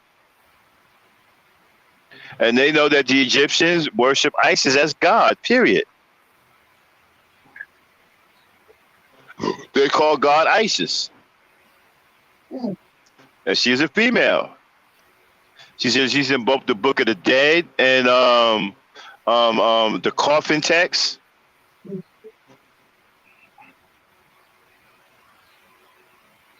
Yeah. And all of these planets are females too.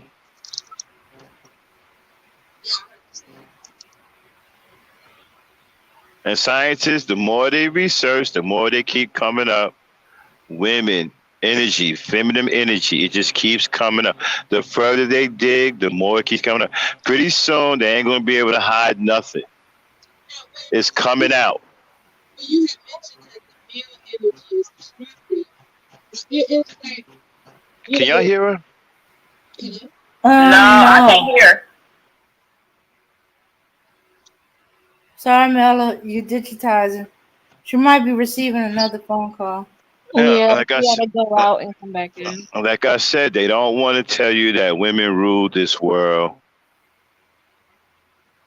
They don't want to tell you that, and God is a female, and all of the feminine energy is centered around that God who's a female. And they don't want to tell you that.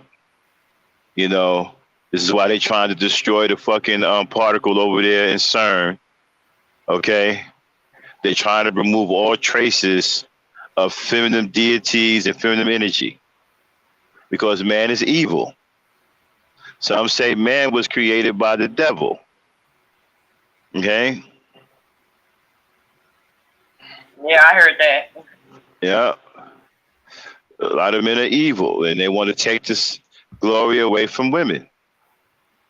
and they don't want people to know. It's going to come out anyway. It's going to find its way to the surface. Even though they destroyed a lot of information, it's going to find another way to come out. And they're going to have to go back on what they said. They're already starting to do it in small intervals. And they know that they're lying about parthenogenesis. It don't just happen in plants. It happens in women too. They lied about that. Eventually, that's going to come to the light too. They ain't going to be able to keep that covered either. Eventually, that's going to come out. A lot of the stuff that y'all think is crazy information, you're going to find out is absolutely true. And the information that you was taught was actually a fucking lie.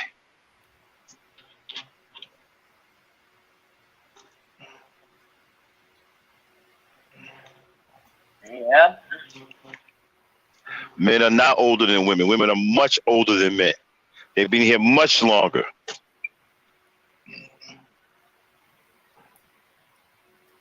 But Max, when you mention like the Book of Dead and all that, that goes into the realm of superstition, and how some people, like older people, they used to have these crazy sayings, and some of it was just all goofy. It was like telling you stuff. Mm-hmm. I don't know if you understand what I mean. Like older people told you weird stuff, and like what somebody passed down to them. Well, it's only superstition because of the information that it reveals about women. See, everything that has to do with women is either superstition, crazy, it's a hoax, it's BS. But when it comes to the man, right? For some reason, the man can walk on water. He can change water into wine. He can feed a whole entire village with 2 fish. He can do all of these things. He can drown an entire army in the Red Sea, which is really only 3 feet deep, right? He can do all of these wild things that nobody says anything about. Yeah, but that's what I'm saying. But because most of the superstition has something to do with women. Right. When it comes to the women, it's superstitious, it's hocus pocus, it's abracadabra. It's all. But when it comes to men, a man can get away with all these wild things: walking on water, changing water into wine, turning a staff into a snake. What else?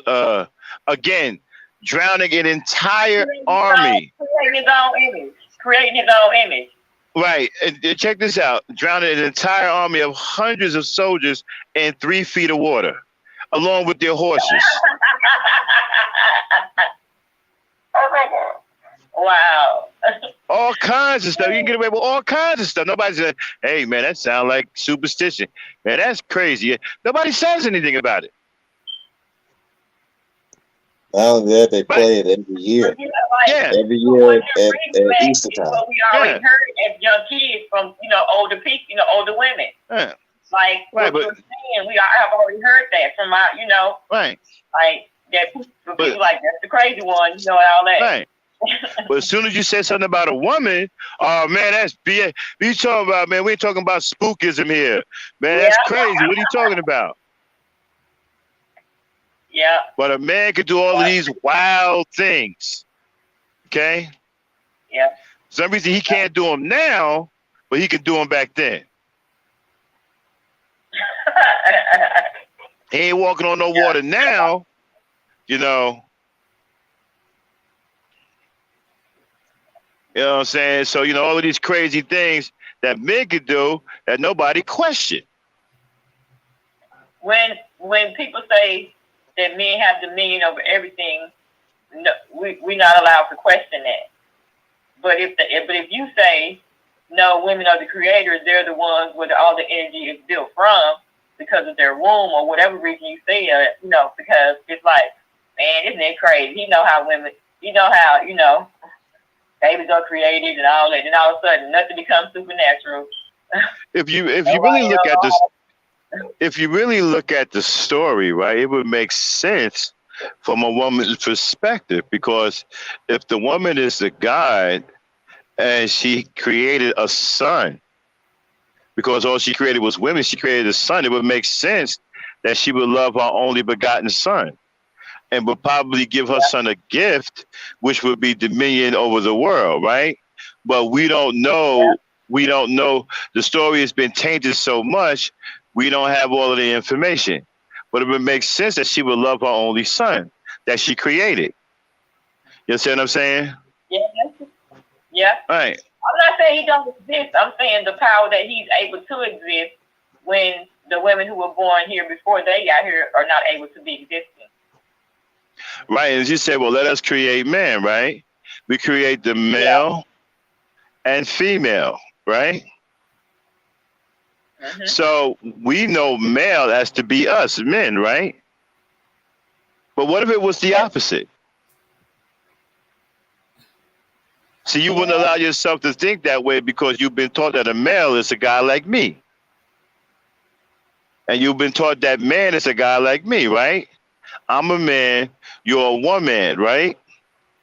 And so woe comes before man. So that will put the women in front and the men afterwards, right? But then you have a separate identifier called man, which would mean me by myself. What if that is actually a lie and there is no man, it's just one man?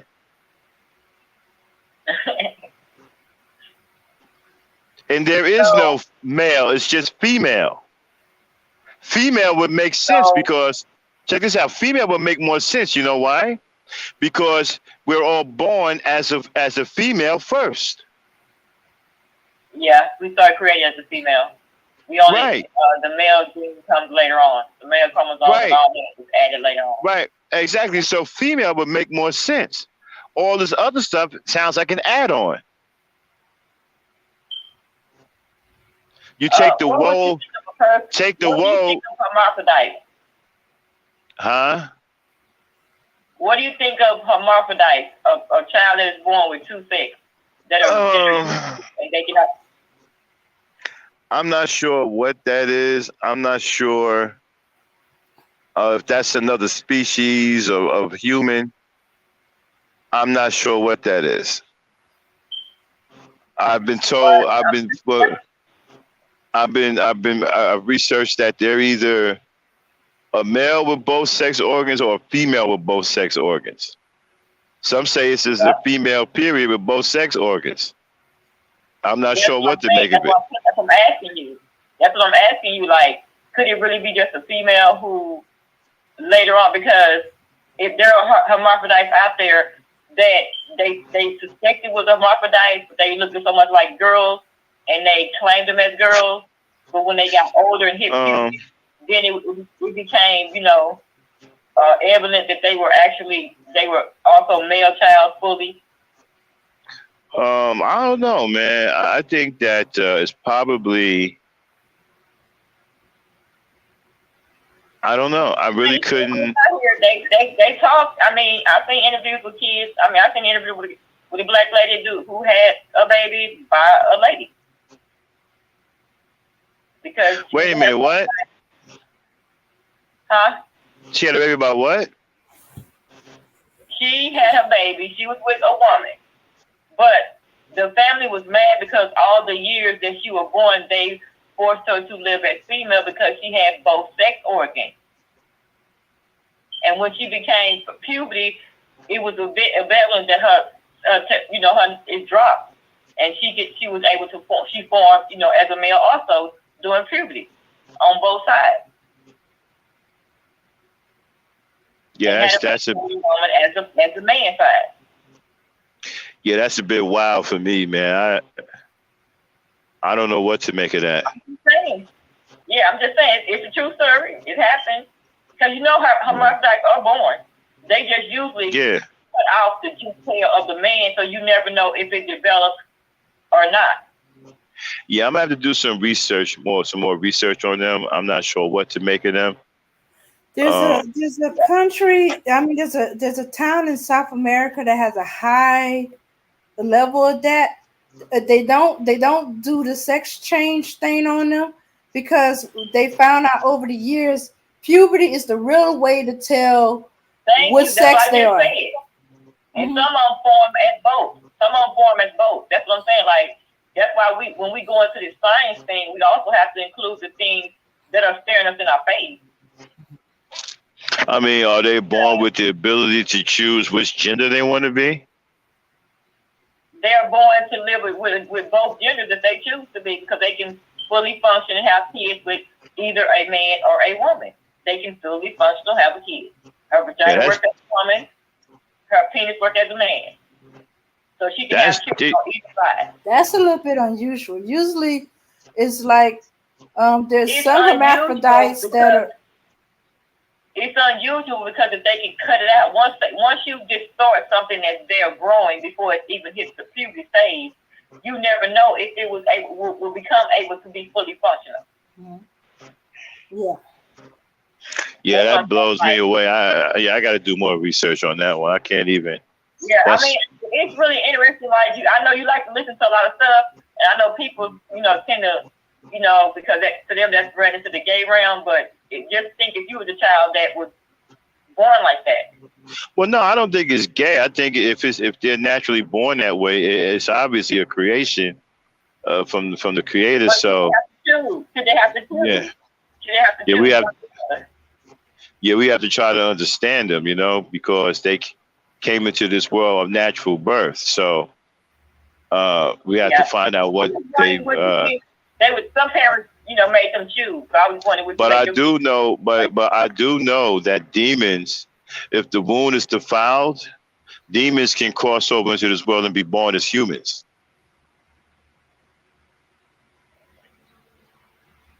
But I don't know if I would think it's a demon just because it's born with both sexes.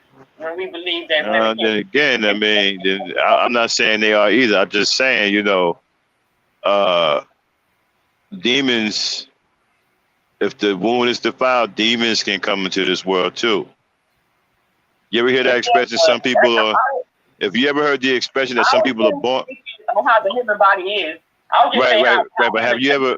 Really unknown. Right, but have you ever heard of the expression that some people are born evil? That's true. Yeah. That's true. Yeah. Yeah. Yeah. Because demons, it depends on It depends on if the wound has been defiled or not. That's why I hate pimp culture, because pimp culture defiles a woman's womb. But hold on. So, but demons, if they try to go into a woman's womb, most of the time those children come out looking deformed and they live a short lifespan. Well, that's these are fully functioning kids. Like these are. Yeah, that's not all. Right, but that's not all the time. You know what I'm saying? Some of them actually live normal lives and grow up to be, adults and just be evil as hell. When the wound is defiled, the demon, there's two worlds. You got the spiritual world, you got the demon world as well. They got demons that dwell on the other side of the spiritual world, but they can't come into this world born as children unless the wound is defiled. Once the wound is defiled, they can cross over just like, regular spirits. Yeah, I mean, anything's possible, but I just don't know if that's the process to say somebody is born a demon because they was born with a hermaphrodite. So I don't know.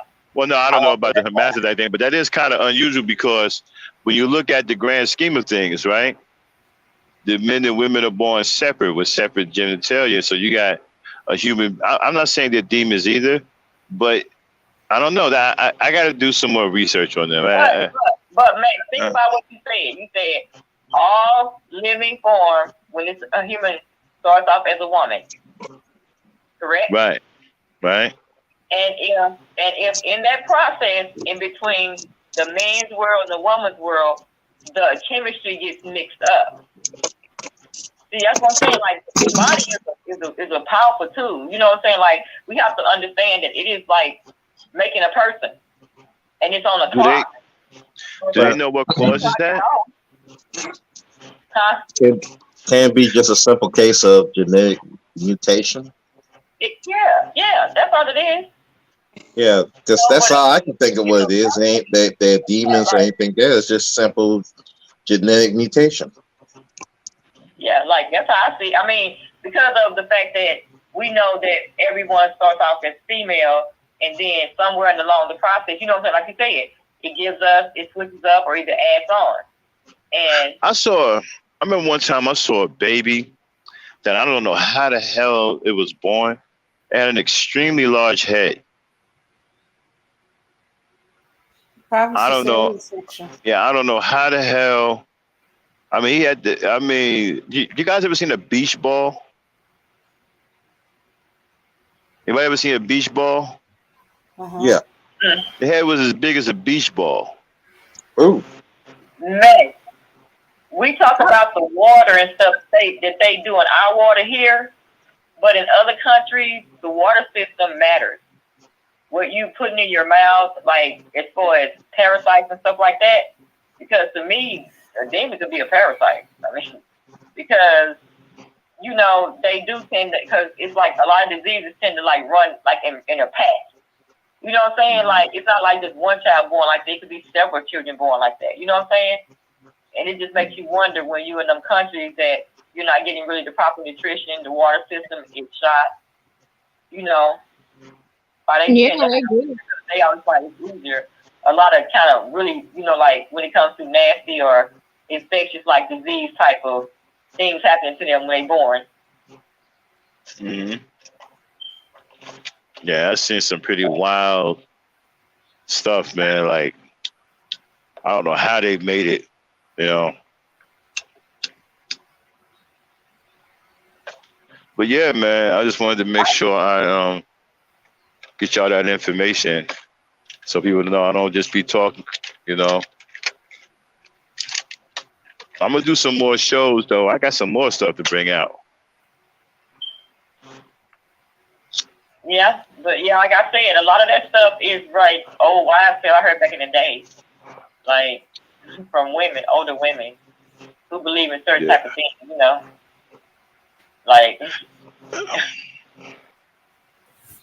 so Like yeah, it's doesn't impossible. mean Right, like it's impossible to tell me that women. Um. Oh yeah, I'll be right back. Hold on.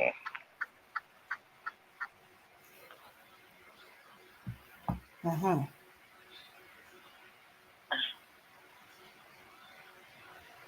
Yeah. what do you think, Broski? Uh, this is really above my pay grade as far as so when we get into that kind of discussion, I kind of I just listen. I don't try to involve myself other Oh, than okay. that. Have you Yeah, ever that's not heard stuff like that? as far as like women be having to have children on their own. I mean, other than the Not Bible, necessarily that when women, you know, women came first, and women are, they were women before they were men for a long period of time. no, I never heard that until actually I didn't really hear that until you know to YouTube, honestly.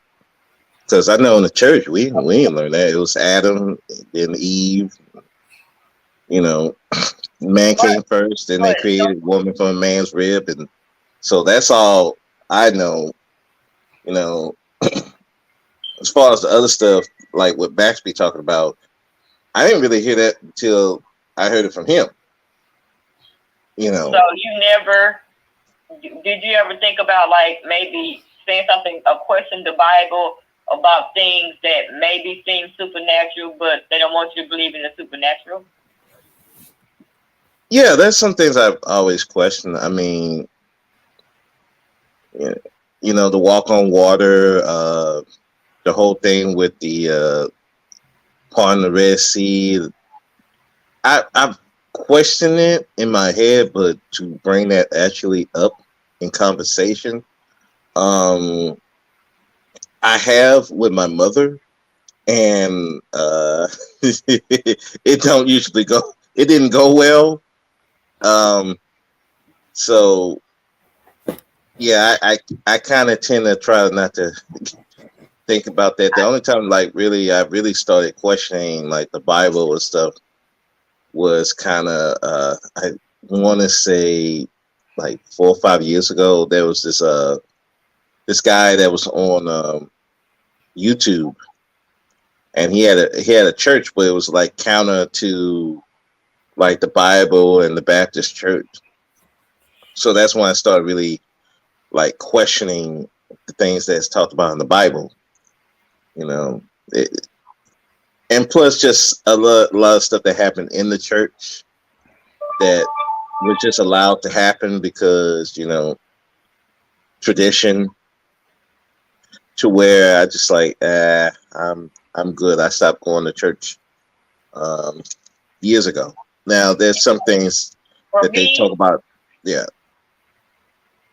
as a woman, I'm seen as, when it comes to religion, the ones that are supposedly paying these these pastors and stuff all these money to teach us wisdom. And I think that only a few type of women really do that these days.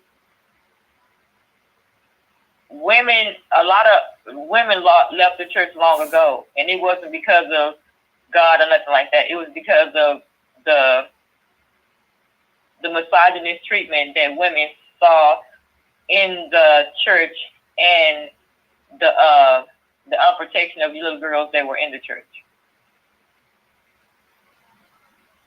I don't know. Maybe we going to different churches, because I know the church I went to, there were more women than the men. So maybe I don't know, but maybe it's different now, because I haven't been in a while. I think what she's trying to. Okay, I think what I've seen is, well, yeah, there are some women that left because of the misogyny of the church, but I've noticed that there's a bunch of young women. There's a certain age group of women. If you think about it, all the women you see in the church, they of a certain age. There's My not too age or many. older? Yeah, they're not too many young ones. You don't see the No. 20, you don't see the 20-year-olds. You don't see the 30-year-olds. Sometimes you see the mid 30s to 40-year-old, depending on if they have children. Something about children brings them back to the church. I was gonna say that the women that are in the church mostly are usually mothers who have children, and they want to make sure that their child, is rear right. But if I might really say, like, I think because black men, for whatever reason, left the church and deemed it not some churches, yeah, but to me, only thing left in the black churches mostly is people profiting off the church, like men, and then other men, they be like, well, I don't go to church, so.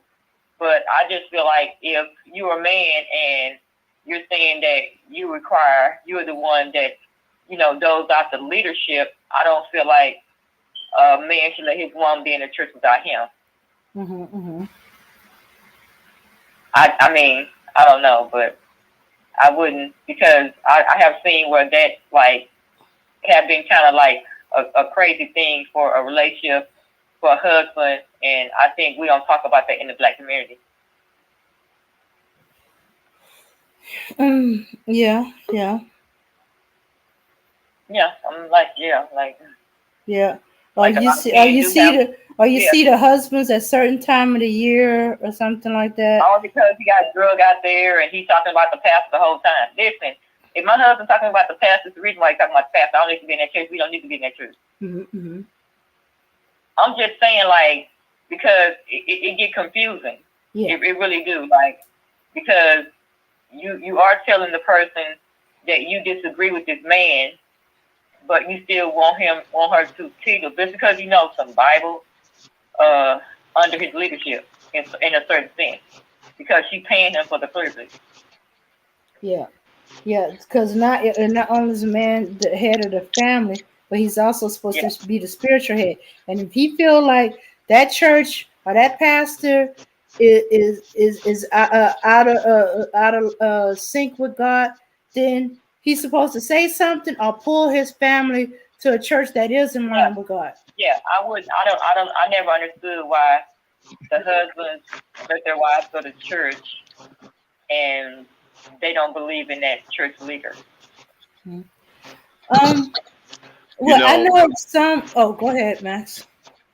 If y'all pay attention to a lot of these things that they say, right, about God and the devil, a lot of things go right by y'all, right? Mm-hmm. A lot of these subscriptions have to do with women, and y'all don't pay any attention to them. Like, for one, how many men do you know in your life that are that forgiving? I don't know any. I don't know any man that's going to forgive you 1,000 times, 1,000 times, 1,000 times over. A woman might, though. When they describe Satan, what do they describe Satan as? A beautiful being, right? Mm-hmm. How many men have you known in your life to be described as beautiful? Isn't that something that we reserve for women? Well, it should be, but Yeah. but today, I'm just saying. yeah. Mm-hmm. But I get what Listen you're saying. to some of these descriptions and behaviors. They really fit women.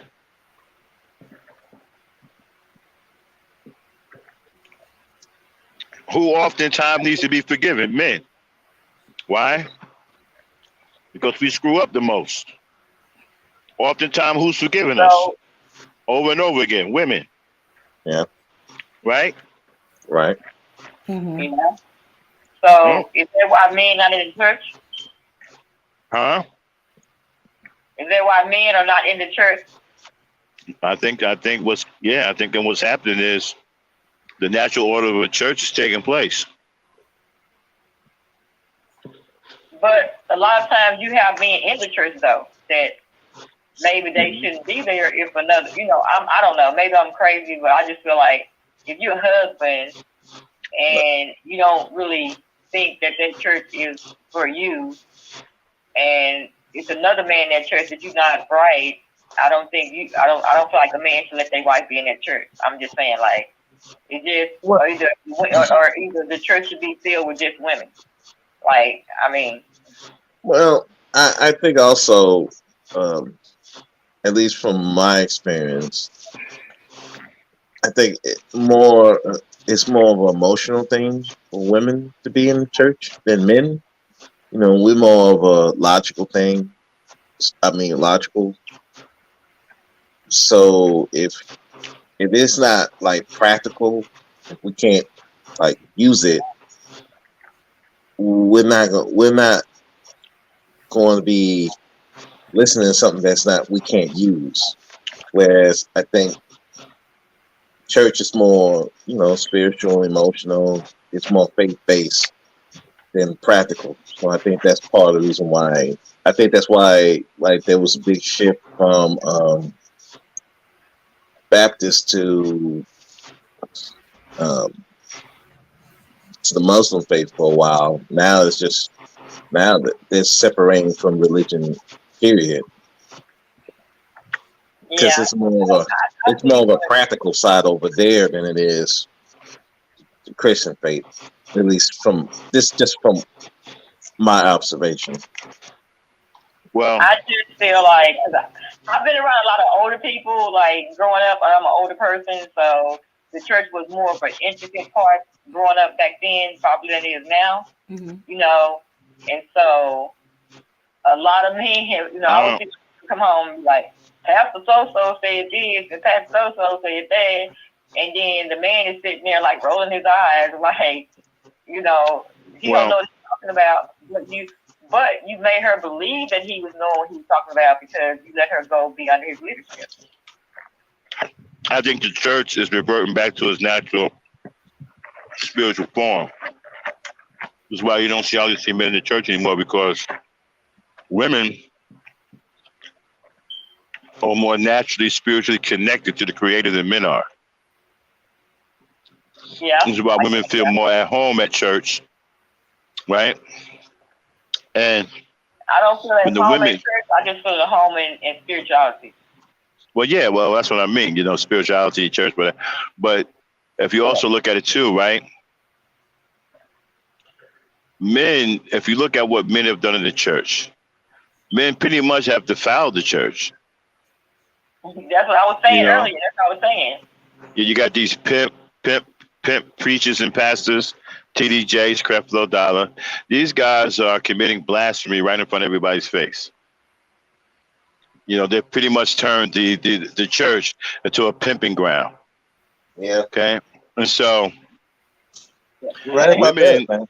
right. And then when you look at the text inside these books, the King James Version, the King James Version of the Bible is the most untrusted across the entire world. Only Americans really swear by the King James Version of the Bible. Okay. The King James Version, yeah, the King James Version of the Bible has been tampered with so many times. You know, has so many things taken out, so many books gone, so many things turned around. Like, for example, it tells you somewhere in there that God never called a woman to lead the church. Where does it say that at? I think it's somewhere around Paul or something like that. Yeah, but Paul, are you kidding me? Paul, really? Paul came after everything was over. Paul was the gospel of Paul is right. A lot of Christians, right, don't even believe the gospel of Paul should be in the Bible. A lot of historical Christians, even some old men who've been in for a long time, they question the Apostle Paul even being in the Bible. On the Acts of Apostles. Yeah, I can pull up videos right now of preachers, old preachers, right, denouncing that part of the book. Mm.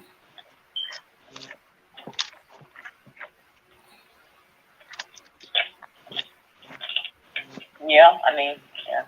Huh? I was just only wondering. I was just wondering, like, cause, like, I just see a lot of married people, like a lot of married women in the church with their man at home. I'm not married. When you look at the King James Version of the Bible, right? Mm-hmm. The King James Version of the Bible doesn't favor women at all. It favors men. Mm-hmm. Worship, yeah, it does. Yeah. It encourages male worship. Yeah. We would call that homosexuality. If God created Adam and Eve and wanted them to procreate, why would he give you a Bible to where men would just worship men and would not be together with their women?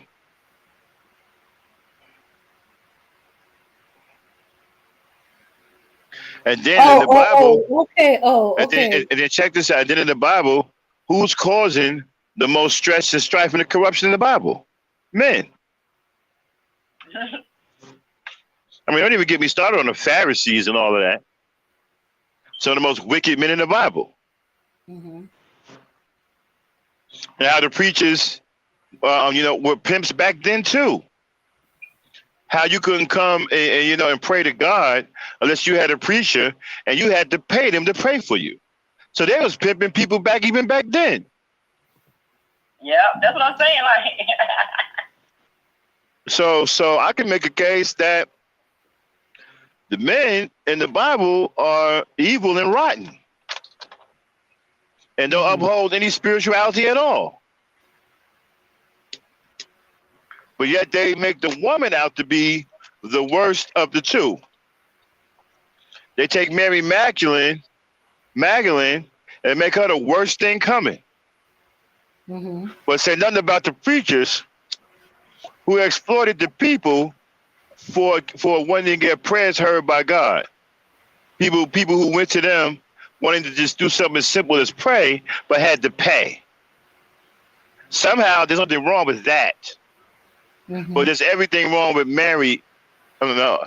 I'm sorry. What was her name? Not Mary Magdalene. The Jezebel. The one that was that they called Jezebel. Her name was Jezebel. Right. She's the worst thing ever. But these old creeks in the Bible, these old creeps who call themselves men of God, exploiting the people for money to do something as simple as pray, nothing is said about that. Nothing is said or made about that, though. Somehow that gets swept under the rug. Somehow that's okay because men were doing it. But Jezebel, Yeah. are you kidding me? Yeah, the She only got person spread that all over the Bible. Yeah. the only person that addressed it was Jesus, and in the Bible, look what they did to him for addressing it. Right.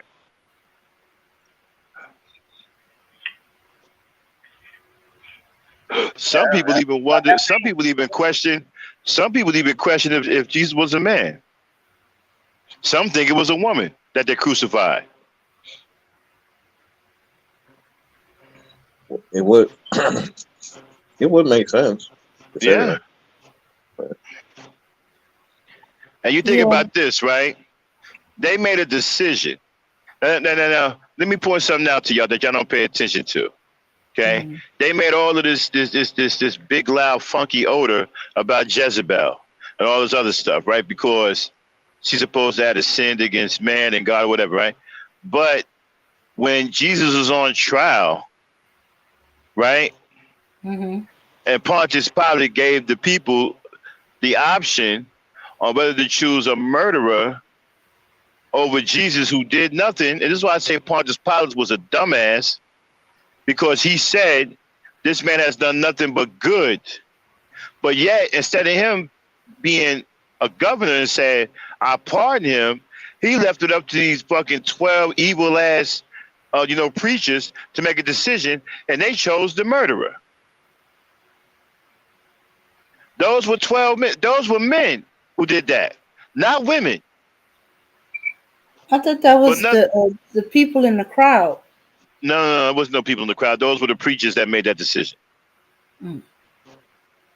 Go back and read the story of Pontius Pilate again. Those were the preachers that made that decision.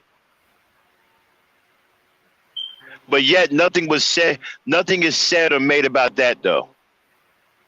But the first person that they want to point out in the Bible, especially the Hebrew Israelites, is Jezebel. Oh, she was a wicked woman. The black woman is evil. What about these crooked, old, evil-ass creeps that did all of these heinous things to Jesus and everybody else in the Bible? Nothing is said or made about them, though. See, that tells you right there how the King James Version Bible is heavily tainted and it's one-sided. And how they psychologically train men to think about being with other men. Like you always saw groups of men together. All the disciples were men. There were no women to be found. These guys were never ever with women. They were always with other men. Where were the females in this? Are you going to tell me that there was no woman that was virtuous enough to travel and become a disciple? The Marys. They Mary Magdalene is one. There's a bunch of Yeah, but Marys. you're not understanding what I'm saying. Yeah, but the women were Are you always saying that? okay. Are you saying that there was no woman worthy of being a disciple other than Mary? All the women were rotten? No, there was others. It's just that there's only one that's talked about. And then there's like 3 Marys. So which one of the Marys were they always disciples? I don't think you understand what I'm saying. Mm-hmm. I'm not talking about how many Marys there was. I'm not talking about any of that. I'm saying all of the events have to do with men who were grouped together with other men. Where are the women? How come there are no women worthy enough to be with these men? How come there wasn't 7 men and 7 women traveling with Jesus? Are you going to tell me that all of the women were wicked and rotten? No, it has nothing to do with wickedness or rottenness. Well, You wouldn't got that to, be because the women was supposed to be at the home taking care of the family, while the men going to be the disciples? So they say. I'm just putting it out there because I don't think it was Right. from So they a say. sense of I don't think it So was they from a sense of Yeah. they were wicked. They couldn't be there. It's just that hmm maybe they felt that was more of a man role than a woman uh role. Mhm. I'm just putting it out there. I don't uh know. You know, Yeah, because this is uh like I said. This is above my pay grade. Mary Martha was a disciple of Jesus, but she did not travel with him. She was at home with her sister and her brother. okay, well let me ask you. Oh, okay, well let me. I think my biblical history is a little cloudy, but Mhm. was any of those disciples married? I don't recall any of them having wives. Let me think. I know. Okay, let me Did see. Peter did Peter have a wife? Did Judas have a wife? As far as I know, Judas did not have a wife. Did Peter? I don't Um, remember Peter having a wife either. Peter and James did not have a wife, but I don't know I don't about the remember. sons of I don't Zebedee. remember any of them having wives. Well, that would kind of make more sense because they gotta devote their time, and if they had wives, there would be their attention would be divided. Uh huh. Hmm. So that would make more sense that he wouldn't choose those that are married. Peter had a wife, so why would Jesus tell a man to leave his wife and follow him? When God said that a man would leave his family and join together with his wife, that don't make any sense.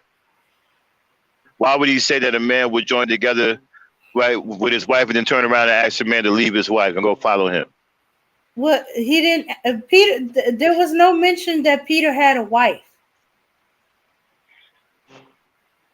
Well, nor did his brother James. According to Dirty Vomit, Peter did have a wife.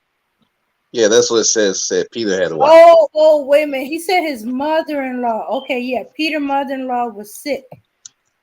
But they don't mention Peter's wife. He could have been a widower for all we know. Well, They according to just Dirty Vomit, mentioned Dirty Vomit says Peter had a wife. she was involved the whole time. Peter was married And and she was involved the whole time.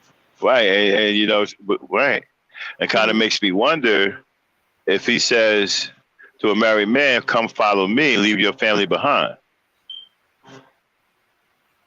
Well, for him to leave his family behind because he left that same moment to go with Jesus. So that meant that Peter's wife was right there. Since they were preparing that, she was probably right there.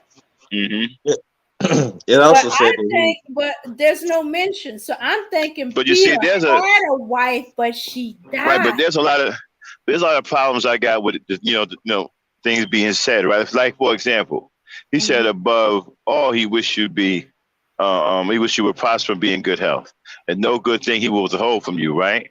Then he also wanted you to procreate and have a family. Right. So then Mhm. turn around and say, no, leave your family and come follow me. Drop everything you're doing and come follow me. That doesn't make any sense to me. So now you're asking the man to leave his family behind, which don't sound like to me something he wouldn't ask. That's why I think Peter was a widower. No, Because it there's also no said that mention of his wife.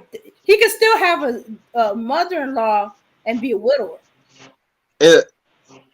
From what I read, that his He wife said went with Peter. him on his when he was preaching. So I don't remember seeing her or hearing about her, sir.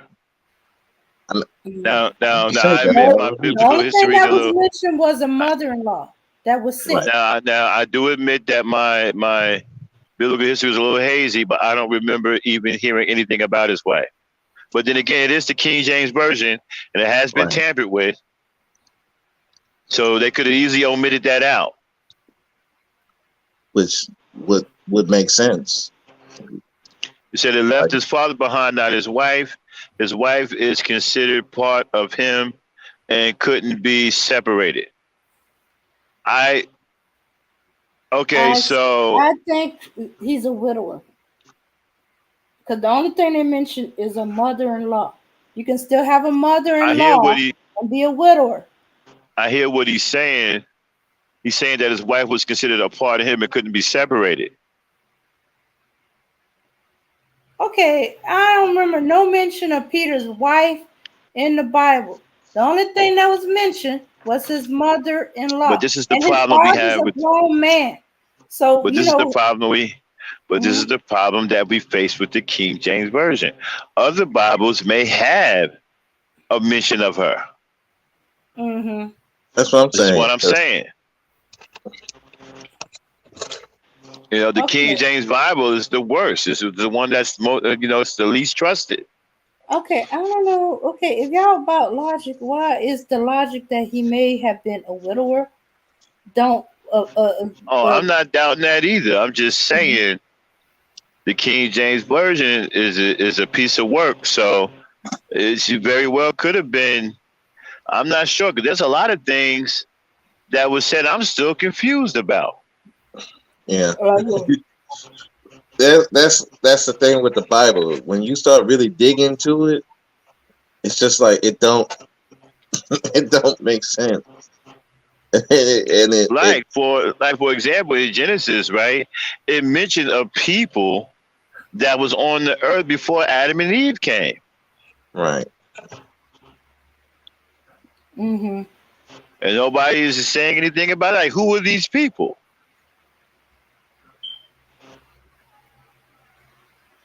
So I Yeah, mean, it's a lot going on. but what also don't pay attention is that Adam and Eve were long lived, and some of the people they mentioned, they're talking about a generation, like a family name of a people. Yeah, but when you look at Genesis, Hmm.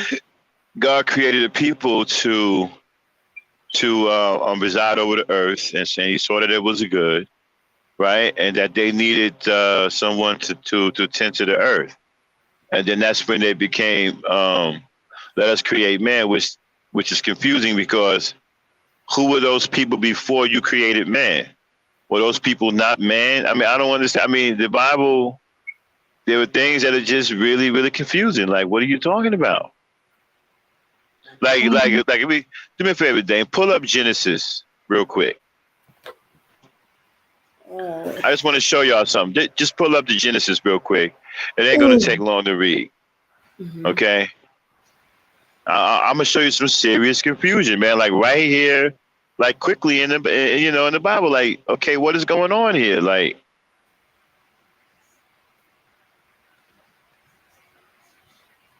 the All right. Elohim, right? Okay. So you Yeah, just put it want on. me to start reading until you say stop? Yeah, yeah, yeah. Okay. In the Yeah. beginning, God Uh, created the heaven and earth. The earth was without form and void, and darkness was on the face of the deep.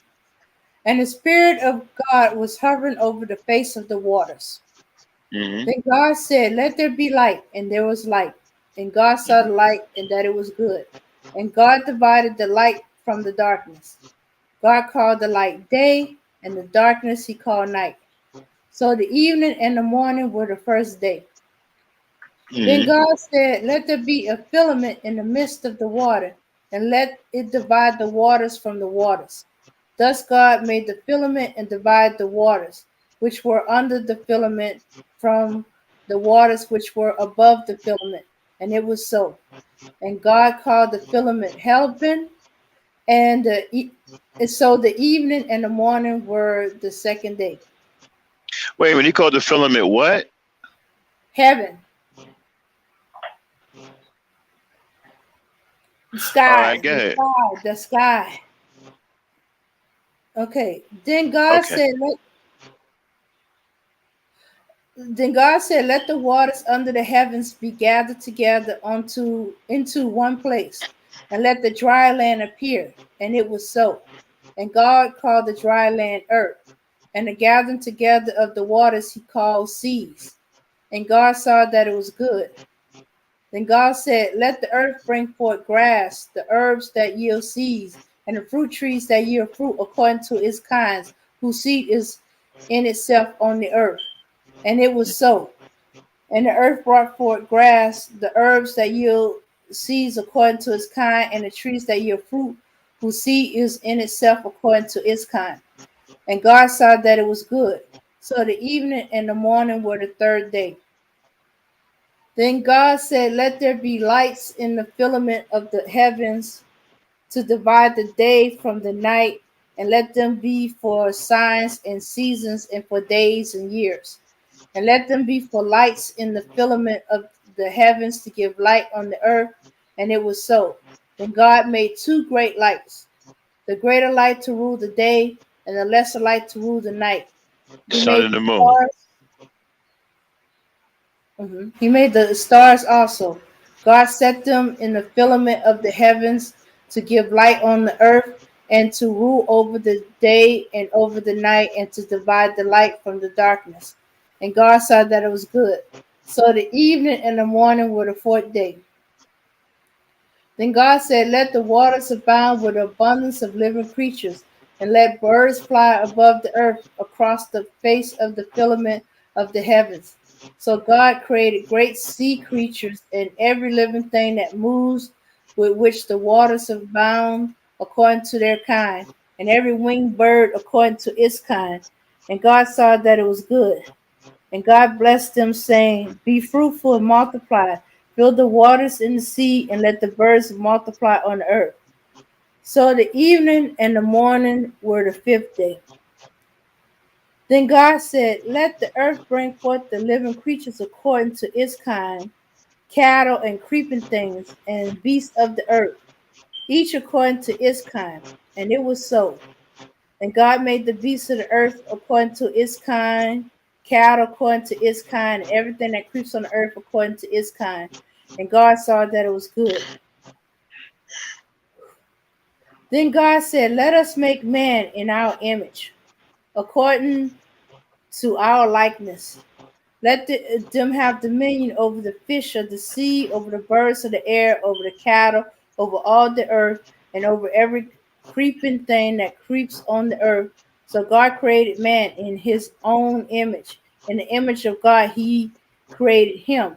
Male and female, he created them. Then God blessed them, and God said to them, be fruitful and multiply, fill the earth and subdue it, have dominion over the fish of the sea, over the birds in the air, over every living thing that moves on the earth. And God said, I will give you every herb that yields seeds, which is on the face of all the earth, and every tree whose fruit yields seeds. To you it shall be for food. Also to every beast of the earth, to every bird of the air, and to everything that creeps on this earth, in which there is life. I have given every green herb for food. And it was so. Then God saw everything that he had made, and indeed it was very good. So the evening and the morning were the sixth day. Okay, hold on. I gotta move over to another chapter. You know, here's another thing too, right? If he created male and female, right? He said that he gave them dominion over the earth. So that means both male and female will have dominion over the earth, not just the male. If you go Mm-hmm. by this particular depiction, right? Uh-huh. Yeah. Hmm. No, well, more like he created man in their image. Now you gotta understand what God image is. So I'm just going by me personally. I think he made the part of mankind that's our soul. That's a See, this part. is why. Mm-hmm. See, this is the problem. I see. I keep getting into these big throwdowns with Christians who just simply don't want to see the truth. Okay, y'all keep running around this like it don't exist. It's very obvious. If he Mm-hmm. said, "Let us create man in our image," Mm-hmm. if that's indeed what he said, then that would mean that there's a female and a male version of God. That's what he said. Or there's more than, well, there's the Not Trinity. some spirit y'all keep trying to throw in there to try to X the woman out. Like, okay, so, okay, you know, every time I get to it, you keep trying to remove the woman from the equation. No, he said, in our image. Who are them? Does ours sound like there's one entity doing this? No. But you know, there is a And Trinity. so if he right, but I don't know about no Trinity, but he said created in our image. So if you're in their image, and you make them male and female, then would they be male and female too? Yeah. Yeah, it could be. It could be two males because he spoke of ours, and Yeah. so did he? Is he saying he created man for man? So Oh, it You has know. to be a man and a woman, and it has to, got and it it. has to be someone that looks like a woman because a man and a woman look nothing alike. All right. He just said male and female. In our All image, male and female. Yeah, so that's what I'm saying. right. So it has to be. You can't, you know, you might max even if you give them that, you still have to have the man and the woman. You can't just have one. Mm-hmm. Uh-huh. Not, Okay. Now the next part is probably where either they're trying to not include women or this is where it throws them off. Okay. All right. So chapter 2. Thus heaven and the earth and all the hosts of them were finished. And on the seventh day God ended his work which he has done, and he rested on the seventh day from all his work which he had done. Then God blessed the seventh day and sanctified it because in it he rested from all his work which God has created and made.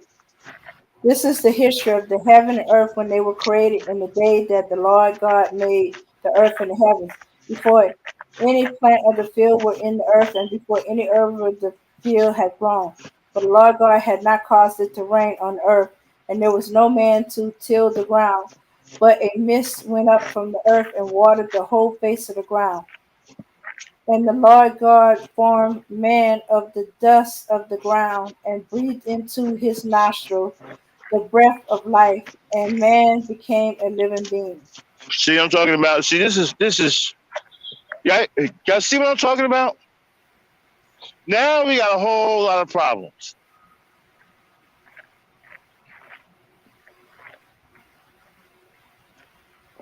We got a whole lot of problems now.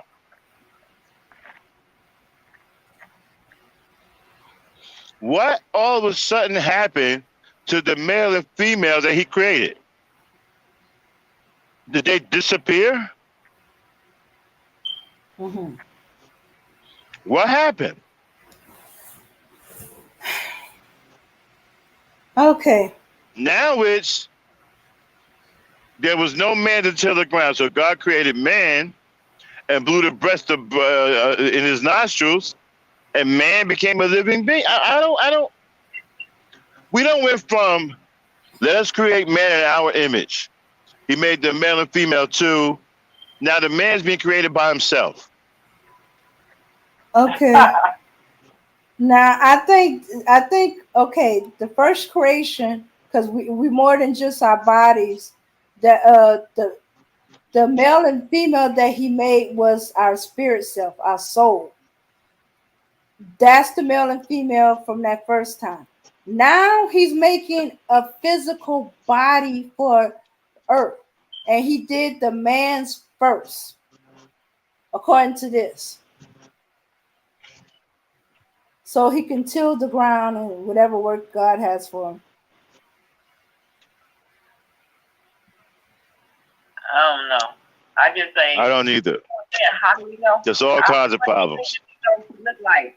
If there's no woman before, what image does he know she look like?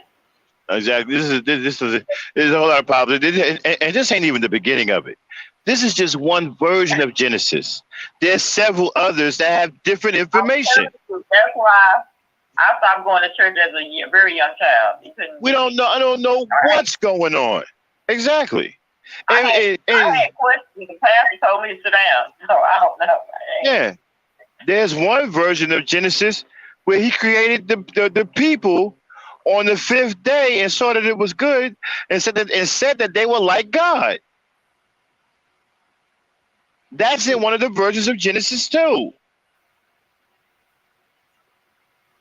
We don't know what's going on, man. You know, there's all kinds of.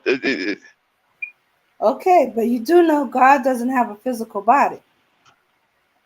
How do we So know that? I don't Because they know speak because he of the said spirit an of image. they speak This is of the what spirit of God. this is the What? problems I have with a lot of Christians, and listen, I'm not down on my Christians. I'm a Christian myself, but a lot of my Christian brothers, huh? Image is a specific thing. An image is something that you can see, that you can visualize. A spirit is something that you feel or just there. You're supposed to believe.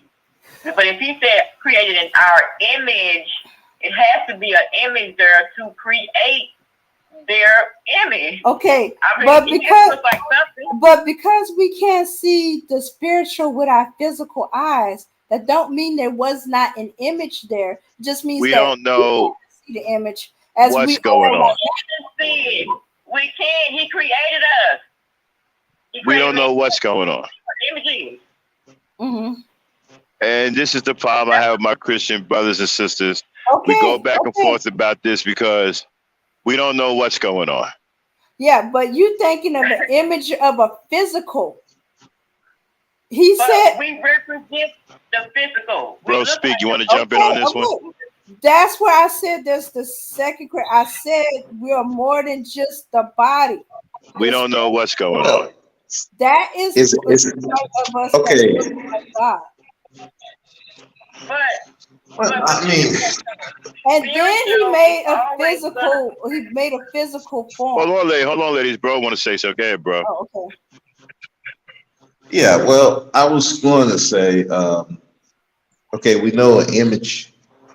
I mean, it has to be some type of form. It doesn't necessarily have to be a physical form. It could be a spiritual form that only he can see.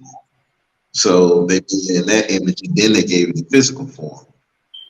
So maybe it's that. If he is the only one that can see it, it's still the image. Okay.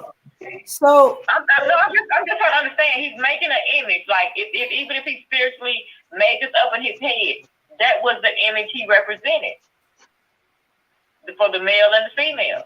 The way our body works. No.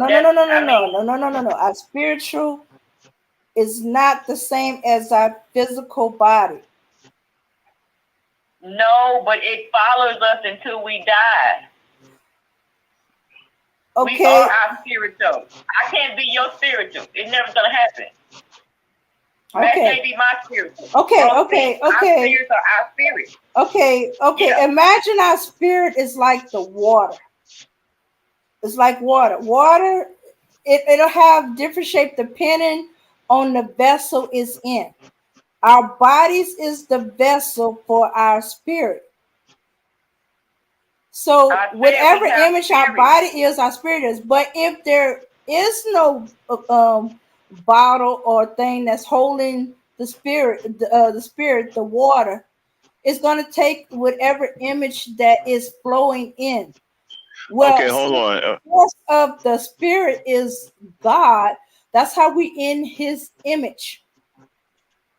But until He put us in a vessel, we still the water. We still the spirit of God. But now we inside of a vessel, which is our flesh. But I agree that we are spiritual. I agree that we are electricity. We live. Mm-hmm. And when our body dies, it don't die. It goes back into where it came from. And we don't know what's holding on there afterwards. Bump all them books. Mm-hmm. But what I'm telling you, your spirit is not mine. Exactly. That's all I was saying. Like, we are spirit, but we all have our own individual spirit. Mm-hmm, mm-hmm. And God made us in His image, so we can have our own individual spirit. Okay. That's the army. But the basic of it is still going to be part of God, just like the basis of water. We got salt water, regular water. We got river water, ocean, seas, creeks and stuff like that. They're all still water, even though they're different. Rain, yeah, but they still water. Yeah, I don't know. It's just too many problems for me. I'm just saying, if we spirits, I get that, I know that, but I'm saying we all are individual spirits. We can't be the same spirit. Because Okay. when we Yeah. go, if you go into heaven and earth, if two separate people go in two separate ways, we don't have the same spirit. Okay. I do not doubt Yep. you. I do Yeah. not doubt you. That's why he said make man. They mean man as in mankind in our image. That moment when he said make man in our image, male and female, he's talking about our spirits. We are individual. know. We are individual. Now, when he's talking about he took the dust and stuff like that and made and see and okay, so the ground. Let's see. We'll go back a little bit. Okay, and form man of the dust of the earth. Now this he's creating a vessel. He's creating the first vessel of that one of our spirits is going to go to. He chose a male. According to this, he chose the male first, and he created the vessel, and he breathed that spirit that he created into this vessel.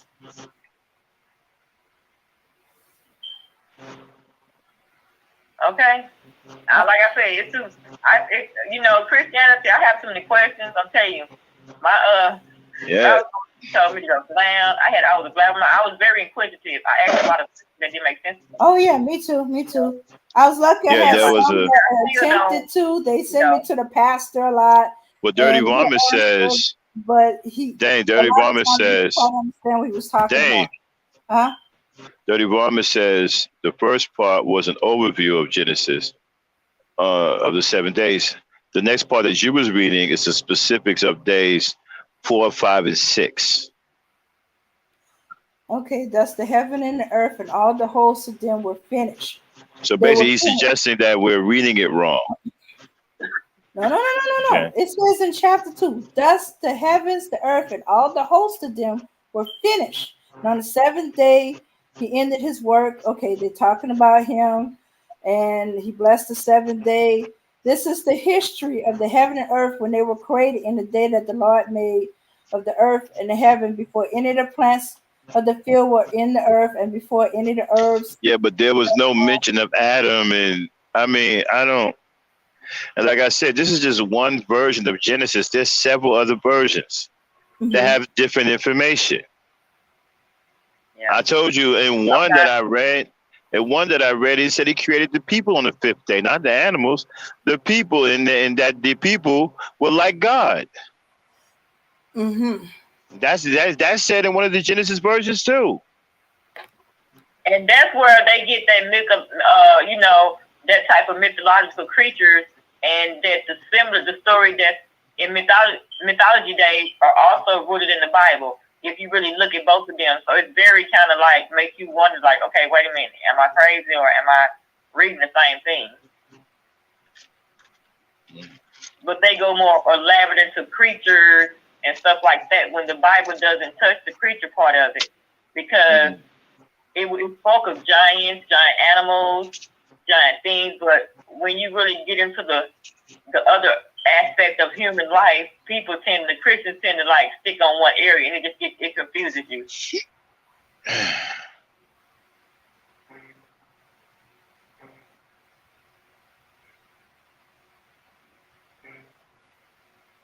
Yeah, it's pretty. The Bible's pretty rough, man. Especially the King James version. It's no telling what it's what. Well, no, they said they created the animals on the fifth day. I'm not talking about this particular. I said there's different versions of Genesis in different Bibles. Yeah, there's different versions of it. You're reading just one version of it. There's several other versions out there with different information.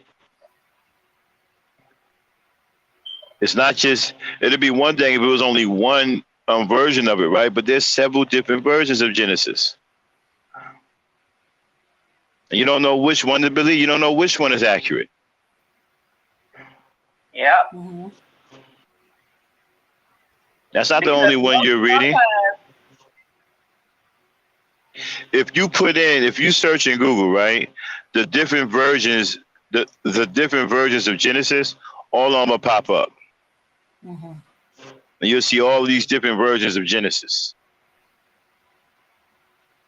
and what But Bible they come out of and so everything. many dominations.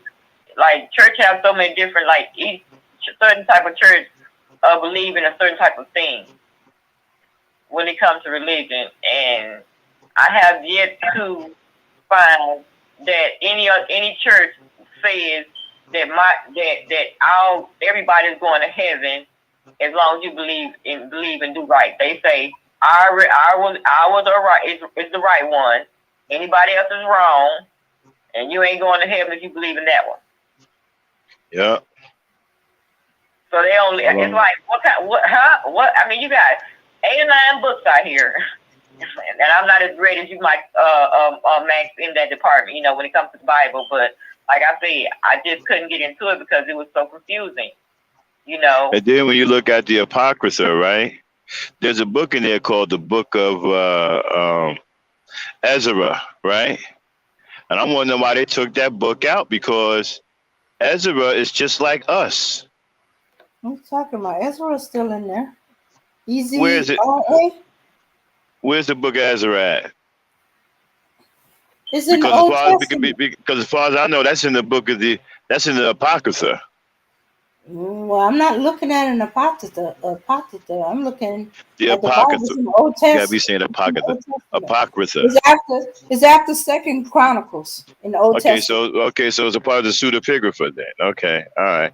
But the book of Ezra is supposed to be in the Apocrypha. Mm-hmm. Well, it's in. Okay. In that book of Ezra that you're talking about, does it tell you that Ezra came out of Babylon?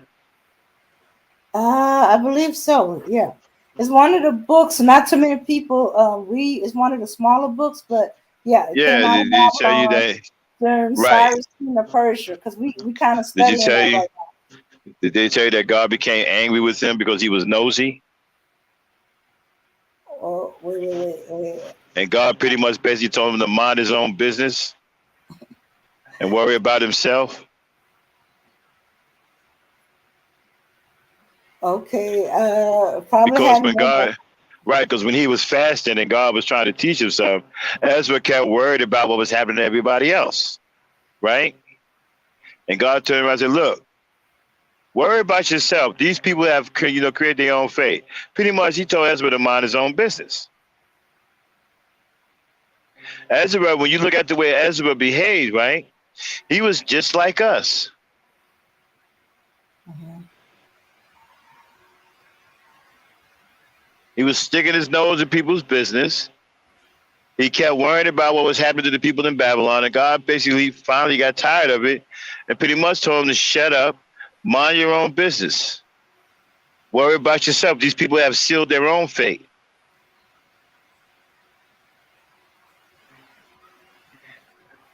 And they don't never preach from the book of Ezra. They don't never go in there and try to teach people a lesson about worrying too much about somebody else's plight when they have a judgment that they have to fall under just like you. So if you constantly worrying about somebody else's business, what about your own? Tend to your own business. God told Ezra pretty much to mind his own business.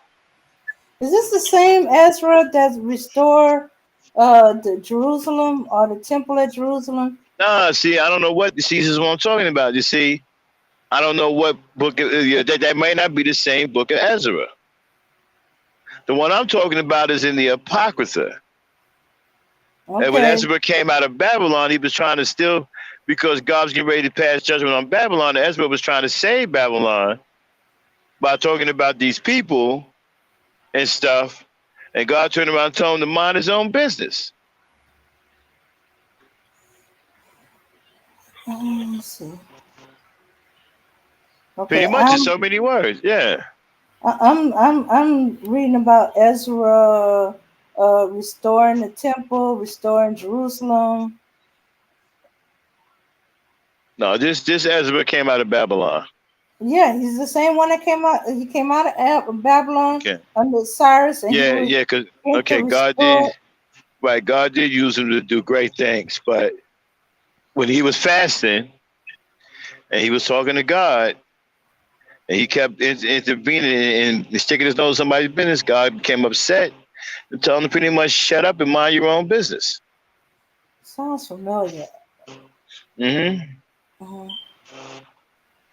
Don't that sound like coming from another part of the Bible? I was trying to, Yeah, it sounds like something else in the Bible.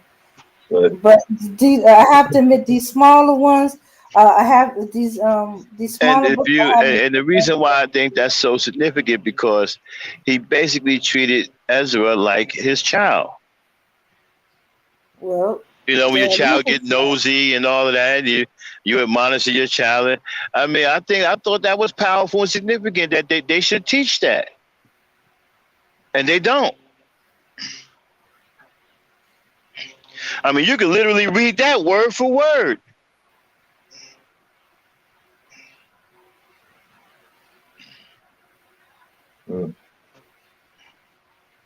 I mean, I just think it's cool that y'all can be, y'all know the Bible like that so much. You know what I'm saying? That's really dope. Well, I grew up in it. I grew up a Christian, so it was all I in the. did too, but yeah, I guess and after I got after I was going for so long in the Bible, and every time I go to one thing, it asks me like 1,000 questions. It's like, and nobody can really answer to my satisfaction because you want me to believe this thing, then I should believe this thing too. Like it just. I mean, when I was growing up, and everybody was a spook. You couldn't say nothing. Like you say something to the man, you kidding me? Everybody was a spook. You say something to the, you say something out of the way to the, well, boy, you going to? Wait a minute, I just said, boy, they was spooked. okay, That's- okay. I ran into a few adults like that, but for the most part, they try to answer all my questions as much as possible. But when they get stumped on how for an answer for that, they'll send me to the pastor, and the pastor try to answer, and he said, you know what? He said, I'm trying, but I don't think I'm explaining it to you right, or I think you'll be able to see it over time, But this was the answer he would give, and he said you might not Yeah, understand it right now, but as you get older, you I understand. remember everybody. For I me, remember everybody being spooks. I mean, Yeah, one time I said something. I remember one time I didn't. Remember one time I was in church, I didn't understand what the pastor was saying. I said, "Mom, I don't understand that." Boy, you better listen. You want to go to hell? Well, no, I was just saying I didn't understand what he. You better listen. Okay, I don't understand what he's saying though, but I mean, they were all spooks. oh yeah, I even confronted my pastor about certain things, because I hadn't been to church for a while. I hated wearing dresses, and I didn't see I what was remember the I asked this wearing lady. pants and shorts. Remember I asked this lady one time who came out of church. Her name was I think it was Roberta. It's been a long time ago. I asked her. I said, "Well, Miss Roberta, do you think God had a wife? You took off running down the street."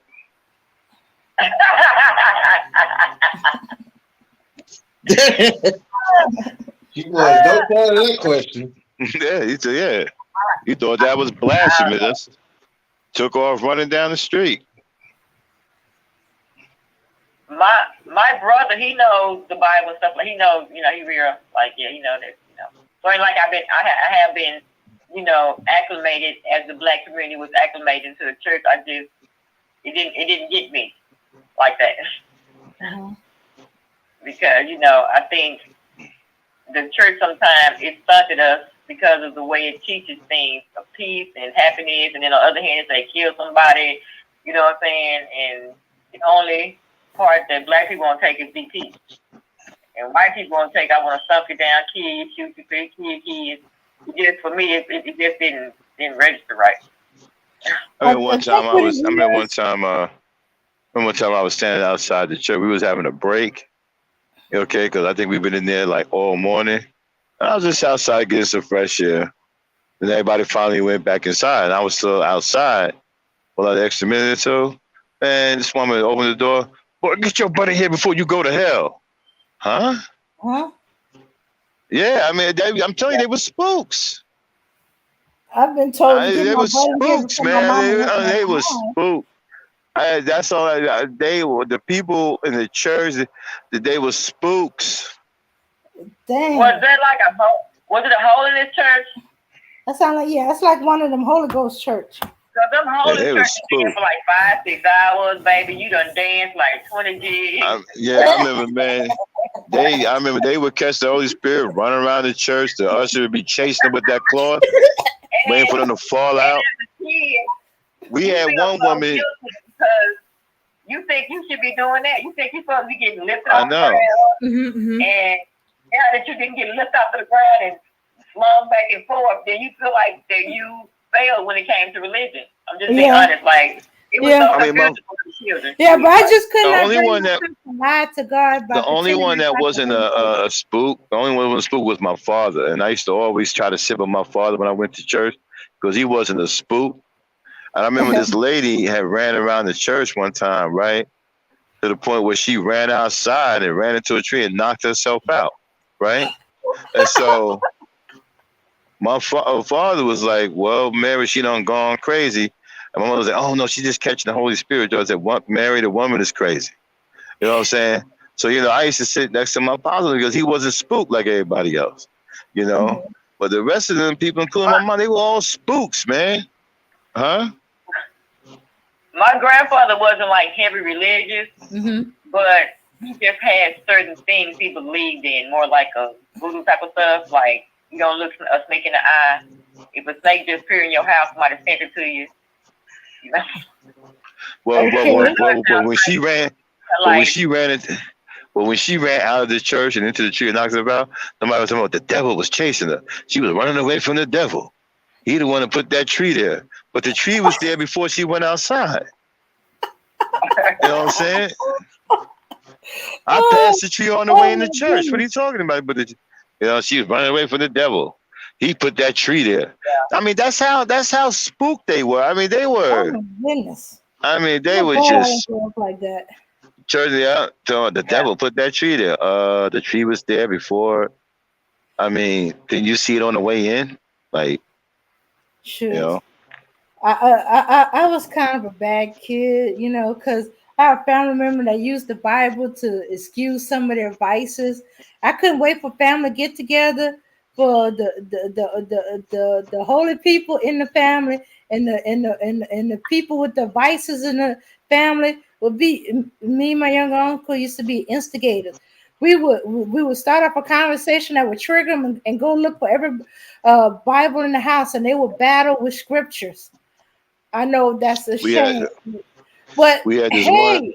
hey, We had this one black lady named Leandra, right? mhm, And she'd be all done up for church, right?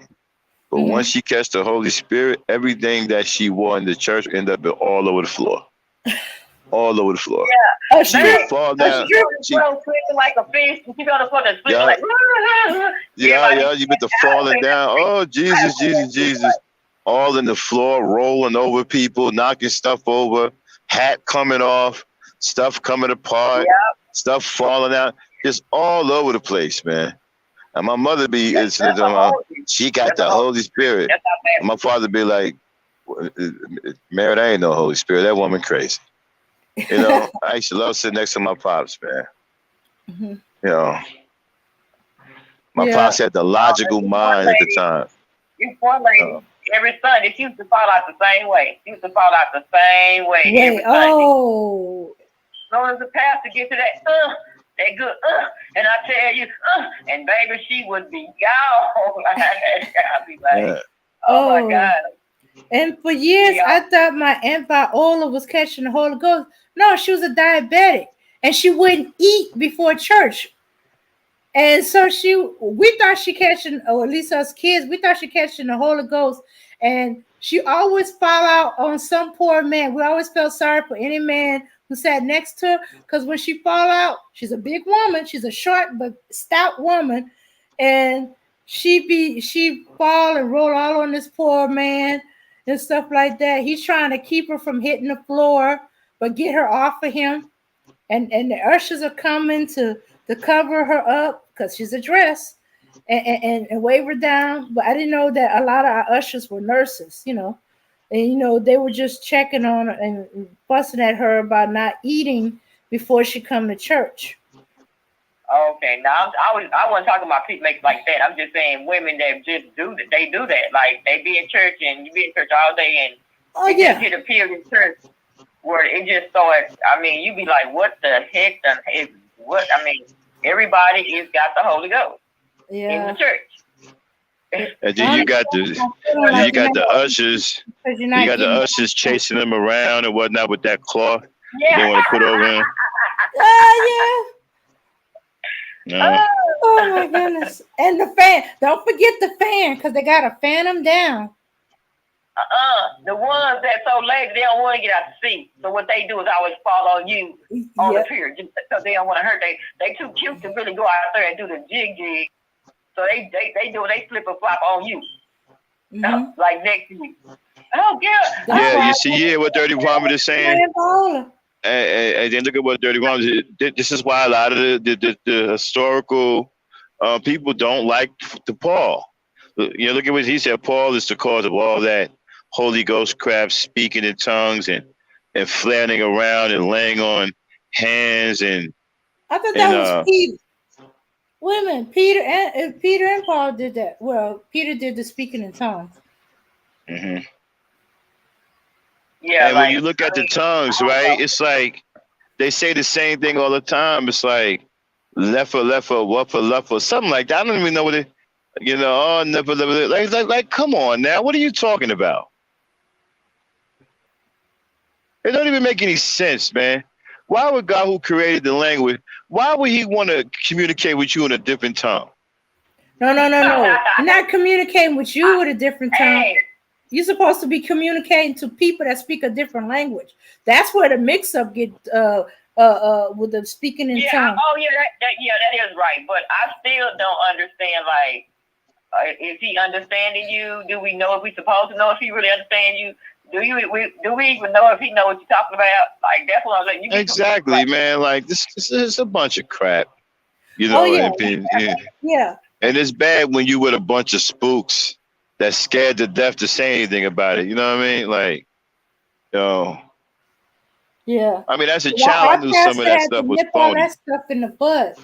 He said, "Hey, when but you're speaking I in be tongue, that's wondering. for somebody that speaks in a different language, and you're supposed to be there. Or if there's supposed to be somebody to translate, there's nobody translating. There's nobody there that speaks that language.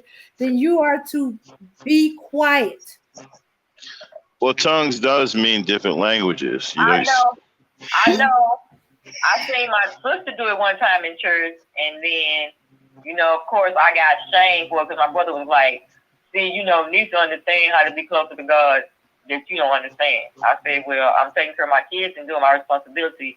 You can't get no closer to God, you know." Yeah. Like, but we get a lot of sanctified people that come into our church that be saying some different words or phrases that sound like shamalala, shamalala, all that other stuff, yeah, and we be looking at them like you're not supposed to be doing that, but we don't want yeah. to offend them, and sometimes our pastors talk to them quietly and stuff like that, but they so used to it, you can't break them of that habit, but they visitors to the church, so we just put up with it. But see, like Max was saying, how it was like spook the church. Uh-huh. And when my sister was talking about that to my brother, and I was like, I didn't really understand it, and he was like, basically telling me like, I'm the person that's a spook that's really don't supposed to be in the church or something. So like, you don't get it.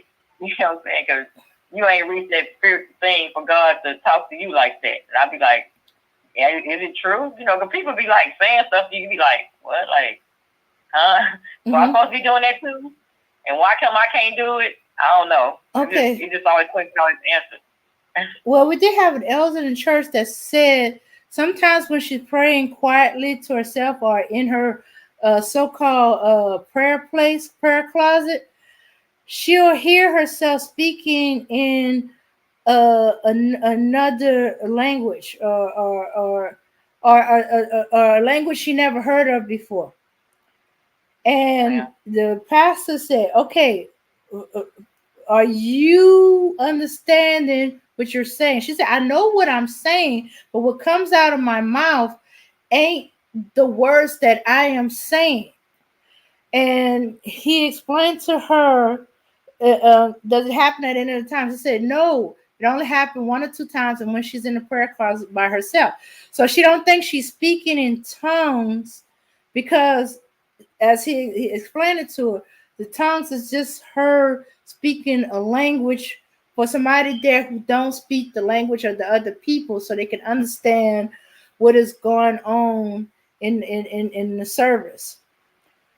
Yeah, So, I mean, I get that part. and so he explained to her that that could be a angel language. That's well, it could be a language of her Holy Spirit talking for her to God. Because sometimes our prayers are not exactly perfect. So to make it right, so God will, get it correctly, the Holy Spirit will speak for you. And that's what that was what was happening. And that's why it happened when she's in private moments. And he said, I wouldn't be too concerned, about it. That, about, what it is not, you're not speaking to the devil, you're not being out of order, but that's something that happened. You don't hear about it too often because either people are afraid or they don't understand it. But that's just the Holy Spirit speaking for you to God. Because either something about your prayer is a little off or it's not correct, and the Holy Spirit is correcting that. Why? Because you're in that moment of prayer. Mm-hmm. And then and for her to ask the Holy Spirit to teach her how to pray correctly to God. Mm-hmm. Yeah, because you could talk to the Holy Spirit. You could pray to the Holy Spirit, and He's a teacher, so he or she will teach you if you ask. Mm-hmm. Yeah. Mm-hmm. Yeah. I was fascinated by the whole thing. You couldn't get me not to. So this was happening in Bible study. People ask the pastor questions. Oh, I pastor love for people to ask questions. And he will explain it to the best as can. And he'll admit if there's something he don't know, he will admit, I do not know. Give me a little bit more time to research because I want to give you the correct information. Very seldom he don't know, but there'll be something where, or I heard something like about it, or, he'll say, oh, I'll pray on it. But he will come back and give you an answer. Or, but he don't tell you to shut up or tell you you're going to hell for asking these questions. He said, God can handle any question. You can ask God directly the question. You're not going to go to hell, but if you earnestly trying to find information and you're not trying to question God on how he do things, you just want to know, or you want information, or you want understanding or wisdom. Yes, you can ask him. You can ask him and stuff like that. See, I want to get a Christian show going. We can get some Christians together so we can talk about the Bible. I think that'd be a good show. We can get some Bible people in here talking about the Bible, because I was raised to be a Christian. I do believe in the God. I think God is a woman though, but that's just my opinion. Just me. Yeah, but I still believe in God. Yeah, I was raised in the church too. I just never. It's like spirituality to me is like, bro. It's like it's I have my own perception. Mm-hmm. And I still believe in the higher power of God. Yeah, I would like to get a Christian show going. But me and Dan can't do every show. We need some people, See, we got a lot of shows that we want to do. I mean, we got some groundbreaking shows we want to do. Like We got a show that we're trying to man up now called Black Start. It's about the education of our children. You know, it's about Black children and the educational system. So we're working on getting that filled up with people. And, me and Dane, we can't do every show. So we need more people to come on to help us with these shows so we can create like a more powerful network. Trust me, I got a lot of ideas for shows. They even tell you I got some really blockbuster shows, man. I just ain't got the manpower. Yeah. Huh? Yeah, it is, because you work a lot, Max. I don't have the manpower. And then we got so many fair weather people on here, that tell you one thing and do another, tell you that they're going to show up, they never show up. They stab you in the back, stab you in the face, stab you on the side. They don't care where they stab you as long as they stab you. And they give you false information, have you waiting, then they don't show up. I mean, it's just so, it's really hard to get people to work with you. And then instead of trying to work together, people get jealous. They don't want you to have nothing. They'd rather tear you down than to work together with you. I've reached out to channels that was my size or smaller and say, hey, we can work together and help build each other up. We can help each other produce shows, whatever. They told me to kiss their black ass. I was like, okay. All right. Well, all right. Wow. Yeah. Man, what I really felt comfortable watching you is like one day when that little girl, that guy was at the mall. Oh yeah. I went hard on that. Check this out. You was kind of iffy for me because the people you kind of hung around. So. Well, they fell by the wayside once. Oh, they fell by the wayside once my of who I really am started coming out. They hated who I was. They even had problems with me when I was in the manosphere because I wasn't with all that black woman hate shit. But I want to tell you, you said and I'm not saying you're not the only one, but you was having an argument with somebody, and it was on Taz and their panel. Mm-hmm. And they said that this older man had a right to jump in a fight between girls to protect his kid, right? Yeah. I don't know if you remember that. Oh yeah, I remember that argument. I remember losing my mind up there. Huh? I remember losing my mind up there. But do you know who you was talking to? You was on Taz panel. I think, I know I lost it on Taz channel once because I think, who was up there? Was it SKC up there and that's David Justin or Johnson? You were talking to the general because you was like, let the general be around you like sometimes, like. Oh, yeah. I went off on him too, yeah. And so, yeah, because he was the one that was saying, well, what if she had a knife? I didn't see the show the night before, or maybe y'all had your own little type of show. Because you can kind of tell it when y'all came to Taz's show, and the general jumped up there, and when he said that man should have beat up that little girl, boy, Max, you went on like overdrive. I lost my fucking mind, man. Yo, I lost my mind on them niggas. I think I lost it on Taz channel twice, yo. Absolutely lost it. I'm telling you, if you had that show out, you would know. You went, but I'm talking about, I had a respect for that.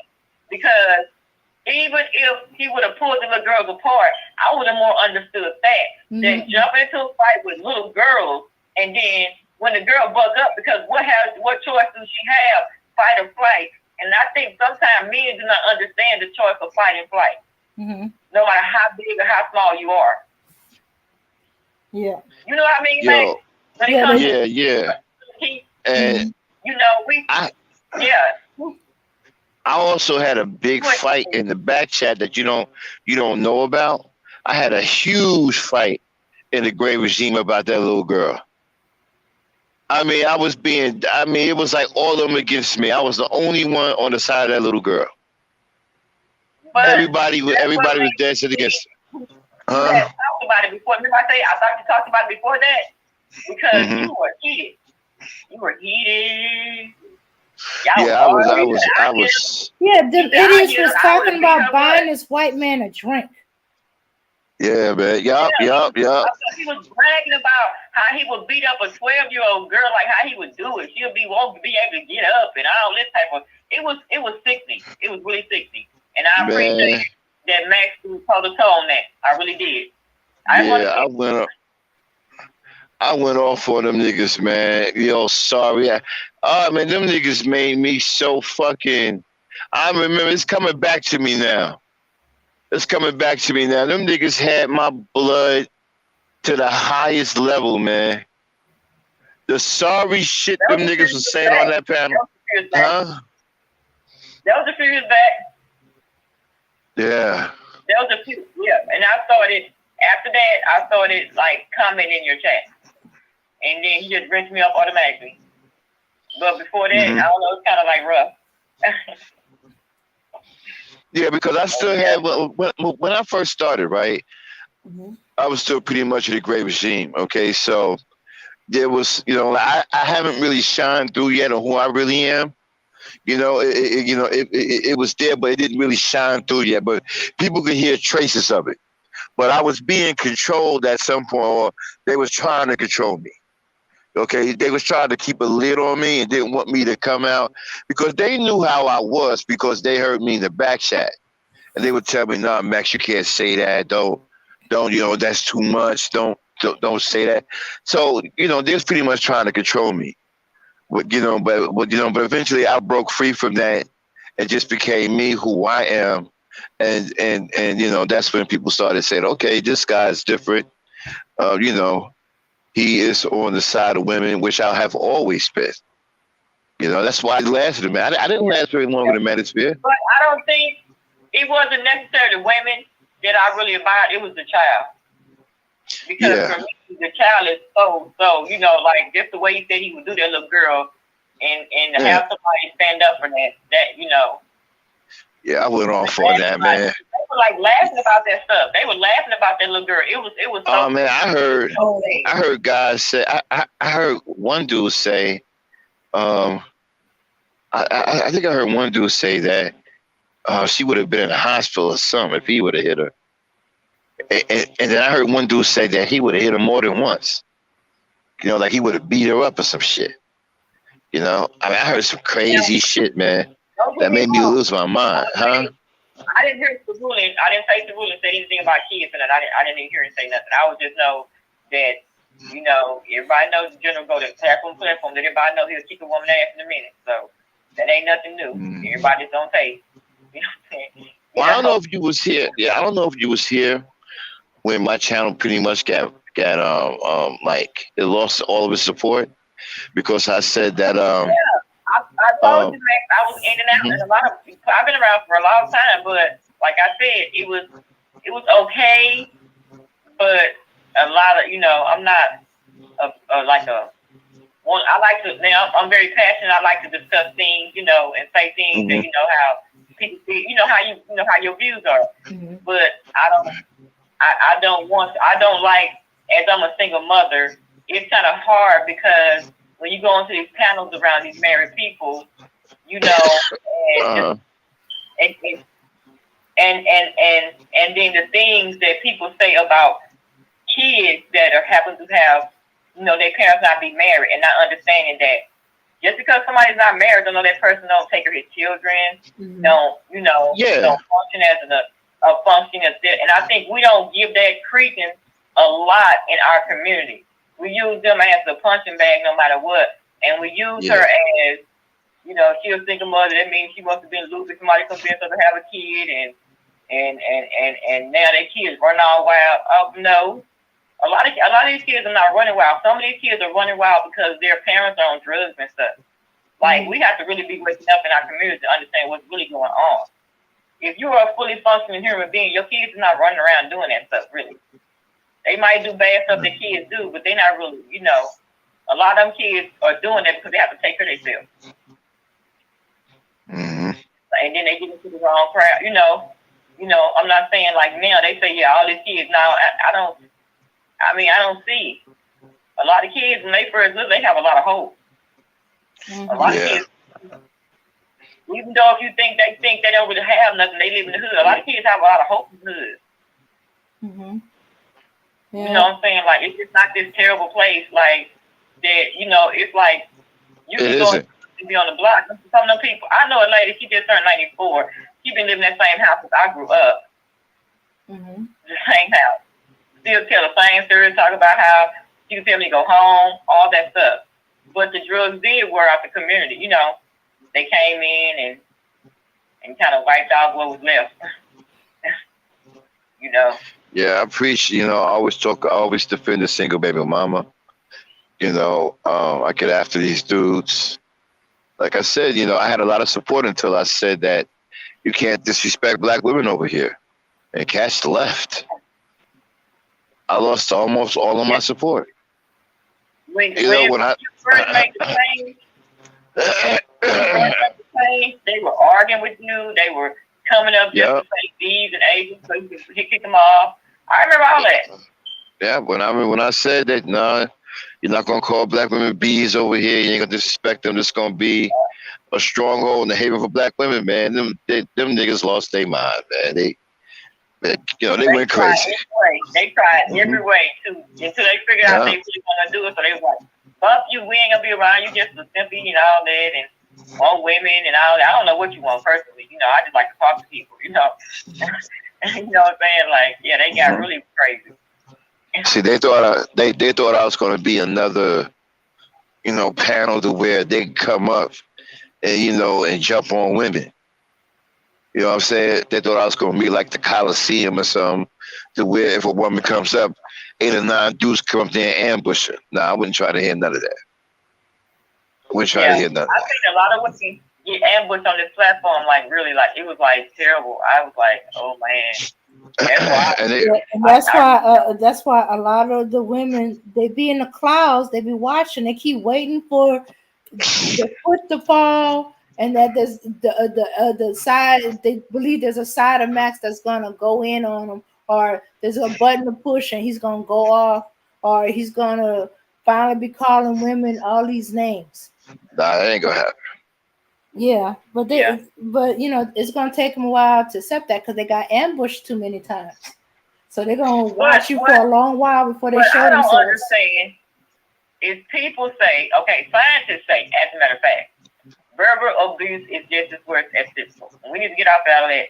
He ain't hit you. Yeah, you really hit him, but you really hit him in his mind. He could hit you now. Mm-hmm. Right. But that's what I try to tell the brothers and say, listen, it matters what you say to women. Women are not like us. Okay, it matters what you say to them. Hey, you have to understand, it doesn't matter what a man might say to you. You're going to get stricken up. You might knock him out too.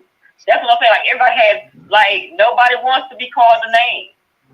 Exactly. What with dudes, I'm not really worried about what they say, whatever that, I got thick skin. I ain't really worried about that. Right. But I'm talking about, I care about. They just take surprise when we want to say that, no, you're not going to call me that. They get mad. Exactly. That's why I try to tell these guys, don't abuse these women. They're not here for you to abuse. Start loving you. You get much further with love and kindness. Trust me, you're going to get much further that way. Be kind, be considerate. Practice patience over emotions. I was like, dang, these men are wild. And then, I tell guys, look, you're supposed to be strong, right? So be strong. Okay. Women are going to say some slick stuff. Trust me, I got 5 sisters. I know all about women saying slick stuff. Let them say, listen, don't let it get to you like that. You're supposed to be strong. Okay, if they say something slick, okay, whatever. Keep it moving. Don't go falling apart talking about some, oh, B, why'd you say that to me? Because now you're the one that sound weak. But what I am grateful for my brothers for is teaching me nobody should be able to walk all over me, man or woman. Mm-hmm, mm-hmm. It's like Dane was interviewing. Did you catch the interview that Dane did with me earlier? Yeah, I stayed on we was that's talking not about how black it love. does. Be brave. Yeah, she asked me specific questions about how do I deal with women that may be, what'd you say, Dave, that may have an issue or Mm-hmm. or Yeah. attitude or whatever. And I Mm-hmm. broke it down. I didn't run from any question. You know, I practice patience, so I don't engage. I But, disengage. but Well, once a woman you start ain't becoming saying. emotional, You ain't saying. huh? Hmm. You ain't saying. But what men don't understand is really women do that to me all the time. I done seen women be in because they act like women want to see, women want to see men dead too. Like they'll be in a place and if they can break it up, they'll break it up. Hmm. And if it went too far, they'll move out the way. But Hmm. I don't know what people think. If people want to see now, your woman knowing you can fight or not is different from somebody wanting somebody to see somebody, necessarily fight, but you still want to know he can, at the same Yeah, time. well, I come from a culture where we didn't want women to fight. Like we wouldn't even let women fight because nobody wanted to see a black woman get hurt. I didn't brag. I'm about the same age as you, and I did not come from. I mean, boys didn't want to fight you, but at the same time, that's when boys really started, really picking, fight, like starting to try little girls. Mm-hmm. Mm-hmm. Back Yeah. when I was younger. Yeah. Yeah, I understand that, but right. But what I'm saying is the culture I grew up in, the culture that my mother and father created, that environment we was taught to protect your women and don't let your women fight. Like nobody wanted to. None of my brothers, we didn't want to see black women get hurt. So whenever we see two black women fight, we would try to break it up. We didn't want to see them get hurt. But really, the thing about it is that women are gonna fight anyway, because it's like men gonna fight. That's not what I'm saying. I'm saying if you're a black woman, not to fight a black man, but you should know defensive strategies on how to get away from somebody, how to defend yourself if somebody gets you in a position that maybe you not need to be in. I'm just saying, like we take a lot of this stuff for granted. Max, think about what your father taught your sisters. Yeah. Uh-huh. Yeah, I think that's what she's talking about, not You know, about we have engaging to in a have fight our with a own man, but form. how to We have to be, defend we have and to get be away. aware. We have to be aware, have our own sense of being able to stand out in the world and being able to understand that if something happens, not you bopping off at the mouth. If somebody could grab you, I mean, for real though, like it's a lot of things we have to think about it. Always about how to do. Right. We can't. I mean, it's a self-defense for anybody is a preservation. Well, yeah, I'm not talking about. Yeah, but I'm just talking about just women fighting other women. It could be a very vicious fight, and so you really don't want to see them fight each other. And so my father and my grandfather. It changed. It changed because it changed. Like women fighting, it kind of changed a little bit. Mm-hmm. Because the women got more and more angrier. Because at first they used to fight and be like, really like you're saying, like fight a little bit and hard and go home and whatever. Now parents get involved in fighting. Oh yeah. Yeah, it's too much, and two kids get and into men should it. be, and you know what, and men should not allow that to happen. The men should get in between that and stop that from happening. See, Max, you are right when you say the stuff that you say, because I'm not saying that my brother and them didn't say the same thing about women fighting and all that. But at the same time, in the world we lived in, even back then, we had to learn how to also do, because nobody can be with you 24/7. Absolutely. A lot of times, weird words. Huh? Absolutely. Yeah, learn how to look behind you. Learn how to, because women sometimes get in their cars and never even look in their cars before they get in their car. That's what they have kind of tinted windows, and they have places where people can hide. Yeah. And then, my father taught us when you protect the women of the house, so you don't want your sisters and your mother out there fighting. Now all of them are at risk of getting hurt. Okay, so you got to stop that. You don't let that continue and let that escalate. Yeah, no, they will break it up. They will break it up. That was kid stuff. So I'm just saying, they have Yeah. changed that kid stuff to natural, like kind of war. Like it has went too far because even though you say you don't like nobody to fight, everybody needs to be able to have self-preservation. Because even if Yeah, I understand that. I'm not saying that a woman don't have a right to defend herself. All I'm no, saying this is is what that I'm I saying, just don't man. want to. Okay, sometimes when you're able, because see, we think with our minds, little kids think with their mind. The kids, that's why bullying that so hard now for kids, and they don't know how to deal with it because they're afraid to talk back. And sometimes we teach our kids, you don't necessarily have to hit, but you have to be able to speak your mind and don't let nobody tell you. You know what I'm saying? We do have to think about that when kids go to school because it is rough out here. It's rough out here for these kids. Yeah, that's what I was doing a lot of the times in Vacation Bible School. Wasn't so much in the lesson as trying to get the kids to, especially the shy ones, to speak your mind. Don't be afraid to speak up. Yeah, but I don't think that that's a good idea anymore. What I think that is this is one of the topics we want to put on Black Start. I think it's time Black people took their kids out of public schools. Period. There should be no more black. There should be no more black kids in any white public schools. Any public schools ran by white people, there should be no black kids in those schools.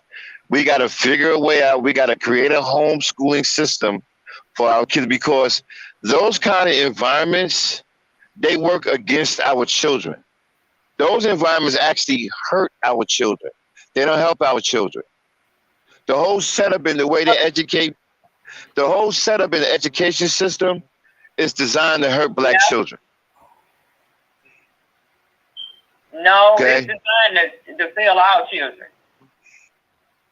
Well, I don't know about all children. I'm just talking about ours. I know our children are. I'm telling you, if you're in a poor area, it's gonna affect your children more than if your kids go to another school that offers more things and they're able to. No, I don't even think. Right. I don't even think they have anything to do with it. I just think that the people in the system are evil. Yeah, that's all to it for me. I mean, but even with, I'm telling you, even with that, you as a parent also have to go. If your kids are failing, if your kid is in the second grade or the third grade and can't read, that's on you. No, actually, it's not, because every kid learns differently. Some kids can't learn in a large group setting. It screws with their mind. See, for example, right? If you got 30 kids in a classroom, right? Some of those kids, because there's so many kids around, there's so many things going on, and the teacher really don't have the time to devote to each individual. Let me finish saying what I'm saying, please. Let me finish saying. If you do not teach your kids, Mama Ray, let me finish saying what I'm saying. Can she hear me? Y'all both talking at the same time. Yeah, you're not letting me finish saying what I'm saying. What I'm saying is, teachers don't have the time to devote to each individual student. They can give some kids that kind of time.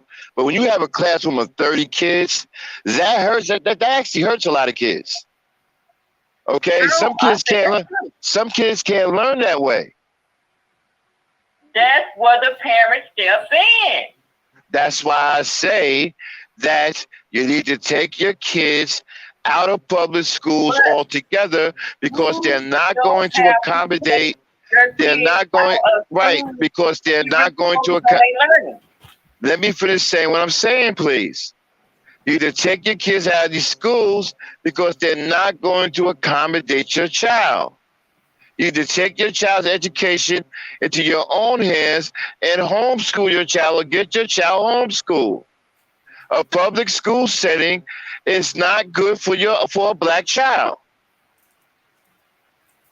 I don't know. I mean, my kids went to school, made good grades, graduated, did what they wanted to do after that. I mean, I'm just saying, like, that's true also, but everybody cannot afford, like, to be at home with their children, and not that, but you can afford to teach your kids how to read and write before they ever step foot. You start learning them stuff. teach them how to be independent thinkers. You know what I'm saying? Like, we don't teach our kids how to be independent thinkers. And so when they get to school, they don't know. You know Kids who are homeschooled excel far and beyond any kids in public schools. Of course, if you can go to homeschool, kids, a lot of kids in the inner cities can't afford to go to homeschool. They have to go to school. Well, there's really nothing to really pay for except for maybe the online kit or whatever. Okay, and they have reasonable prices, so it's really not that expensive. Yeah, I mean, I think it works for some people. I think other people, but then you miss your kids out on the natural ability to interact with other kids. Well, that's overrated because you can also take them to areas where kids socialize, such as parks, after school programs such as a chess club, or where they can go to engage in sports. They can get interaction after school. That's not a problem. But yeah, I'm saying and anyway, home learning. Yeah, some kids like to go to school and listen, and do work. I'm just saying. And check this out, right? In the school anyway, they don't really interact that much with kids anyway, except for maybe one or two who are their friends. And a lot of times they're subject to a lot of bullying and stuff in these environments. So I can make a case that environment will hurt them more than it helps them socially develop. Max, we are in our, older years, and we are on a platform that bullies adults every day. Mm-hmm. Every day. What? Every day there's bullying going on amongst grown people. Yeah, exactly. But you can filter all of that out in homeschooling. Okay. I'm just saying. My younger sister homeschools her daughter. Her daughter just turned 11, and she's already on a sophomore college level. Yeah. Excelling through the roof. And I'm talking about smart as you know what. Mathematics, English, her writing is off the hook. Comprehension skills, she can think quickly, solve problems.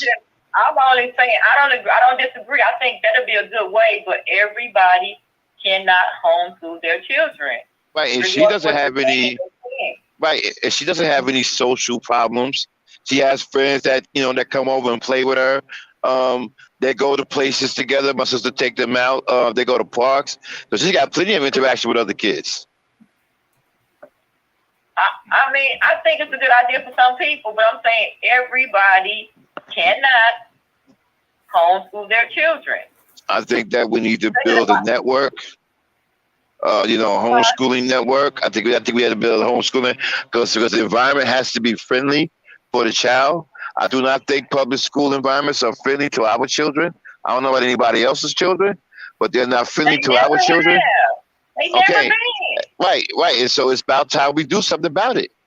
We need to remove our kids from these unfriendly environments.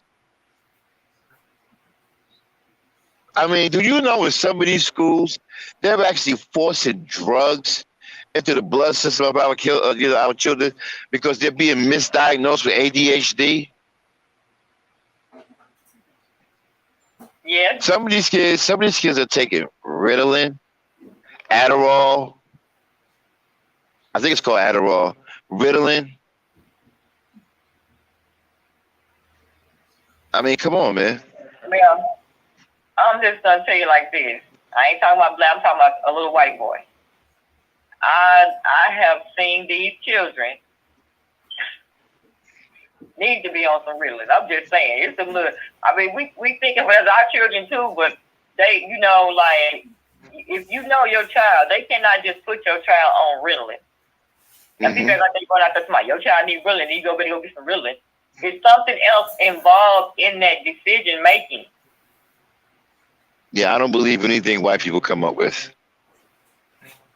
But I don't trust them about anything. Yeah, I mean that's what I'm saying. But Max, you know what I'm saying? Like, how can somebody tell you that your son? It must be something he's doing, and nothing something that you can't correct. So I agree with you. If he's going down a lane where they're gonna try to put him on some drugs or something, yeah, he's getting up out of there. I mean, unless you don't know your child, I don't know how somebody can tell you that your child has a problem that you, as the parent, can't correct. I don't even know how that's even possible if you know your child. All I know is some bad little attention catching little kids out here. Do you have any kids, Max? Huh? I mean, I know you see like, the good nice ones, and I'm saying like some of these little white handsome little kids, and that stuff really was built for them in the beginning anyway. I don't know about the white kids. I just care about the black. I don't know what the white kids are doing. I just care about the black kids. It's not really about caring about other kids, but what I'm telling you, once they start realizing that their kids is lonely being and medicated, then they gonna try to ship it to your kids. Mm-hmm. That's how they get you first, and then they be like, "You see, Tommy, he was over there." And then instead of them mad at your son because he was sleeping off the table like Tommy was, all your son did is stand up and was like, "I'm tired, man. I gotta kick my leg." All of a sudden, he like Tommy. Mm-hmm.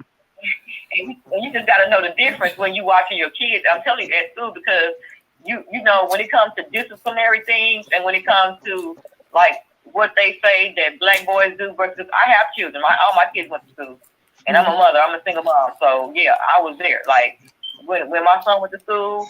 And that teacher tried to give him a grade, talking about he didn't know his ABCs, he couldn't read. I took him right back to school, and I told him to read, say his ABCs, do all that, and go get a second grade, third grade. Because we have to, we can't just let these people say anything about our children and don't respond. A lot of people don't even say anything. Mm-hmm.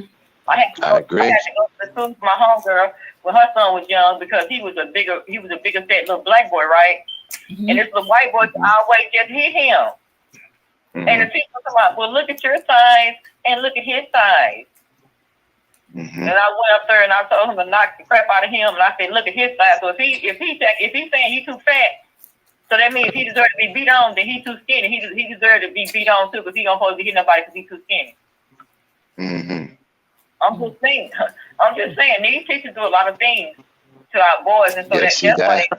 Angry. That's why I propose to alleviate the problem altogether and get the kids out of public schools, get them into a homeschooling system. The people are doing it. Build your school. Get some kids. Cause just like the mom have to have a place for the kids to go, right? A trusted place. Because a lot of parents. I think that an average class size should be no more than 3 students to a teacher. Yeah, you got to make money. You got to pay for that. Well, no, you can do that online. No, I'm saying no. That's like that. You can work because my daughter, she had to work individual. She worked from home. She went to school from home. I think the maximum children that a teacher to be extremely effective should be no more than 3 kids. We start getting to 5, 6, 7, 8, 9, 10, 12 kids, 30 kids. That's too many kids for one teacher. Especially I've seen classrooms with 33 kids in it. There's no way a teacher can teach 33 kids by herself. But as a parent, then that means you're hiring teachers, right, for your little school thing when they ain't home alone and all that for school.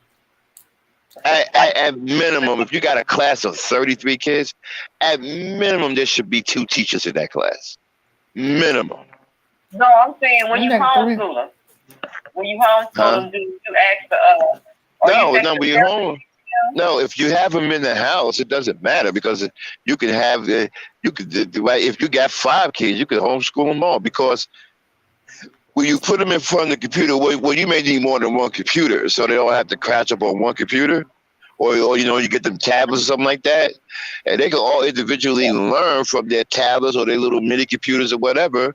They can sit down, get their paperwork, do everything from that tablet or that computer, and you can sit there and monitor them.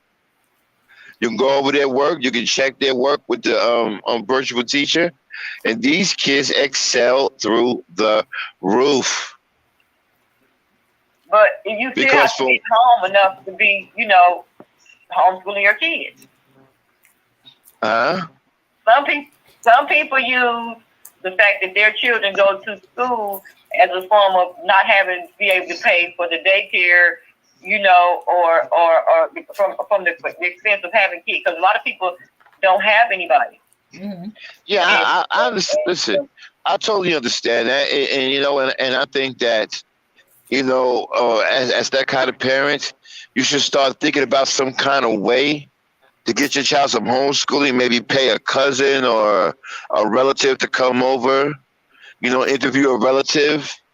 Who has some time on her.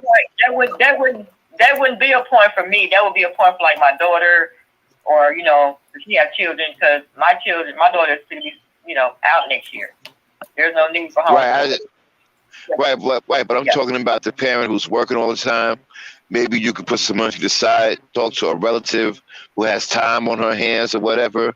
Okay, and it should be a female teacher. It shouldn't be a male teacher. Especially if the child is young, it should be a female. It should be a female, because females, especially when the child is young, women are way better teachers than men. Way better teachers. Yeah, that's true. Especially when the child is young. A man shouldn't get the child a man shouldn't come involved until the child is like 12, 13 or some shit like that. Yeah. Mm-hmm. Okay? That's when the man should get involved in. Yeah. Instead of the woman like going home and try to focus on that, find credible teachers and open up a school for kids, like in different areas. Like it'll be the same thing. See, one thing I would say, even when I was in college, right? Mostly all of my professors was females. Okay, I only had like one. I think I had 2 male professors. The reason why I like female professors because, see, women make sure you learn. Women don't let you get away with shit. Men let you get away with too much shit, and men don't cover everything. Men kind of like leave things up to people. They put stuff out there, don't really how you look at it. Women are different. Women make sure you learn. They don't just throw shit out there. They make sure you understand. They make sure you learn. That's why I wanted nothing but female professors. Yeah, I agree. I just feel like that until like we really tackle the issue of being poor in this country, being disenfranchised, and trying to work hard, and then somebody saying, we can't. We can't afford to wait on that. If we wait on if we wait on that, we ain't gonna never. We got to start doing what we can now, even if it's just small steps. Take those small steps, and then we'll worry about adding another step on later. But let's take them small steps first. And the small step is, if you cannot homeschool your kids, follow your kids. Make sure your kids learn something. Make your kids, give your kids skills also, because we cannot neglect our kids even having skills from us going into the school system. Yeah, I think we should give them both. Yeah, I mean, that's what I'm saying. Like, we can't just say because if a child gets to a certain age and can't read, that really is on you. Because I don't even know how. I know off the bat if my kid can't read. Look, I don't want to. I don't want to speak ill of anybody, but I don't understand.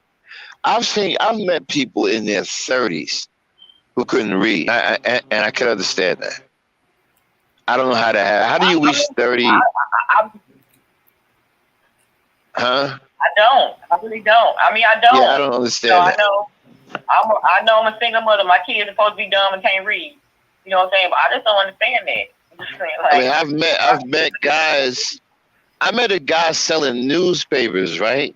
Mm-hmm. And he couldn't read the headlines of the newspapers he was selling. And I found that out. I had bought a newspaper off, and I said, "Hey man, you see this stuff, right? Hey, this is crazy right here, man. Check this out. Read this." He was like, read it to me. I said, what do you mean, man? Read it yourself. It's right there in the headline. I can't read. Read it to me. I was like, what? Because a lot of older people, remember they used to work in the fields. I ain't talking about slavery. I'm talking about after that, crops and stuff. A lot of people had their own farmland, and a lot of kids would not avail to, learn how to read. Yeah, but I don't understand. How are you 30-something years old? And how is it that you can't read and you're selling newspapers? How do you pick your newspapers up if you can't read? No, they give you the bundles of newspapers. No, you don't have to read to deliver the paper. They hand you the bundles of paper. You roll them up or back them up. Newspapers and you can't read. But see, now I ain't gonna say nothing because some people do have learning disabilities, so I'm not gonna cross them on that. I'm not gonna do that. Yeah, I don't know what that was. I asked him. I said, "Dude, do you?" I asked him that too because that's the first thing I thought about. Or maybe he has dyslexia or something like that. So I started asking him questions, and he said, "No, man, I just never took the time out to learn how to read." I'm like, what? You never went to school? I don't know. I don't know. My parents, they never asked me to take the time out to learn how to read. They just said, you better read this. I better know you read it. The parents, he didn't have parents that went over and wouldn't read, or his parents couldn't read themselves. So they couldn't, or they thought they couldn't monitor him to ensure that he read. But I know at the time, that read that make sure their children can read. What did Max say? You said he was like 30? Yeah, it was like 30, 35, something like that. Oh, 30? 30? Yes. I mean, yeah. People went on their thing, but I don't know. Like, I got the only other time I've known that was this guy got marked as special ed, and at the school he was at, they didn't. No, he was like 35. Selling, he was like 35, selling newspapers and couldn't read the headlines. Yeah, well, as I said, the case that I know of that was like that, he got marked for special ed, and they didn't teach the special ed how to read. I really don't. Now, if Max would have said like 80 or 90, I would have been like, okay, I can kind of see that. You know what I'm saying, Max? Like, but 30? Yeah, but even the 80 and 90s, they didn't learn how to read. I had my great-great-grandfather, he lived till he was, But see, I'm older, so when I was like about 5 or 6, my auntie who raised my mother, she couldn't read, but she was the oldest children, so she was on the field. She was on the field like before, Yeah, I understand that, and trust me, I understand the the older generation. I know what they went through. She made us read. That's what I'm saying. Like most people come from people like that who couldn't read. Right. All of them was like, so that's why. That's what I'm telling you. Like, how long it takes. Yeah, I understand the elderly like that who went through, trust me, I get what they're talking. But even some of them, right, are excited about learning how to read. Yeah. Some of them are learning how to, they're being taught by their great-granddaughters. They love it. You know what I'm saying? Learning how to, I've seen some old people like that, man. I remember one old dude, he had just turned 84. He was like, man, I'm learning how to read, man. My great-granddaughter teaching me how to read. And everything. And no, I'm talking about back when I was 13, 89. She was in her 80s. That's back then. Uh-huh, yeah. I'm not talking about ladies in their 80s and 90s now going and can learn all that wasn't out there back then. Right. That's true. I've seen, when I was in college, man, there was a couple of people in there that were in their 70s. In a college, man, walking, and they weren't professors. I seen a couple of 60-year-olds. Yeah. But yeah, my auntie they were sharecroppers. They was like, they had their own land. She didn't learn how to read. She took all her sisters and brothers. She could not go to school. She could not do nothing but cook for the family. I'm just saying, it's people that was like that growing, because they family believe in working the farm. Exactly. And you know what? And when you really look at them, when they get the opportunity, right, they really into it, man. They take it seriously. They make sure they're on time for every class. Because at one point they either couldn't read. and so often we used to make her try to show her words and stuff. But what I'm saying is that back then, that's just the price they paid for being the oldest child. Like you, Yeah. you got, my great grandfather and them had 13 children. Yeah. And I think the oldest one had to work, right? The oldest one had to work to help try to feed the family. Boy Yeah. or girl. Boy or girl. It did not even matter. Yeah, they had to work. Yeah. I sat with a few elders. To be honest. Yeah, that's why I don't. Yeah, that's why I don't try to judge nobody, man. It's the oldest that really the matriarch, boy or girl, in the family. That's why I stop. That's why I stop. Laughing at people when they tell you, "Well, I can't do that." I stop doing that immature shit. I don't laugh at people, man, because you don't know what their background is. You don't know why they can't read or they can't do math, but you don't know why. So I stopped doing that, man. There's a lot of stuff out here. If you got a phone, there's a lot of stuff out here that's like easy to teach you. Like, because a lot of ways they teach you at school kind of weird. Like I said, like they skip a whole lot of basics for children. You right about that, Max? Because learning is a building block. It's not just you carve this out and then you skip this whole piece and you go here, and then you don't even worry about that, but you expect them to know over here. I was looking. I'm telling you, I listen. I watch kids because I got and some I be like, what the heck? Why they? See, I was another part before this. No, I was. What you're supposed to know. I was like, no, it's not. I was watching something on the brain a while back about learning, right? How people learn. I'm questioning: are there really truly learning disabilities, or people just don't have the understanding to teach certain people? They don't. Yeah. And because see, a long time ago, because what I go by is what somebody can do, even if they can't read. You know what I mean, Max? Like I know people that couldn't read, but they can put anything together. Yeah. I tell you what, man. I tell you what trips me out. And it has to be frightening for them, and I don't know how they live with that. It's dyslexia. I remember I saw a chart of what people see when they see this, when they have dyslexia. Man, they see crazy shit. I don't know how they're not in front. I mean, the wording looks all messed up. It's all messed up. Yeah. It looks like alphabet soup. You know what I'm saying? I'm like, man, they. It's kind of like three forms. It's like a lot of forms of dyslexia. You can have like a mild case of dyslexia where every time you read a word just look like it's another letter, right? Yeah, it's messed up. And then as you crossing the page, if you think about it, if me and you read and we crossing the page and you see the A, but I see a G, you know what I'm saying? I'm gonna say the word wrong, you're gonna say the word right. And it doesn't mean that you are better than me because I know the word, you know what I'm saying? It just means that my eyesight is messing up and I'm not seeing the right word. And if kids never learn, they'll think they can't read, and then a lot of times they'll give up thinking they can't read, and they really can't. Yeah. I met a kid where we had to force him to slow down to read. Otherwise, he ain't gonna comprehend what he's reading. He'll go through it real fast, and we have to make him go back and do it slower until he comprehends what he's reading, and he's aware of it. Sometimes, and he'll catch himself. No, I got to reread that, Miss Frank, and stuff like that. They don't give you comprehension skills either at school. Because if you cannot comprehend what you have read, you will never get nothing right.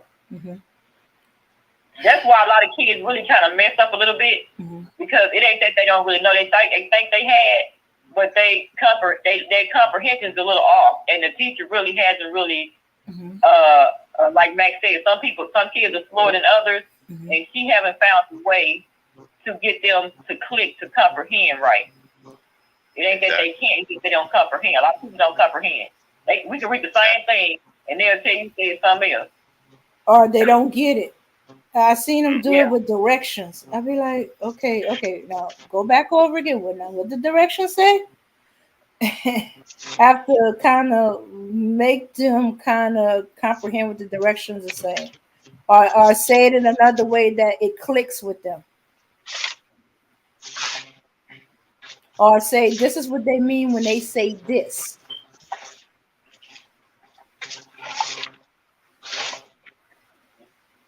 Nah, they can't comprehend. Like I'm talking about, and that's a worst skill to be kind of missing. Like because a lot of things, even math, like math is built on comprehension basically. Well, the trick to a lot of math Huh? is the trick And to I'm a lot talking of about math. when you start getting up to the algebra trick, you have to read.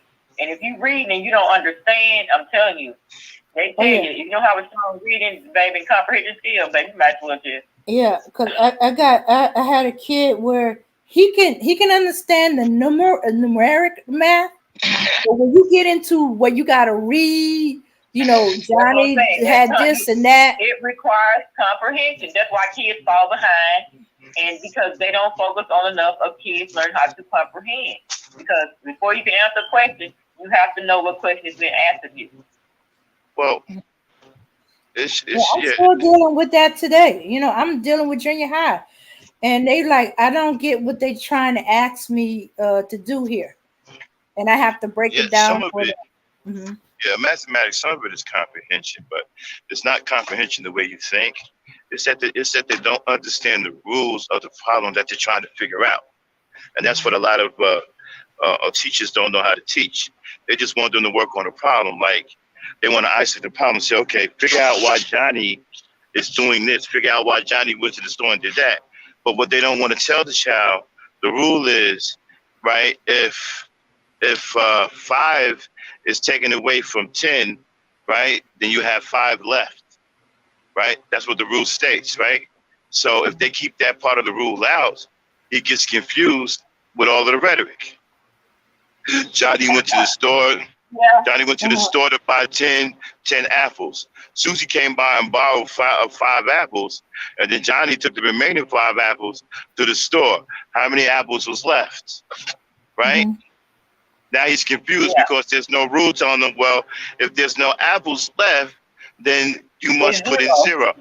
Exactly. Yeah. Mm-hmm. Right. It's the rule. If you have the number 2, you have the number 6, right? 2, 3, 4, 5, 6, right? 6, 10, 14. What's the next number? Oh, you're talking about like going in sequence, yeah. That's true. Mm-hmm. Right. And yeah, right. Okay, so check this out. So if the rule says if the last number ends in and even, then add 5. If the last number ends odd, then add 3. Yeah. Okay, so after 10, which is the last number, what should be the next number? Count 5 spaces: 10, 11, 12, 13, 14, 15. 15. That's how you figure those problems out. You have to understand the rule. That's why when people throw you those number sequences, you have no idea what they are, and you guess because you don't understand the rule. If you understood the rule, the problem is easy. Mm-hmm.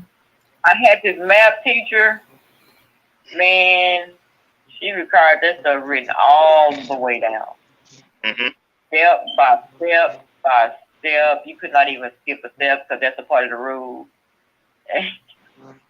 Yeah. You skip the step. How you know? He said, because I know where you went wrong. They be knowing where you went wrong and everything. Mm-hmm. Yeah. Now I know I'm not saying it's not comprehension, but what I'm saying though, if you are able to comprehend and think a little further, because like I said, some of that stuff that you ask my kids to compare to, and when they say read and answer stuff, a lot of that stuff, if you read and they do multiple choice and they give you the answer. Pick from this, and that. Yeah, I tried to avoid that. Sometimes in my enthusiastic to teach them, I accidentally give them an answer. So I try to avoid that. But what I didn't like, I had a disagreement with one teacher.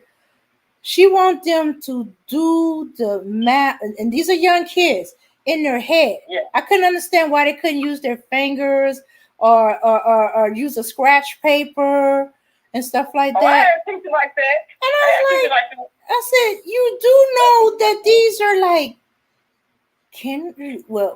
sixth graders? No. They need to be able to see that before they can visualize in their head. They need the basics, and part of the basic is using your fingers, your toes. The kids laugh when I say your toes. They said, well, you do know you got 10 toes on your fingers, wiggle them. And stuff like that. If you don't want the teacher to see, use your hand. I was teaching them all kind of little tricks on how they could do it without their teacher noticing. I can't think of this website because my daughter was doing her math work, and baby, some of that stuff was like, I had been wild, and she was getting up hard. I was like, listen. And I searched, and I found the website that actually goes through each of the rules easily, and they take her through, and if she don't get it right, she can't get through till she get it right, So it's ways you can help your children, even if you don't know. Yeah. Learn how to do. And ever since I showed her that website, she ain't asked me nothing since. Sure. My best friend would call me when her son got to be a certain age and got into math that, she said, look, I don't get it. Or got into homework that she couldn't understand. She called me or she sent them to me. Could I help him with his homework? I'm not certain I'm getting this. I don't understand. I can't show him how to do it. So I did until it got to the point where I couldn't remember, because the problem with algebra is the formulas, and I will forget some of the formulas. I remember the simple ones, but the more elaborate ones or complicated ones, I will forget because I hadn't had to use it. Ain't you a teacher, Dane? Ain't you a teacher? I'm a substitute teacher. But that's what I'm saying. So you a teacher, so you probably work like that all the time. You me not being a teacher, and I'm not a certified. I'm not a certified teacher. A lot of from what I know, from what I know from But yeah, so you don't have to be certified, right? In my area, you do take a test as for a substitute teacher, but not like the requirements for a teacher. Mm-hmm. Yeah, but I was just saying for kids who or parents who feel like they have can't really teach it right. It's just all kind of little websites out here, all kind of little things that really teach the kids. Hey, wow. Breaking news. Oh, check this news? out. So apparently Nyla and Cynthia broke YouTube with a podcast they did saying that it's black men's fault that Russia is attacking the Ukraine, or Ukraine won't save black people, or something like that. People are going crazy. They said something about, I don't know, I didn't hear all of it, and I kind of got in late, but the gist is that I guess the men were trying to get on the plane with the women or something, and they said, get back. That's kind of like, I heard kind of like that, but I don't know nothing else. I really can't say anything else. I'm going to tell you like this here. This so-called gender thing is stupid. And the men and women who engage in this to the end are going to suffer the most. That's why over here I preach black love. I tell the brothers, you need to learn how to love your women, man. You don't get another crack at this. The black woman is it. But I think it was a story, though. I think it was a story from the tank. That's where it started from. I didn't hear the whole story. Do you think some black women even want to be loved anymore? I'm starting to get that vibe from some black. I think some black women don't want to be loved by black men. I don't think it's want to be loved, Max. I don't think black men even grasp the fact that as a woman, as a black American woman, we have been through the most humiliating things in this world. And just like you, but our pain and our degradation has been minimalized. I know this is why I fight the hardest, because I know this. I know this information. And I keep trying to teach these brothers, like, she's not your enemy. She was in slavery. It did start, that's what I'm saying. Like, it was never really corrected. Even if you really want to think about it, because we have to really talk about this as black men and black women. As black men and black women, black men are the only men that really have to face the fact that they women have seen them in some positions they would never want a woman to see them in,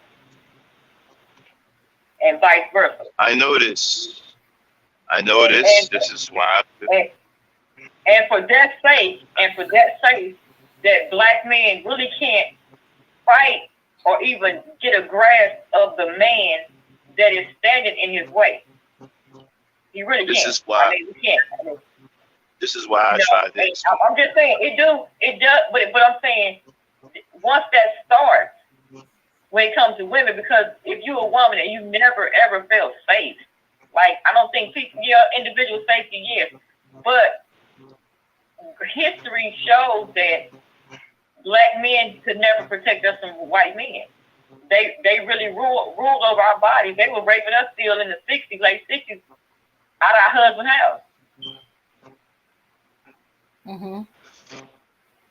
So that trauma just doesn't go away. What has happened is that black men, instead of like saying, well, dang, we effed up, everybody ain't like that, but we made a lot of mistakes.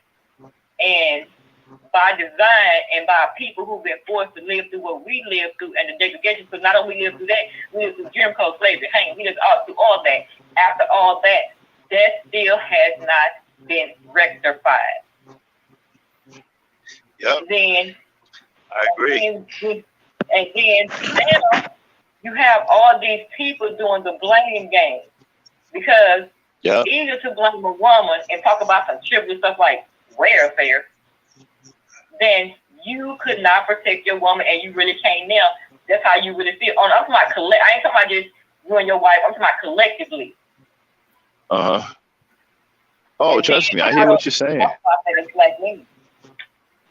Y'all don't talk about that. I do. I mean, yeah, Maxie, but you do. But you have to understand, we used to one man or a couple of men. We used to that. We're talking about That's the first time somebody said that to me. Woman, we would probably more understand if you just it happened, and we're gonna let you make it out, but then you make it our fault, so that puts us even at a disadvantage. Because okay, well that's all our fault. Okay, that's the first time I heard that one. Yeah, when you hear them call black women bed wenches. No. I'm talking about when she said that she's, that black women are used to one man or a couple of men. That's the first time I heard that. Mm. They want what? No, when you said that y'all used to one man or a couple of men. One man or a couple of men. To defend black women. You said you used to. Yeah. I never heard that before. I mean, Max, what woman, that's what I'm saying, I don't understand why men don't think like women think like every other man. Like, what woman do not understand that because of slavery, we are forced to hear certain things that we should not even be able to be responsible or blamed for as black women in this country. Mm-hmm. How are you going to step and call me a bedwench? Yeah, that's pretty bad. I even heard people even say that, man, she wanted master. Do you know how humiliating it has to be for a woman to get the most precious thing in her life taken from her, most likely in front of her husband, and then years later somebody tell me I want his back? Yeah.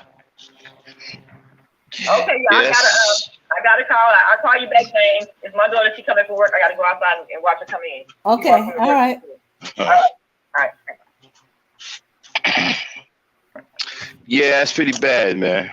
Mm-hmm. It's pretty bad, and I do my best to try to, and that's bring out a lot of anger at women. The first time was when they were talking about that it was black women fault that slavery happened, and then so then she said that they're used to. She said that they're used to men like me. Yeah, they're used to men like you, but it's just that there's so few of you. There's like a few of you compared to the collective, Uh-huh. So it's like a few unicorns. As I said, Does it mean that I don't Unicorns are matter? rare. Hmm. It's not Does that it you mean don't that? matter. It's just that there's not enough for y'all. Hmm. Yeah. Hmm.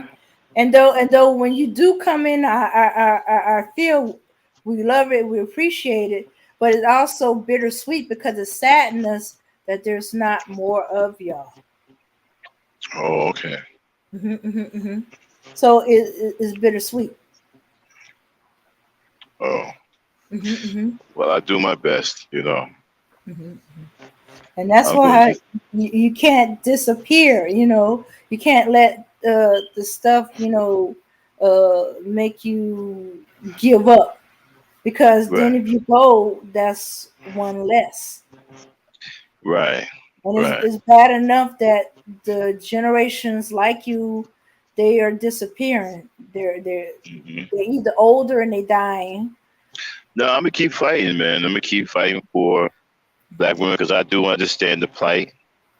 I do understand their history, and I'm gonna keep fighting to make sure black men understand that and make sure black men don't see them as enemies. The black woman is not your enemy. Mhm. I keep telling you guys that she's not your enemy. Yeah. You've been misinformed. You've been construed. You're screwed up. She's not your enemy. Mhm. Yeah.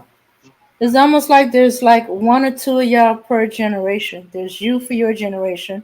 There's Hassan for his generation. I'm trying to think who's younger than And then, like Hassan. she said, imagine Mm-hmm. her being raped in front of her husband. He's powerless. I mean, y'all have any idea how traumatizing that is? Mm-hmm. That the man Mm-hmm. that's supposed to protect her stand there and watch another man rape her. I mean, I'm sorry, the R word, Mm-hmm. the R word to her, Yeah. and there's nothing he can do to stop it. You have any Yeah. idea how traumatizing that is to a Mm-hmm. woman?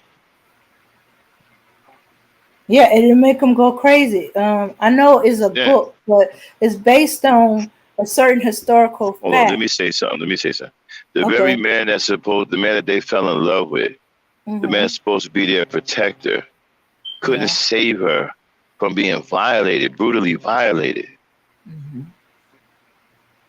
And the man was right in front of him. It wasn't like he couldn't catch the guy. Y'all got to Yeah. think about stuff like that. Y'all got to stop it, man, with all this black woman hatred. Mm-hmm. Like Mama Ray said, they've been through some of the most brutal and humiliating things that you can imagine. You know, Mm-hmm. like she said, the only thing that is sacred to them, brutally taken away from them. And y'all don't care. Y'all sitting up here calling them bed wenches, hoes, and I mean, it's just, the disrespect is just astronomical, man. And that's why I know other men respect you, because they know what your women went through too. A lot of people know the history of slavery about us. They know what the black woman went through. And that's why even white men don't have no respect for you, because the ones who are against slavery, they know what she went through too. And they start to speak up against you in defense of her because they tired of the way you're treating her. Okay? They're tired too. And they're starting to run down on y'all on these live streams.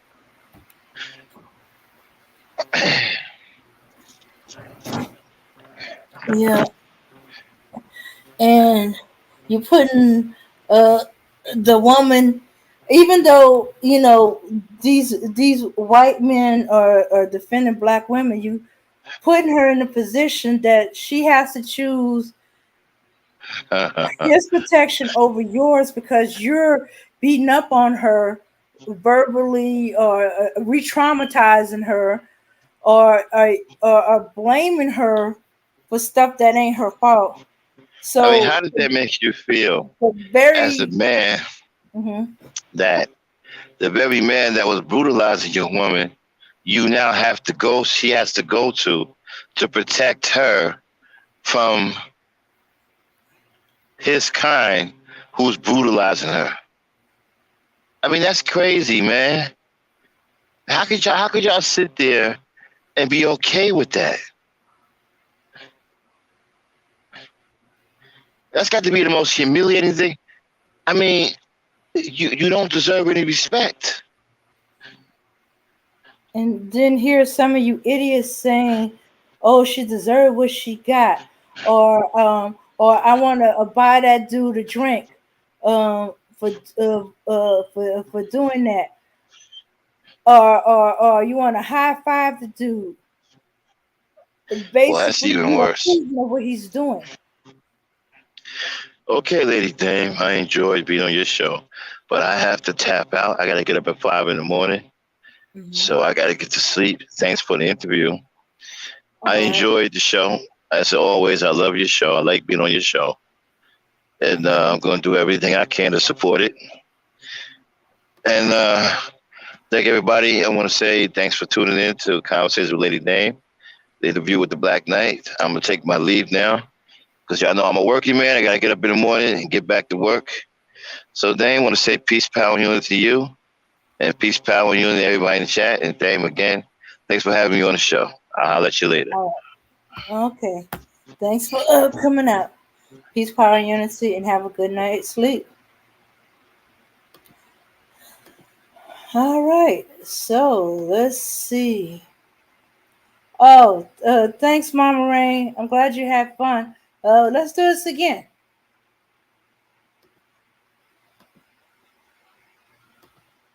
Yeah.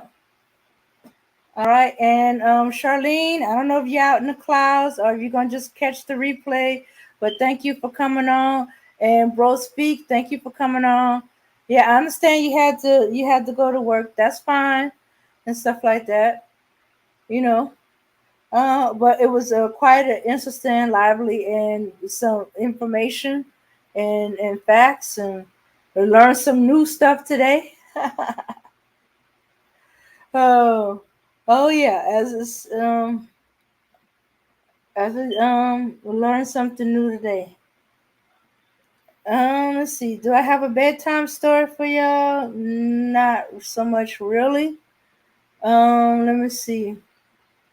I do be worried about the kids sometimes, and they also drive me crazy at the same time. But they're kids, or they have, and yeah,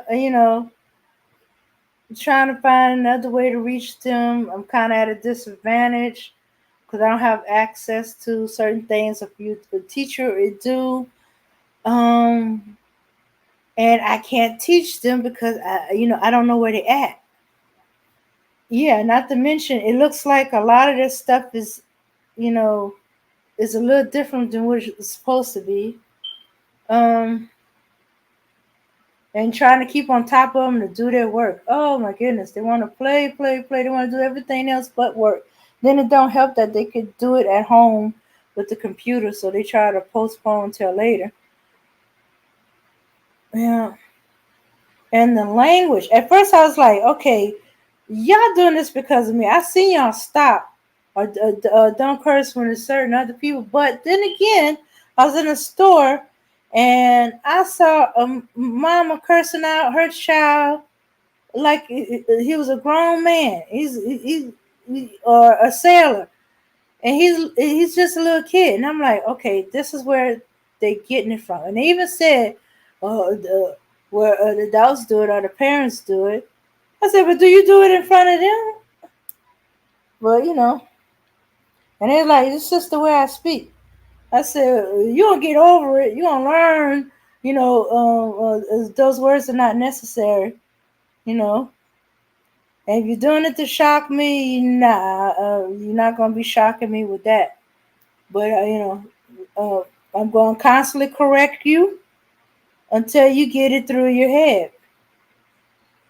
So the few times I have, they're a little surprised.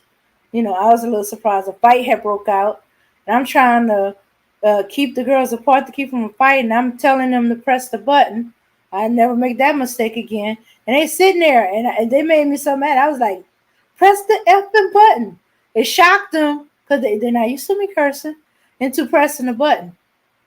Uh, so when I had a fight break out, uh, on Friday. I pushed the button, then I went break up the fight.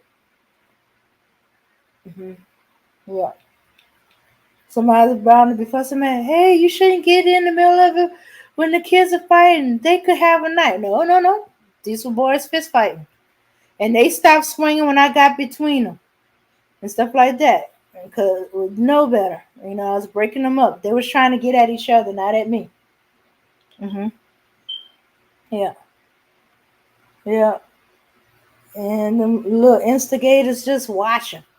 Well, one of them did attempt to go, and I made him stop because I know you add another child in it between two children fighting, it's gonna be three children fighting. No, no, back down. I got it. I got it. Step back, step back. I'm just trying to. No, no, no. I said I don't want to. I don't have three of y'all fighting. Yeah, but it never fails. Uh, a Friday before a holiday, something jumps off. All right, that's our bedtime story. I guess you know if this keeps up, there's gonna be digital learning. You know, being shorthanded with teachers that I sub. I'm there as a teacher instead of a sub. Yeah. All right. So peace, power, and unity. We're gonna wrap it up. We're gonna leave out with some music. Yay! Peace, power, and unity. Thanks everyone for joining me.